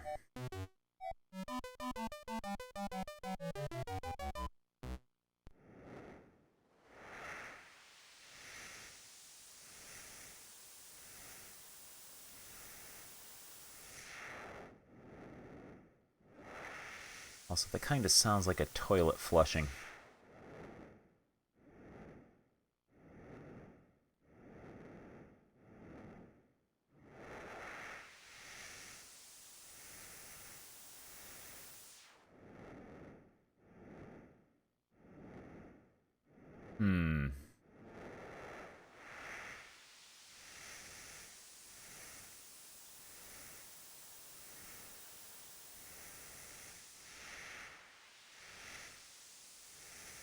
Come on, Regis, knock on the door for me. Knock on the door for me, please, Regis. There you go.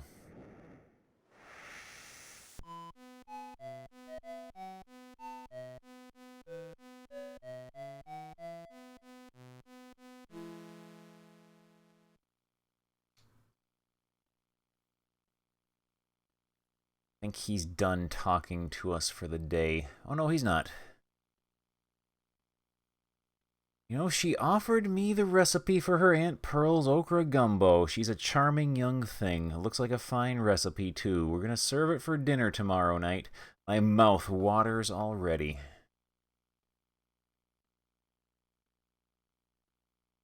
She's a remarkable woman, I'd say. Resourceful if you take my meaning. Tough as nails underneath. A survivor.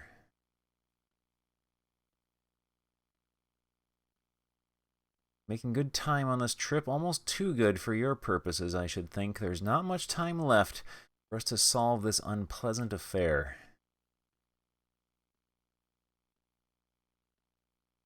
Never did trust people who pretended to be too pious. Bible thumpers have always made me nervous. They act as if they were better than others. So yeah, everyone is quickly turning on the Reverend here.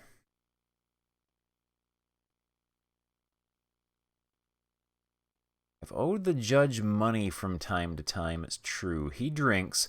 I think perhaps he pretends to be drunker than he really is. He plays a mean game of poker. I do mean a mean game.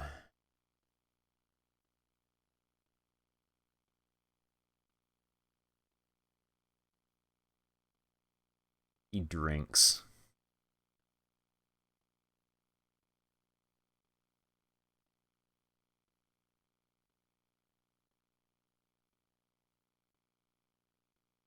Don't really know what to say about a person who shoots birds with a revolver, except that it's a strange thing to do. Very strange. Ominous, in fact. Okay, they are really trying to hammer that part in.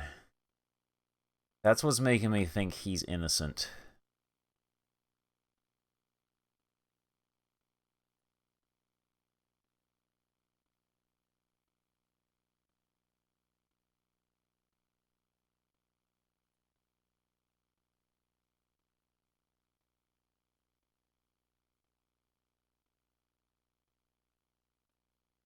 Wonder if we can get the gun box open.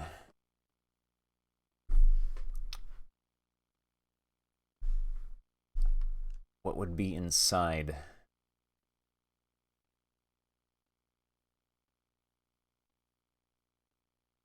This is what's her name's jewelry box. She must have the key for it then.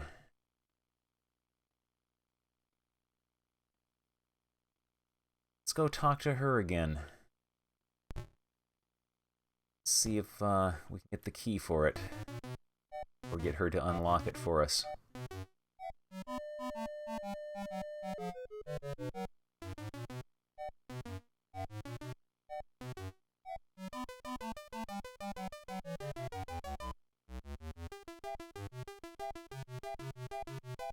Yeah, I think it's pretty safe to assume the captain is innocent.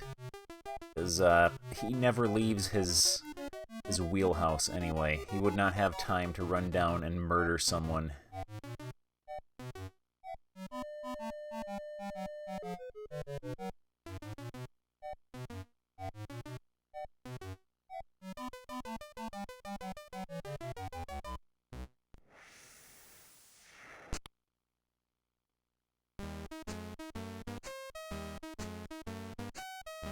Right.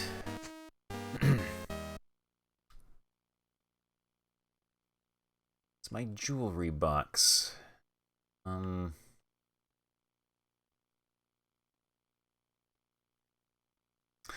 horrible, she says about the small bullet.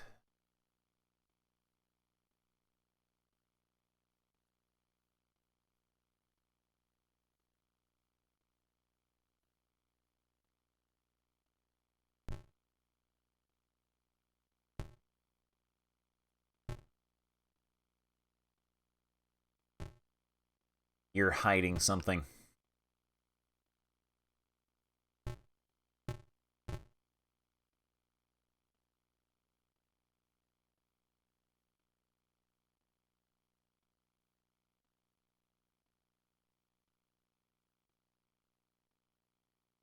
Let's go back to our cabin and have a closer look at the evidence we've gathered.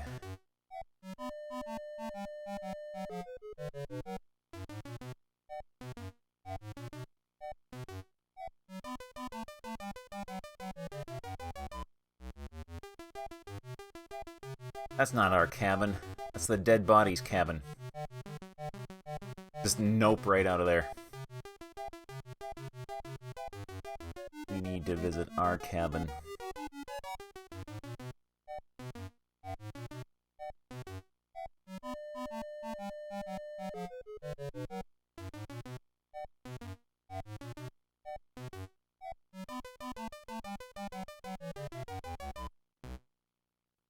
Oh man, why not use it at our cabin? What if it's haunted? What if it's haunted? Look here, Regis, what do you make of that? Okay, we've already done this.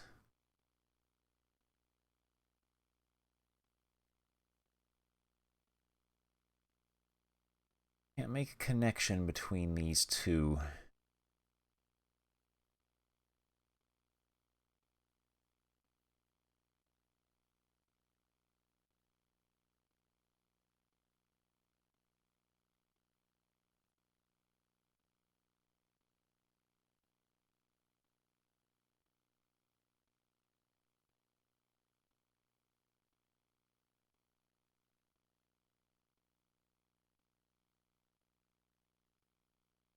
Maybe we need the Rosewood gun box to rescue Lord British at the end of the game. Yeah, that body can't be too pleasant to be around.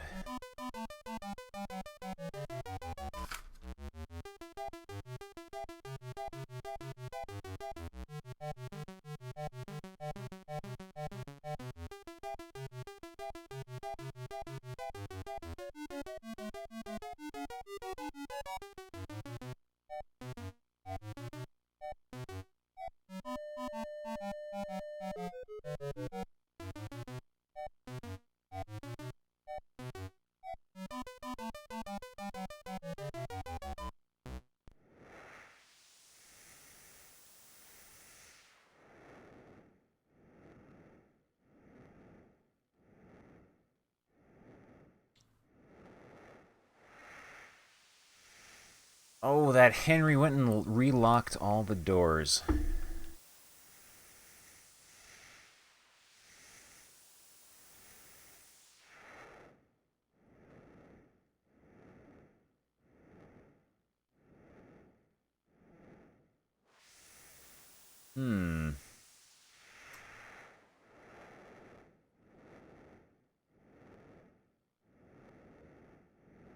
I've got suspicions, but I don't think I have enough solid evidence to make an accusation yet.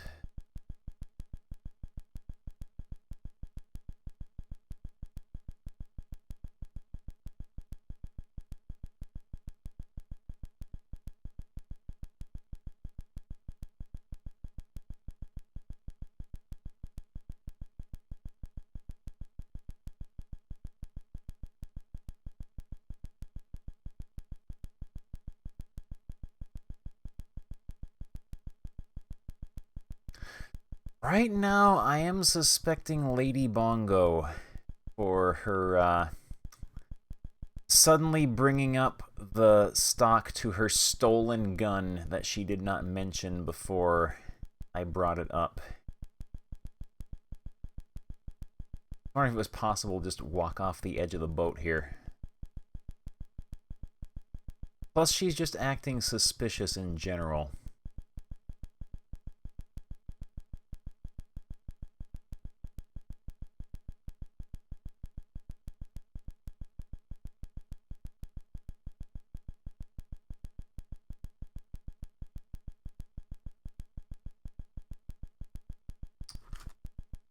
We're running out of time, too. We have one more day after this.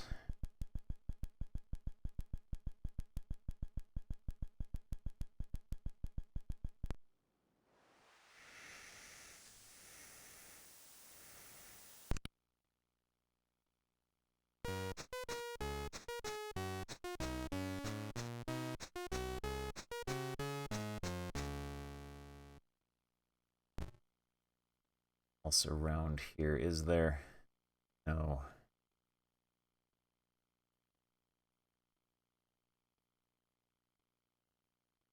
This guy here, I think they're throwing him in to be a red herring. Just mentioning about how much he loves to shoot things.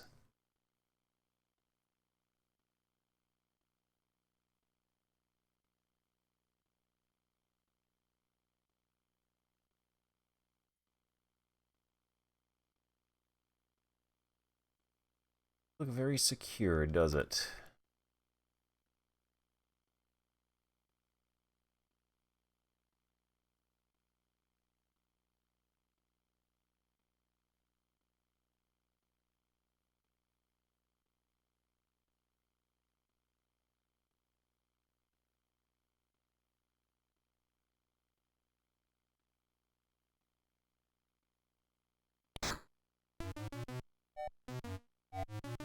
Hmm.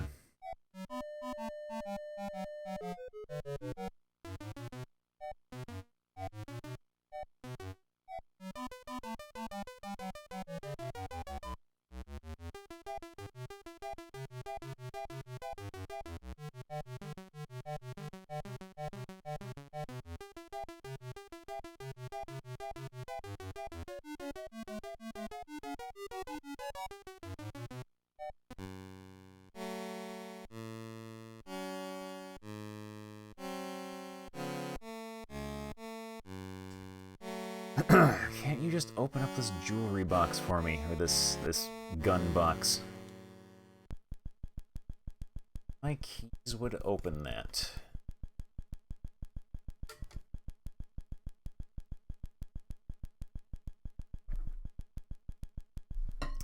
Hello. I see you're back. Just hang out there. Just hang out there. What are you doing? What are you doing?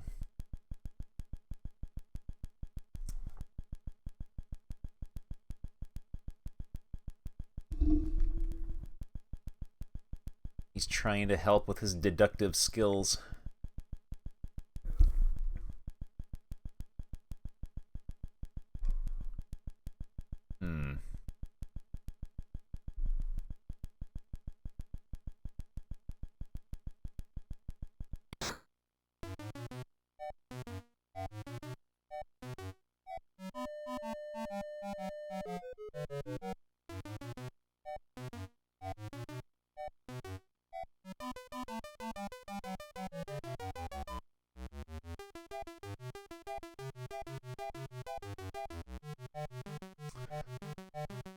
Almost at a loss here as to what to do next.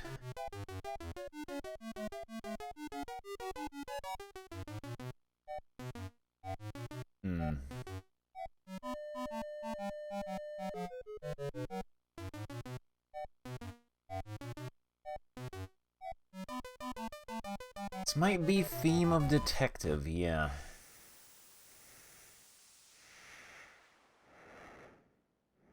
I'm wondering if maybe I might have missed an important keyword to write down in my detective's stupid green notebook.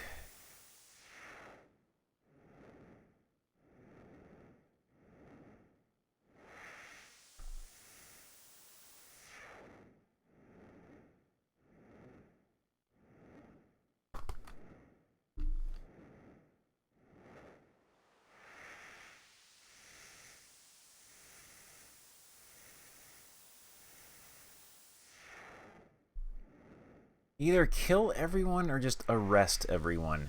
That's another possibility.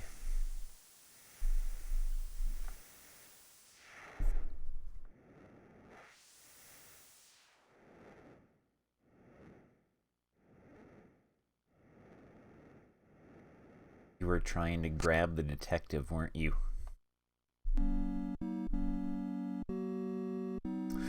Blessed are the meek, for they shall inherit the earth.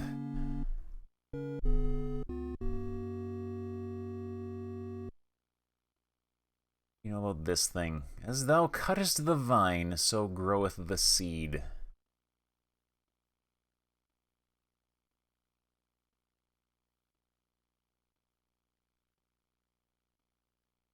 Easier to pass through the eye of a needle, eh? So shalt thou empty the prisons. Okay, you're just talking gibberish now, aren't you? So shall we turn swords into plowshares. Trust not those things made by man.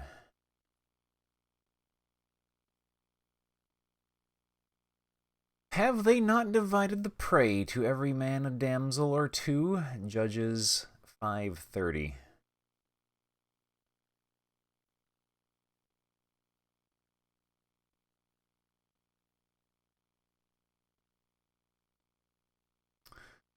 Blessed are the meek, for they shall inherit.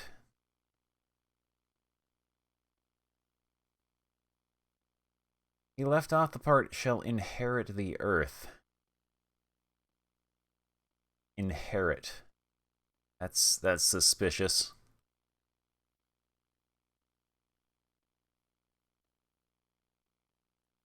As a jewel... Okay. He's already said this before.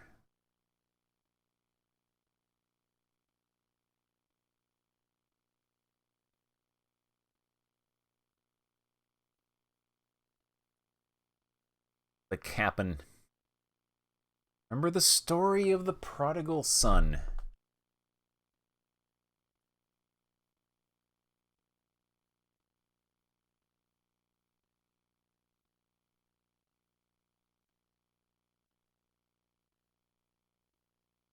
Holy of holies. Oh, he's got quite the opinion of himself. Be not deceived, God is not mocked, for whatsoever a man soweth, that also shall he reap. 2 Corinthians 6:7.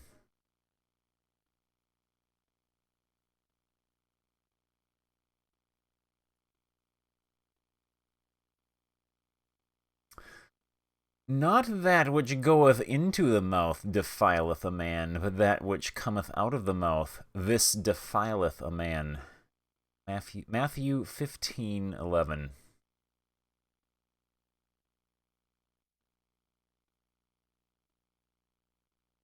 A good name is rather to be chosen than great riches.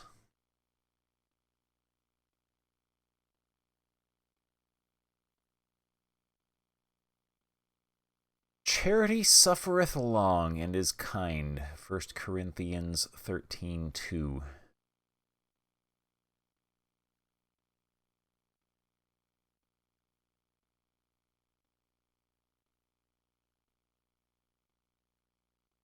Someone had something really awful to say about Hugh.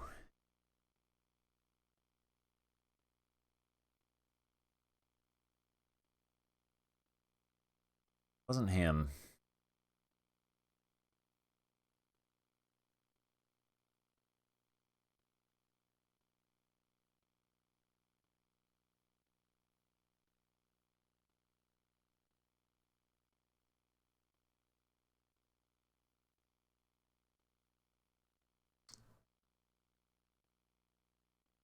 It's you who had something terrible to say. Hypocrite. Don't know exactly what you mean. Alright. Search your cabin one more time.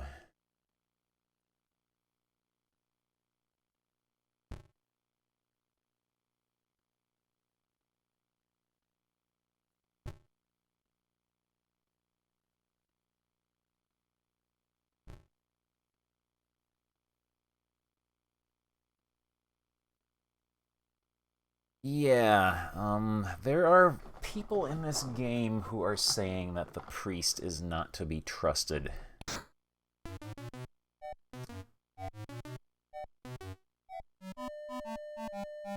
He is not what he seems.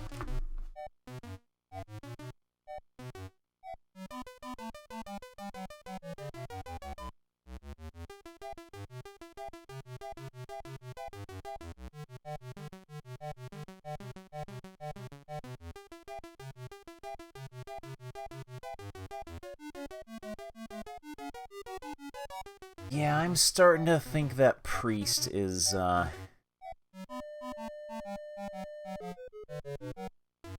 a good person, although I have no reason to suspect him of committing murder.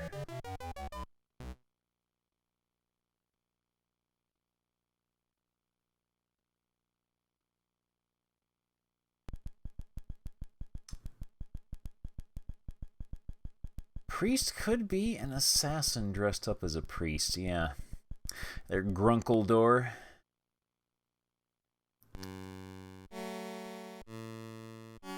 Alright. Talk to Henry. What do you have to say about... The captain said that you were the victim's illegitimate son?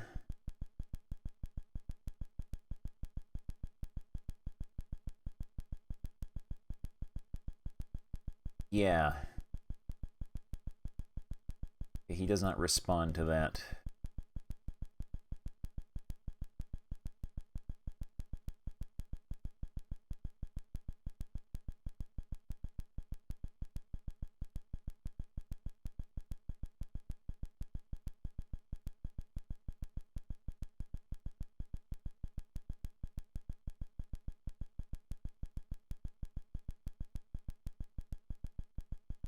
Captain did say he heard the sounds of a struggle coming from Cartwright's cabin. That would have been the day of the murder, so there was a struggle.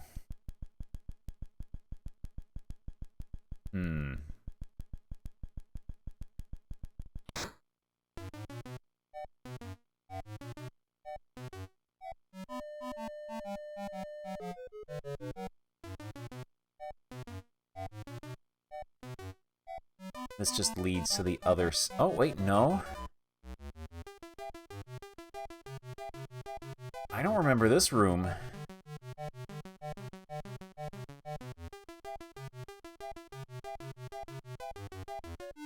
Oh, is that a diaper? Aha, look at this. What is it, my lord? It appears to be an oily ball of cotton, Regis. Shall we keep the oily ball of cotton, my lord? Yes. Very well, my lord. I'll put the oily ball of cotton in my pocket. Regis's pocket is ruined. What kind of little animation did he do? He did a butt slide as he came out of the corner there. Yeah, this is like... I would classify this primarily as an adventure game under the murder mystery subgenre, is what I would call it.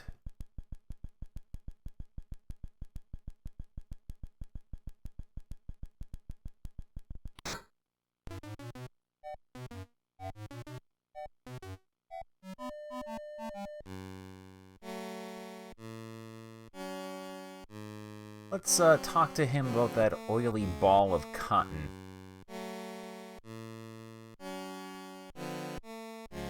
Or possibly a diaper, based on the sprite. What do you know about this? I use cotton to clean machinery.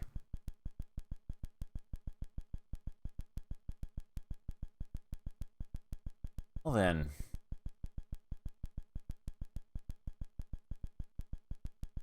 let's examine it for ourselves. By thundering pollywogs, Regis. Yes, my lord, an oily cotton ball. It smells of perfume, Regis. It is a gun-cleaning cotton, my lord. Someone has been cleaning a gun, Regis. Brilliant, your lordship. They've used perfume to clean the gun.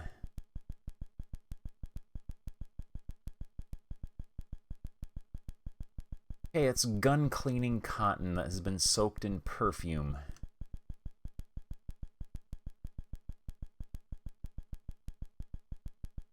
And all he says is he uses cotton to clean machinery.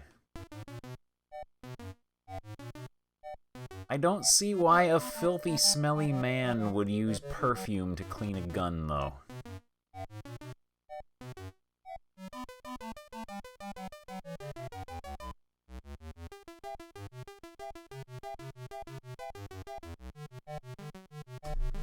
Oh, is that the new Ninja Turtles cartoon where Raphael is, like, the massive macaw character?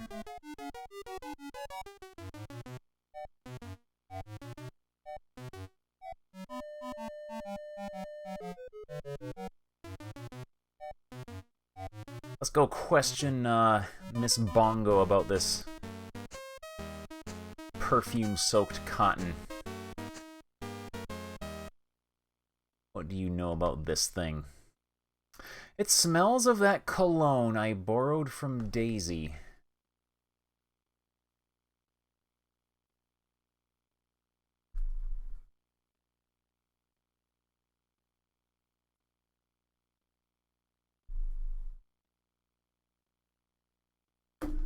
Okay.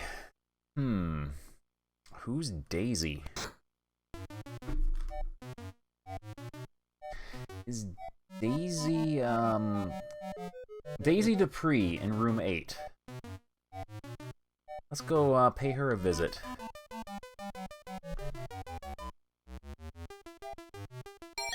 Welcome. Neo Venom, thank you very much for the host. Room 8.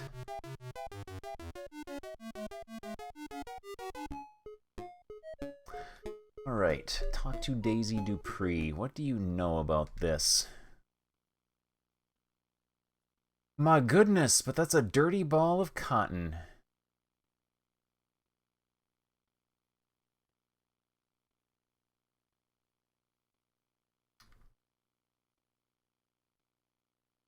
Miss Bongo said that she borrowed cologne from you, but do you have nothing more to say?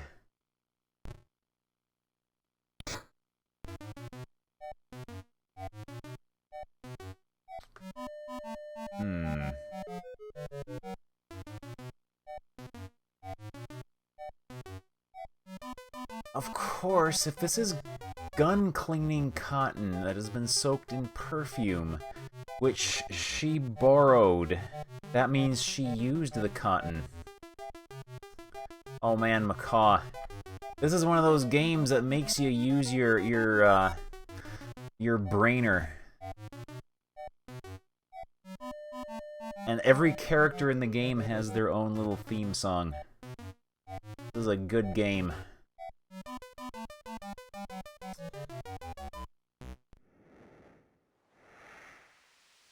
I think it's definitely one of those games, though, that you do have to play multiple times, multiple, like, failed and or doomed runs, until you figure out where to get all the evidence, what questions you need to ask, what keywords you need to make note of. Yeah. This is a very compelling game. And especially for 1986, this is pretty advanced stuff for 1986.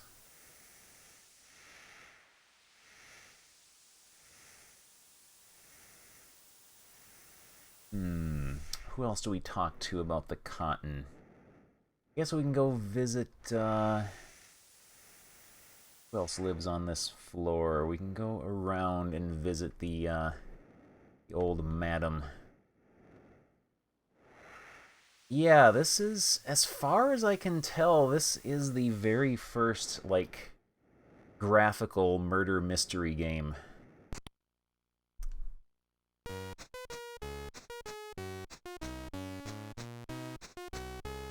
Let's, what do you know about this evidence? Smells of that wonderful perfume Gladys was wearing. Who's Gladys?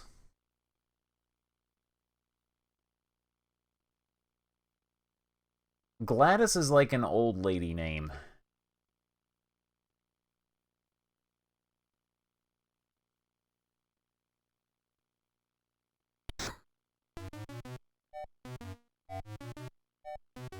The Detective, that's another game I want to play. I'm kind of on, like, a bit of a detective game kick right now.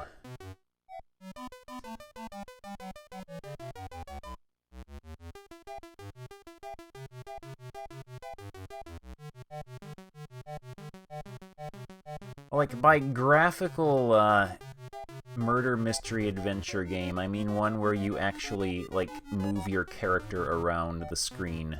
Stuff like that. Like, there have been murder mystery, like, interactive fiction text adventure games that show you graphics for, like, years before this. Oh yeah, the Blade Runner game, based on the soundtrack to the movie. There's another game, there's a Max Headroom game that completely baffled me when I played it.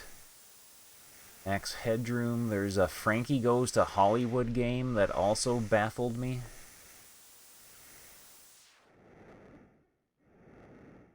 Talk to the captain.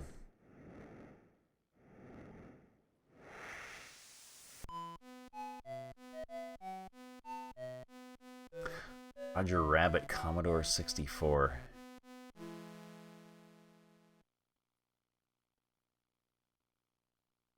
who is Gladys? Is Gladys the, Gladys Thrillington DePlane in Cabin 23. Alright.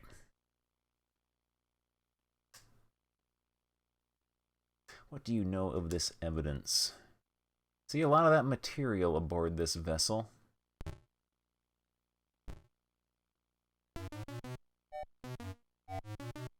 Yeah, Gladys Thrillington.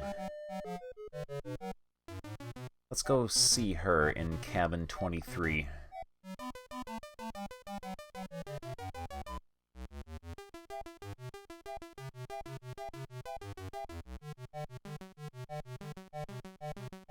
You don't really see a lot of murder mystery games, though, compared to, like, other types of adventure games. I guess because it's hard to actually write a halfway decent murder mystery without making it, like, stupid. And without making it, like, just an outright case of guess what the programmer was thinking. Yeah, Commodore 64 actually had a fair number of murder mystery games. There's, I think Cruise for a Corpse was another one. There's, like, Murder on the Zinderneuf.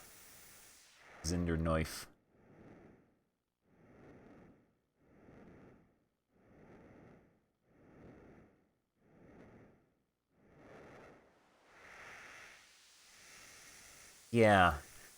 I can see how it would be difficult to make a murder mystery game without either the solution being incredibly obvious or without the solution being guess what the programmer was thinking. Alright, Gladys Thrillington DePlane. What do you know of this oily ball of cotton? Smells of my favorite perfume.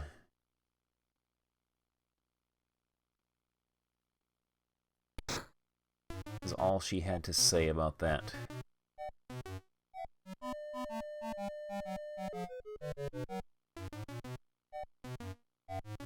Yeah, this is that dining room. But the other door on this side here just goes to the opposite side of the deck.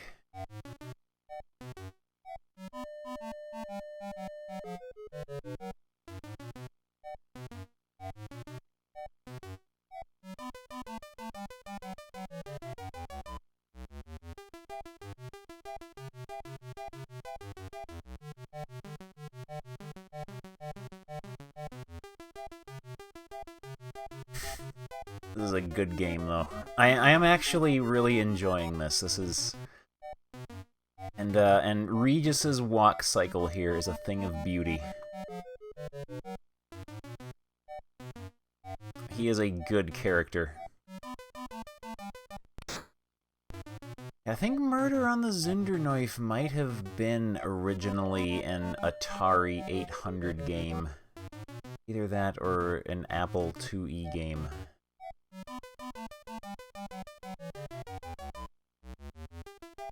Who else shall we question about this oily ball of cotton? Let's go talk to the drunkard judge.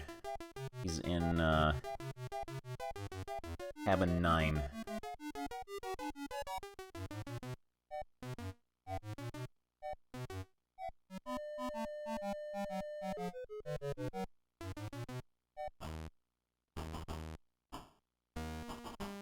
Right, what do you know about this? Evidence, don't throw it away.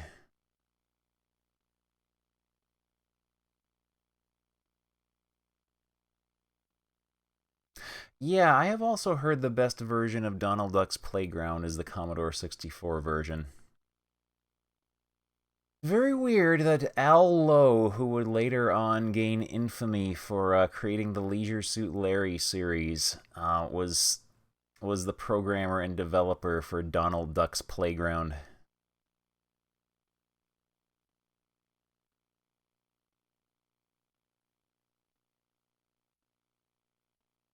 Recall that small legal matter with Cartwright a few years back. Something about a mine. Yes, that's it. A silver mine.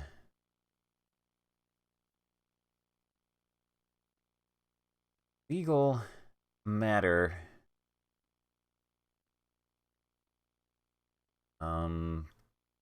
Cartwright. Silver mine.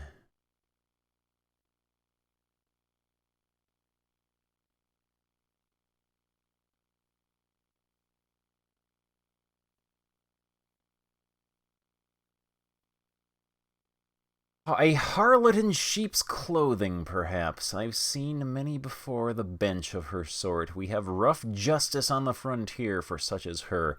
Rough justice, sir, and swift justice as well. I'm a shrewd judge of character, sir, and I can see these things. Soft skin and a hard heart.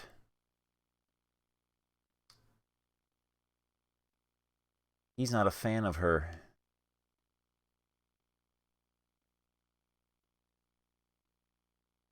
The woman seems to be carrying a grudge. Perhaps it had to do with her father's estate. That sounds like something we should write down. Father's estate.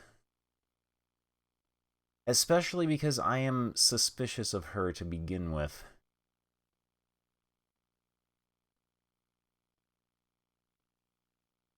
Admire a man like the captain. He's always willing to sit down to cards. Players such as myself couldn't get along without folks like Captain Overbite. He's hustling him. Personally, I feel the parson pokes in places he shouldn't poke. Yet that is the way of the religious man, isn't it? To keenly observe the oddities and errors of the human soul, and endeavor to aid in their correction. I do wish he were a drinking man, however. It would help me like him.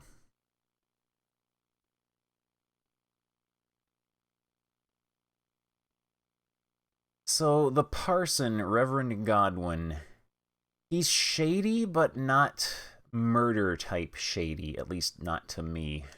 He's just weird and untrustable. Something of the killer about him, isn't there? Around the eyes.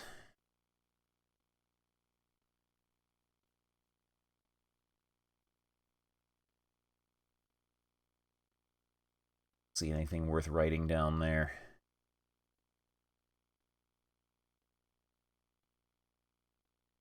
I have my small vices, of course. All men of substance need small vices.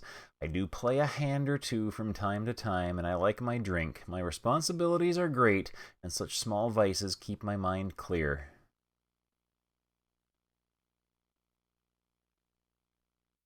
Oh, Gladys's husband, old man DePlane, was a sour, ill-tempered, cantankerous old cuss. His passing was a great relief to Gladys, besides, of course, giving her title to all his holdings.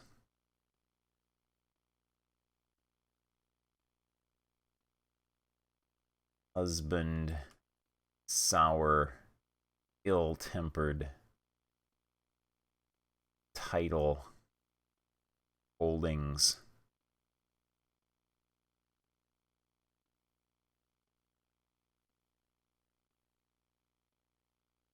Mr. Humphreys. I have indeed had one or two business dealings with Lionel. He drives a hard bargain, sir, a very hard bargain. And I do believe there were one or two peccadilloes in his youth, some, how shall I say, unknown offspring, and a fine sportsman withal.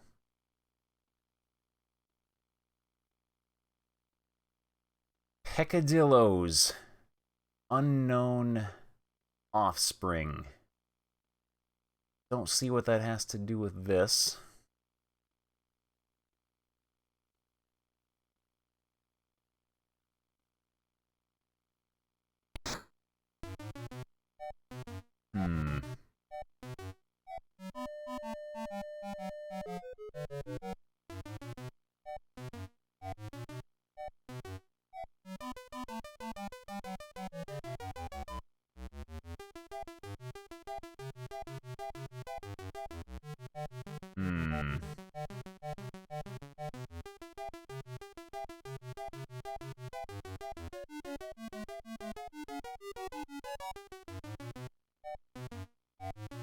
Or if we go ask him about his unknown offspring, if that will trigger any interesting dialogue.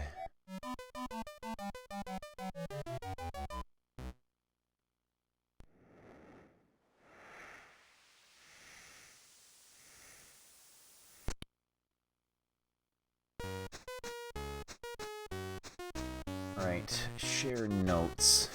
This person said this about you.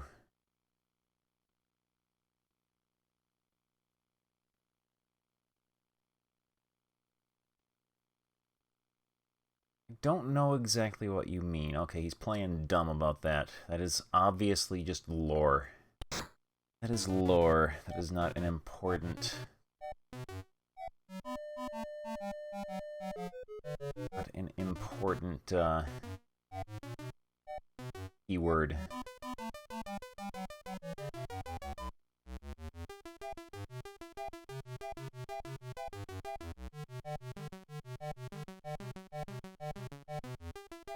I grilled Mr. Shooty about the bird shooting. I can do that again. I might not have picked the right set of keywords for that, but I have more people with corroborating evidence that he shoots at birds and misses constantly.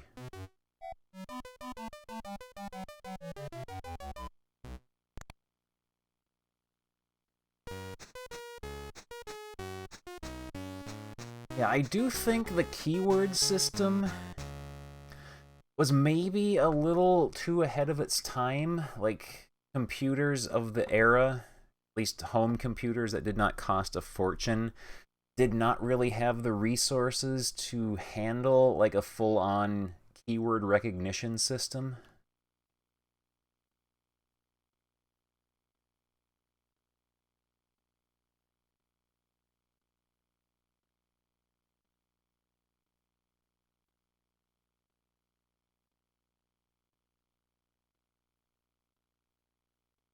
Shooting and killing birds. I don't know exactly what you mean.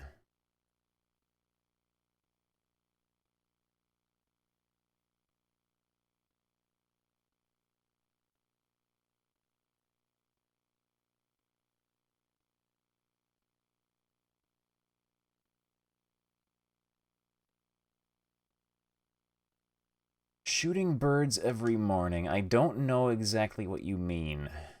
So yeah, he doesn't react to those the keywords like shooting or birds or anything like that.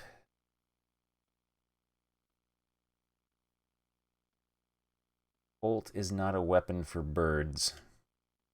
Yeah, he does not have any responses programmed for those keywords. Also, we can make funny stuff happen to his crotch if we walk back and forth like that.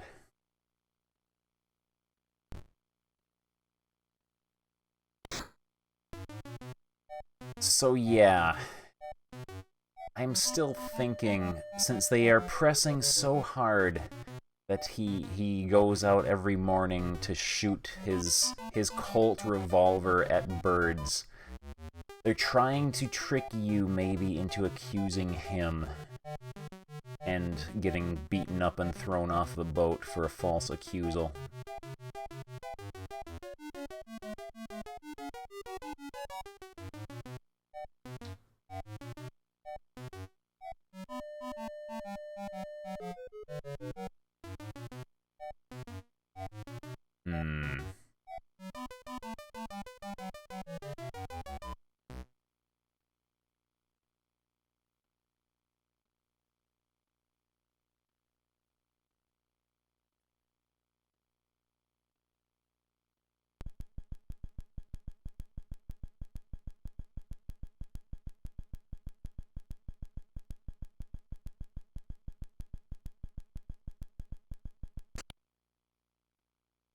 Search this room again. Nothing behind the mirror. Behind the bed. Nothing behind the garbage receptacle. Nothing behind the towel rack. Nothing behind the table with a pitcher. And nothing behind the door. What about this door?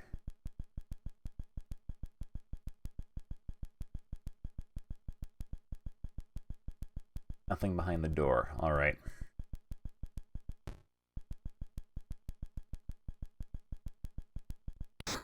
Yeah, the captain did say that a Colt revolver is not a weapon you use to shoot at birds. It's not a plinkin weapon.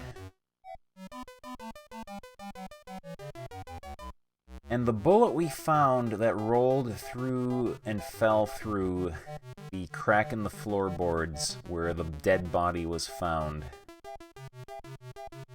is a small bullet that does not fit properly in the revolver.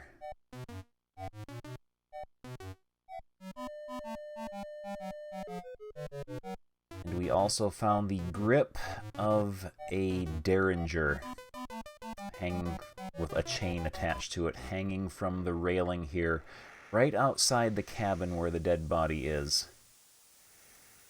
And then someone else also heard a splash of something falling overboard. A small object falling overboard, which makes me wonder if whoever shot him threw the weapon overboard, but the chain caught on the railing, and the gun was very shoddily made, and the gun part fell into the river, and the grip is the only part that's left.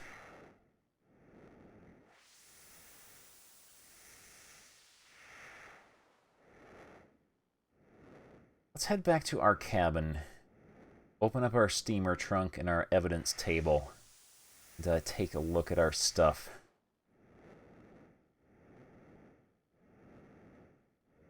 Get back there.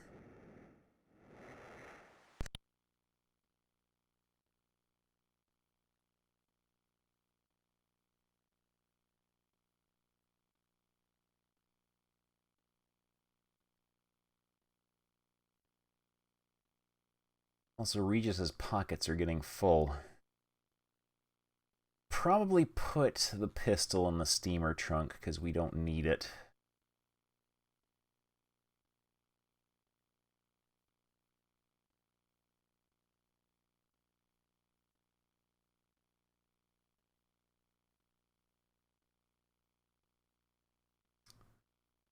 See any connection between the bullet and the cotton?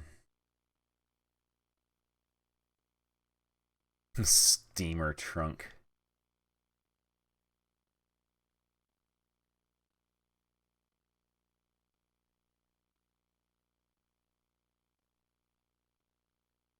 Yeah, we just get our previous description. Used perfume to clean a gun.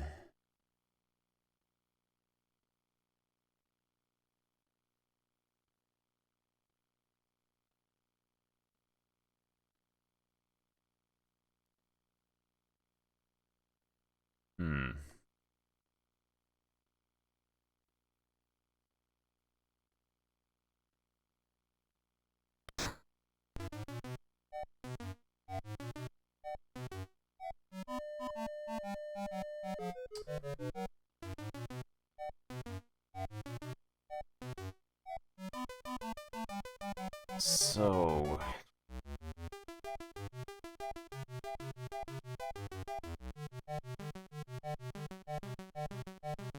I got an idea. Apartment 20. Or cabin 20. Steamer.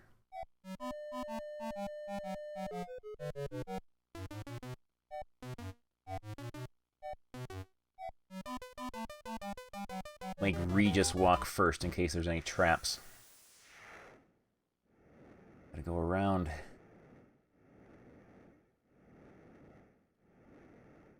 Take the secret warp.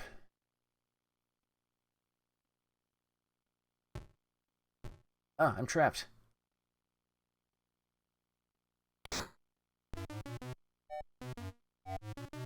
What if it was Regis setting all the traps? She has a dreadful headache because she's living in a lime green cabin.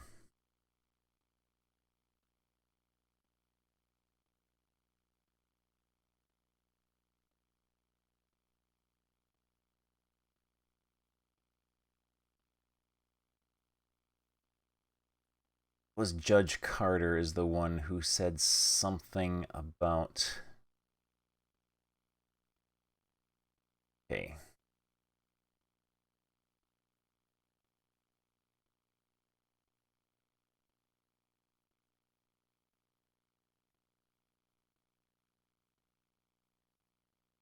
Well, these are all good faces. These are good faces. Come on. Come on.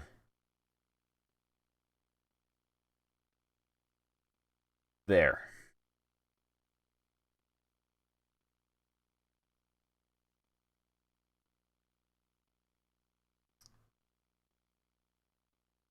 And was it her? Mentioned the silver mine?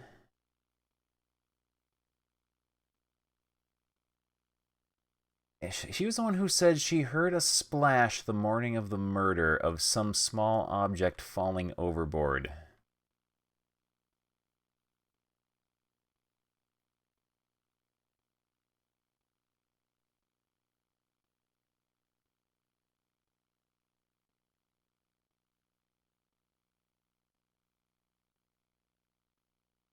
Is an unspeakable conniver. Maybe it was about the victim. Someone said that.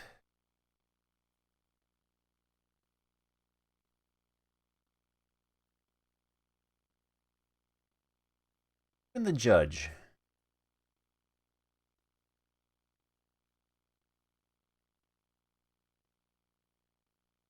Does not know exactly what I mean. All right.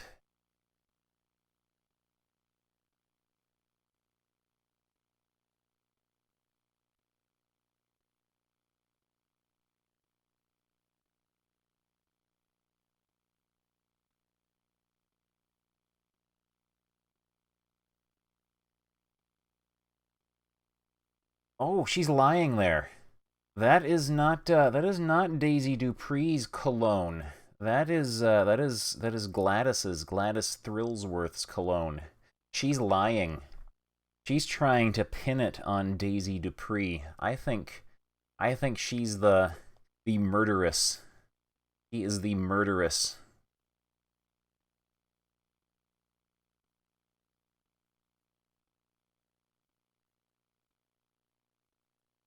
I'm afraid of accusing her now in case we don't have the evidence or enough evidence.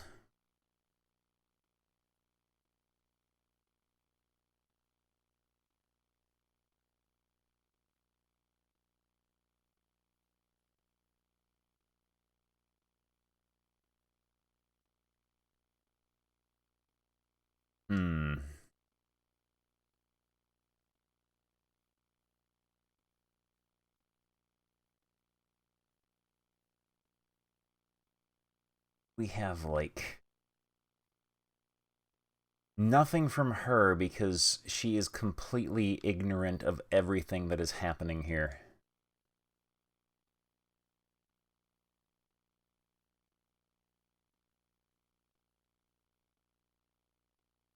She says she slept until almost 10, the morning of the murder.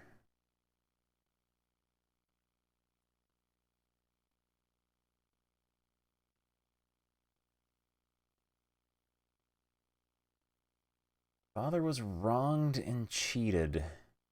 The legal dispute was over the silver mine. I think she blasted this dude in the face because of her father's silver mine.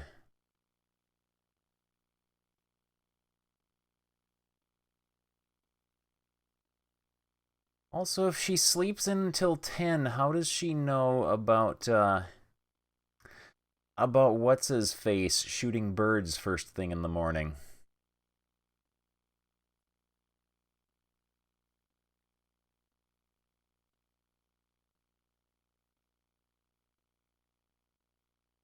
Yeah.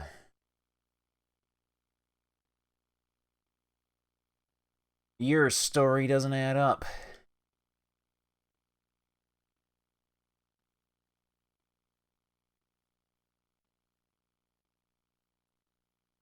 Who else doesn't like her?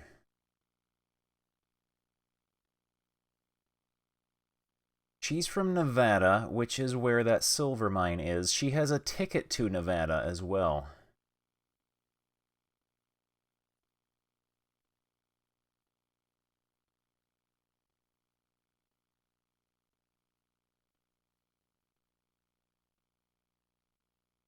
She said her father was robbed by passengers on this ship.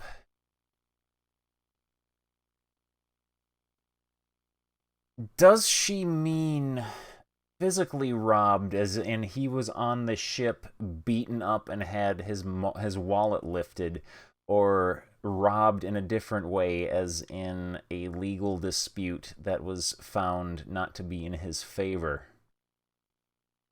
Oh, the plot thickens.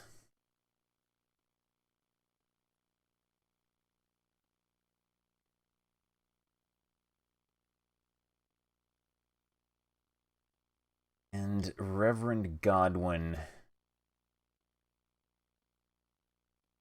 Yeah, the thing about Jail Heber's wife hammering a nail through his head and, like, nailing his head to the ground.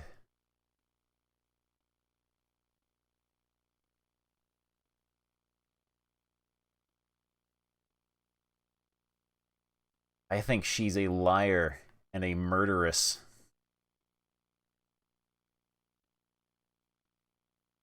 What does Mr. Humphreys had to say about her? Well, she is reserved, leads men on, and he feels sorry for her.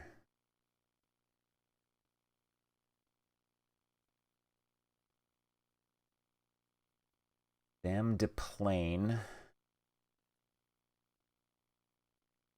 Judge Carter finds her to be a vulgar young thing. Something about her father's estate. He does not reply to that. I think she has clammed up now because she knows that we're on to her. The jig is up.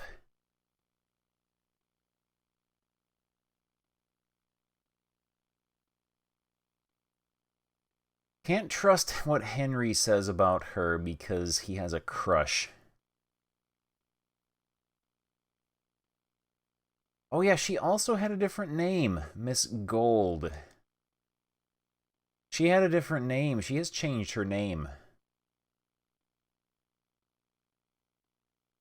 She has changed her name. This is...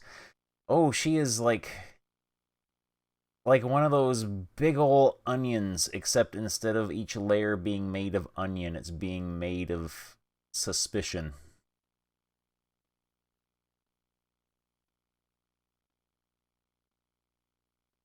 Yeah. This is very suspicious. I think she might be the murderess.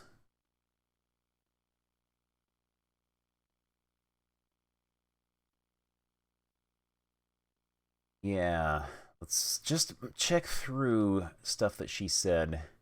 She said she slept until almost 10, but she also says that she has seen, what's his name, the creepy bird shooting dude shooting birds first thing in the morning out on the porch on the deck of the ship.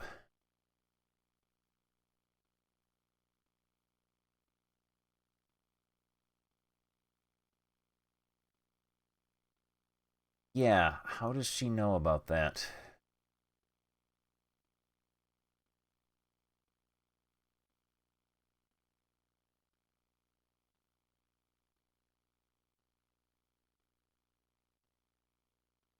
Reverend Godwin is a hypocrite. We have established that.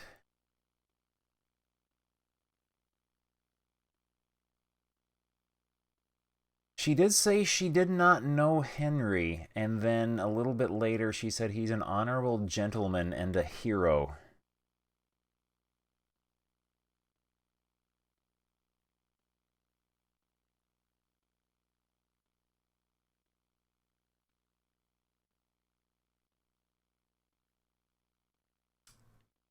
Yes, kindest, strongest, dependable hero. Perhaps we should go to... Oh! Time has passed while we were standing around like fools. Yeah, Penfold here is getting sleepy.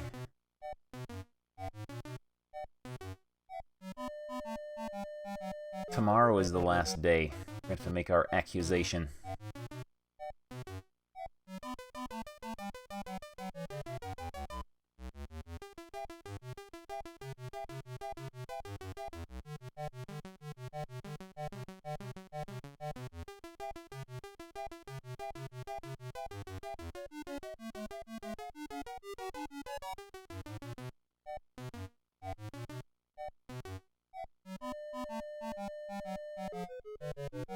Well, you know what they say, Regis. Another day, another murder, my lord? One would hope not, Regis. Of course, my lord. Why don't we get some shut-eye, Regis? Yes, my lord, let's. Good night, Regis. Good night, Sir Charles.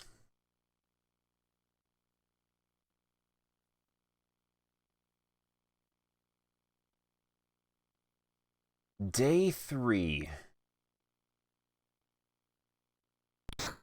First thing we'll do is we'll go talk to the captain, see if anything else has happened.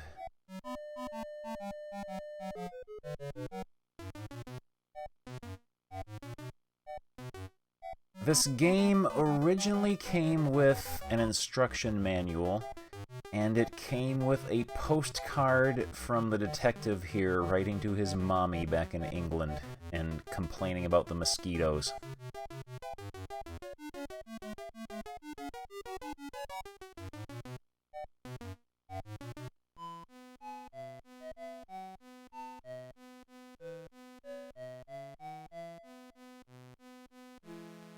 Alright, do you have anything else to say about anyone? I think we may have heard all the dialogue now. Yeah.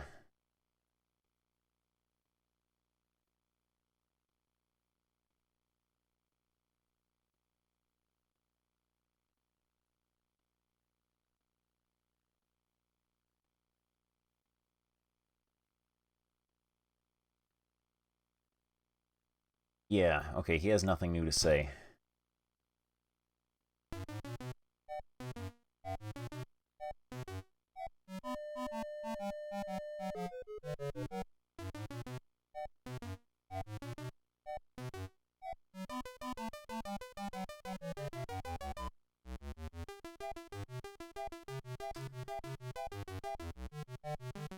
Do we make our accusation now?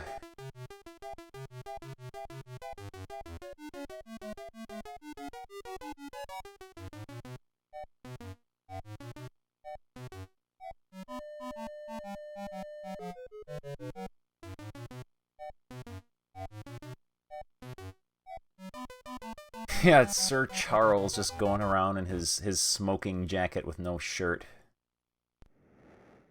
I bet Regis's ankles just all bitten up too. They're very, very itchy. He was up all night just scratching his little cankles.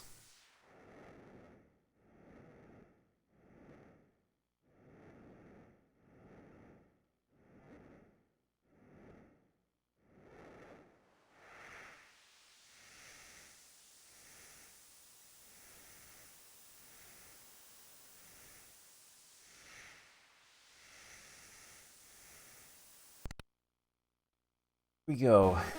We'll hear her out one last time.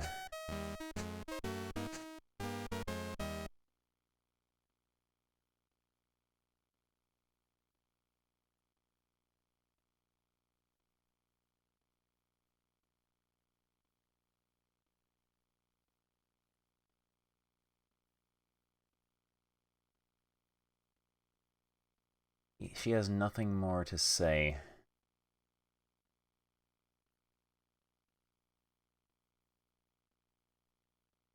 Alright, here we go. We don't have enough evidence to accuse anyone, your lordship.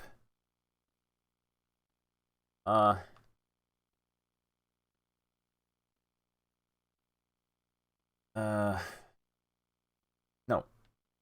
Still, so I can smack you.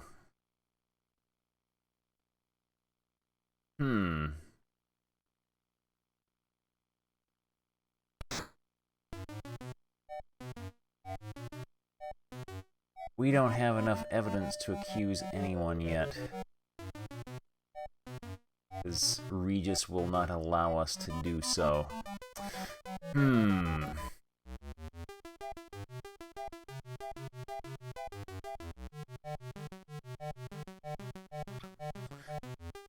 I'm almost thinking it might be too late now. We might have to start over, be a little bit more careful and judicious of what keywords we write down, and do more writing down of ideas in our physical stupid green notebook. You peeked at a thing. What does the thing portend to our adventure? Have we bungled it most supremely?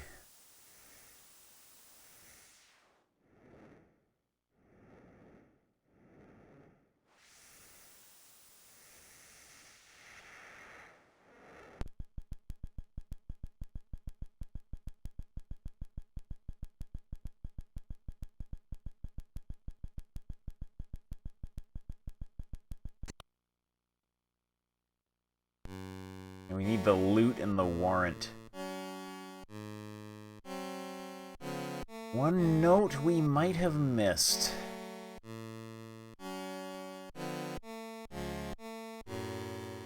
Is the note, I wonder, in one of the rooms that we have determined may randomly or may not randomly have a death trap in it? Some large background objects can be searched in multiple locations. Alright.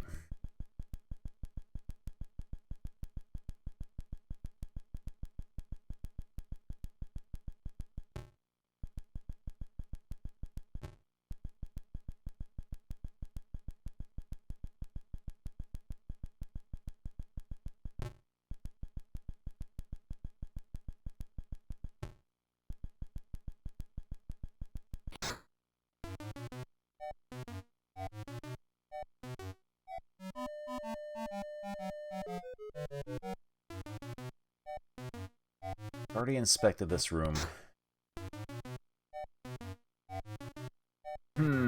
So...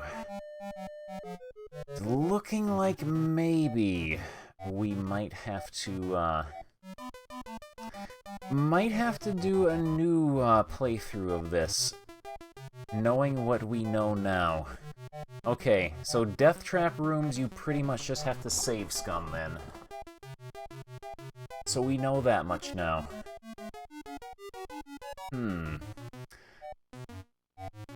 Oh man, you played this on your Apple too. Yeah, this is a game I had as a kid, and I could not figure out what to do whatsoever. So I am trying to make some progress in it. I have made more progress tonight than I did 30-some-odd years ago when I played it as a kid. I think I was too young for this game when it came out.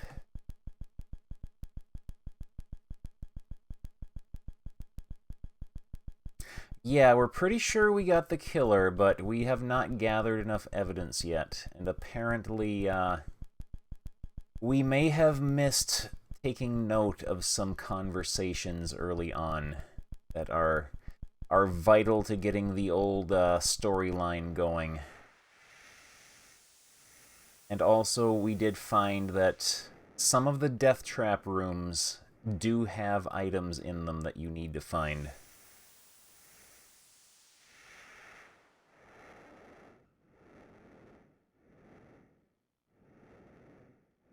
Something kind of unimportant seeming. Okay, so it is sort of a case of guess what the programmer was thinking then.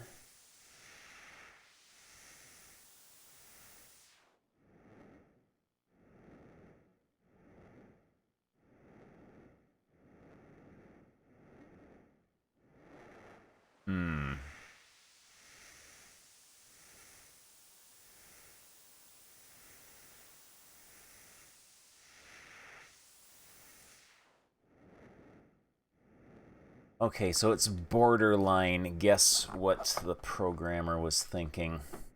I'm thinking this would be one of those games that would greatly benefit from... I don't know if anyone here remembers the universal hint system, or like some of the LucasArts hint books where they would have the guide divided into like individual sections and individual things you could possibly get stuck on, and they would start with like the most vague of vague hints, and you'd go down the list and it would gradually get more and more specific.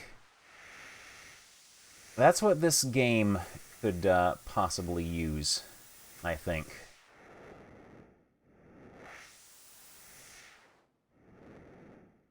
Like, you don't necessarily want the solution outright spoiled for you, but you just want a little tiny nudge to get you thinking in the right direction. Because that is another thing that can happen a lot in adventure games, and especially like mystery adventure games, is you get an idea or a way of thinking stuck in your head early on, and it's very hard to break out of that line of thought if it is not working. Yeah, so I'm thinking it's after midnight. This is the last day of the cruise. I don't think we're going to do this. We know, however, where some of the evidence is. We know what some of the keywords are that we need to make note of. I think maybe we adjourn here tonight, and then sometime in the very near future we will start maybe a new game from the beginning. Knowing what we know, we'll be able to make very, very quick progress through the early parts. And then maybe I might have some of you fine fellers, you fine people, be my universal hint system, maybe. Because it sounds like we got close, we just missed some extremely vague and cryptic stuff that is very easy to miss. So yeah, why don't we do that? I think I'm 99% sure the game is the same every time, although the rooms with traps in them are random. So you do have to kind of save scum rooms before you enter them. Apparently, some of the rooms that have traps in them also have important pieces of evidence and items to find. So yeah, I think that's what we'll do. I'm going to save my game here just in case, and then I'll back up the disk image file. And then sometime in the very near future, maybe even on the Friday stream, we'll restart this and see if we can actually bring Sir Charles Foxworth's case to a conclusion. I'll save the game where it is now, and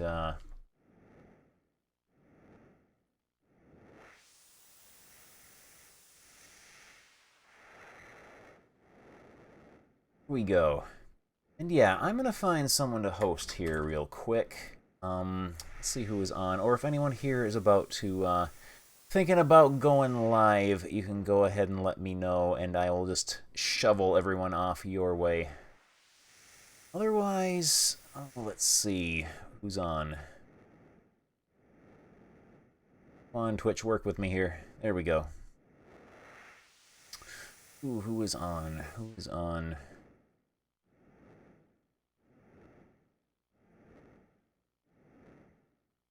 It's like Zotmeister is doing his finale of Sid Meier's Civilization, the original DOS version.